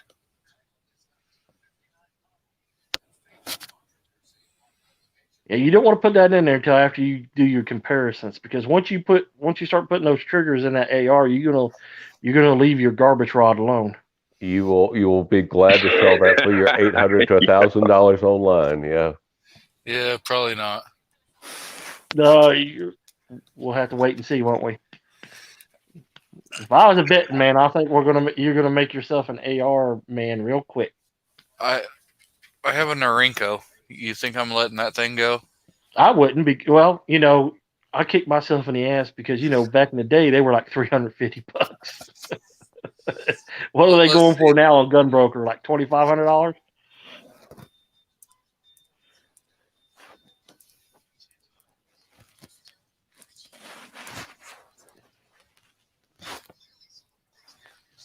I remember That's not fair. Don't High Point sell for $500 on Gunbroker nowadays? I'll tell you what, there's still some deals to be found on Gunbroker. Occasionally you can find them. You find a little gun shop out in Podunk that's got some brand new SARs, and nobody's buying them on the shelf there, and they throw them up online. SAR K12, the race gun for $550. I bought one for $580 with shipping. We just got one of those. Well, not the SAR race gun, but we got a SAR 9 in today, and I did a video, recorded video on release next week on it. It's actually a nice gun. I like it. I love the trigger on it. It's got a great trigger. That gun got the all-time record in NATO. It shot 60,000 rounds without one mistake, and the best gun before that was a CZ that shot 30,000 rounds.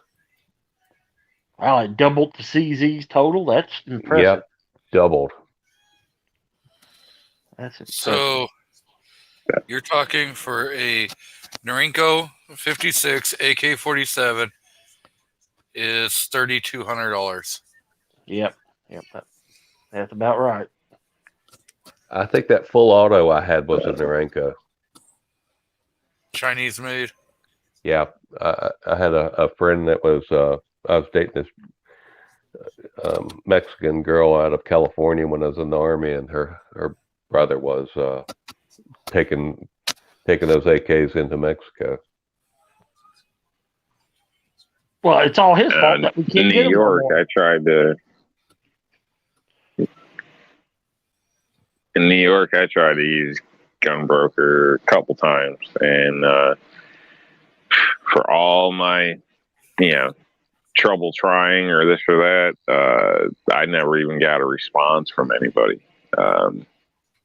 So, let alone actually started a business deal or anything. So, to me, maybe it's just my area. I don't know, but Gunbroker hasn't done a single thing for me besides make me disappointed, unfortunately, and laugh when I look at some of the prices.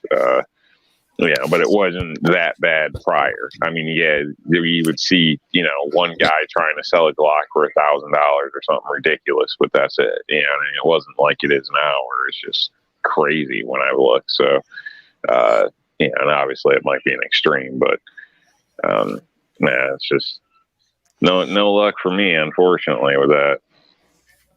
Well, what you do with Gunbrokers, you put out like search terms for older and rare guns that you're looking for, and when one pops, if it's starts out way above your price, you just ignore it. You don't even watch it.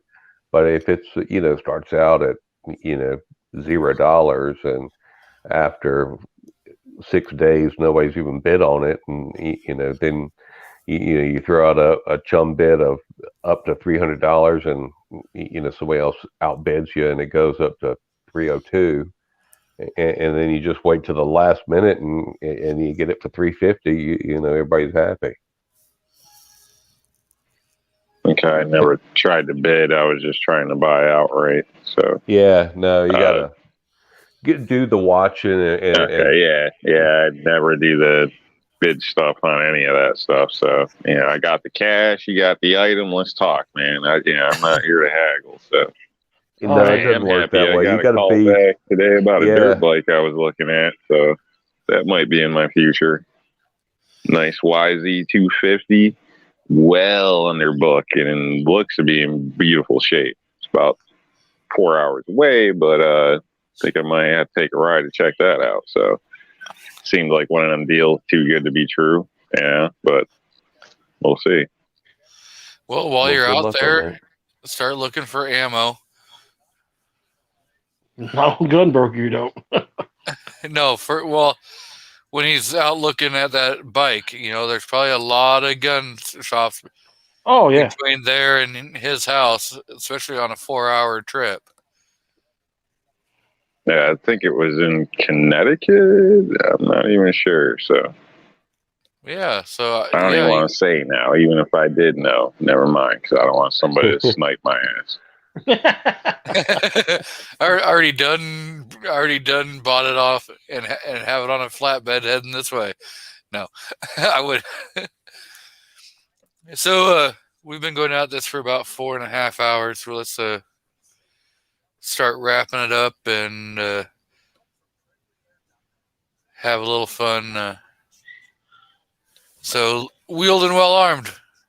Channel plug. What do you got coming up? Yeah, I've got a Browning Buckmark stripped down basic. I'm shooting at the range tomorrow. And I'm dropping that video at tomorrow at noon. Give everybody some morning off time with Valentine's, and hoping everybody has a great Valentine's weekend. And thanks for letting me on your channel. Oh, you're so welcome. You're welcome back anytime. Always have fun with you here. Mr. Rob D, what do you got going? Not much. Been doing some fill-in shows lately here and there, so not fabulous, but if you're interested, like Rick's Life as I See It, you can go check out Rob's Life as I See It, the fill-in shows. nothing as glorious as this. And other than that, and shout outs, I bring up earlier what thoughts of an old soldier was brought up. So I just point people back out to him. Somebody actually gets it done. And Buck Stanley came up earlier too, and he's another person that gets off his butt and gets things done. So I'd state if you're not familiar with those guys, go check them out. Other than that, thanks for joining us. Definitely do something for your ladies, whether you're supposed to or not. Doesn't matter. G23, you still just do it anyway because you love them. Okay, trust me. There's payoffs and stuff like this. Just do it right. Other than that, have a good evening, everybody. So, Artak and Daughters, what do you got coming up? We started Magazine Monday. That's Victoria's series. She's going to do a short on different types of mags. Some of them will make you happy, G, because they're going to be AK-47 mags. See, I think you should do like a lot of them. There is, especially like Bakelite series. Oh, I didn't get a Bakelite. I don't have no Bakelite ones. No. How can you do an AK and not have a Bakelite? Because I'm not willing to spend $90 for one Bakelite mag. So? Well, it's only money. Yeah, well, that's $90 to another AR build. But I'm just saying. Right. Wait a minute. Aren't you hustling this guy for parts? You want his orange receiver parts? Now you're bitching about it. You got an extra Bakelite mag to send his way? Shit. Yeah. Send me some Bakelite. Send me a Bakelite mag. I'll send you some orange AR parts. We don't even have them anymore. So well, yeah, we do. Oh, there we got it. I hadn't really done a video on the store. I should have, but one of these days I will. But then you see all the parts. We actually have a whole part kit for you can keep your whole AR out, handguard, and all that, all in orange. I think I did a video on that. I think Victoria did a video on the whole parts kit one, but they're expensive. But anyway, on Thursdays we're doing Trigger Time Thursday. And then, of course, we'll put the American Defense Company series of videos that we do every week, tabletops. And then one of these days, I got to go out and shoot my Draco, and I got to do the final video on it because it's done. And then all the rest of the ARs I built in the meantime. Well, thank you again, and tell Victoria thank her for being on the show. I will. And thanks for having me. You are so welcome. Again, you're welcome back anytime. So, Mr. DM Foss, the co-host extraordinaire, who was completely late this evening. Understandable. So I don't think Wiley was in the chat, in the side chat today. I didn't see him, but he's out to Valentine's dinner with his wife, I believe. Well, I'll put a link out there for him. Everybody go check him out. Give him a sub. See if we can get his numbers up. Yeah. And check out anybody that's been on the panel. There's links to everybody earlier up in the chat. Or anybody that's out in the side chat. Go check out their channels. See what they got going on. Or better yet, maybe start doing stuff yourself. Put out a video. Amen. Maybe somebody wants to hear what you have to say. Yep. And I'm going to say, if you're definitely not subscribed to Kingpin, go check him out. He helps out in everybody's chats, and he's always promoting people and not ever promoting himself. So definitely give him a look. And I should possibly have some videos coming shortly. So I went and bought a few things. So I didn't get anything sent to me for free. So Except for the AR lower. I'm just hoping that it's in the stealth gray that I requested. What lower did you go with? It's a build lower. I'm building it. So I'm gonna actually do an 80%. I'm gonna build it completely. Okay. So, but it's metal. It's not plastic. Yeah, it's metal. Yep, it is gonna be a metal complete build. I'm saying if I'm gonna go AR, I am going to build it complete. Cool. I have built an AK from the ground up. So Most of mine are spikes lowers. I like them. yeah, so I have a few different things. I think I'm gonna do a teaser video. So again, thank you all, and we shall possibly see you next Saturday if I didn't go over my allotted 20 hours.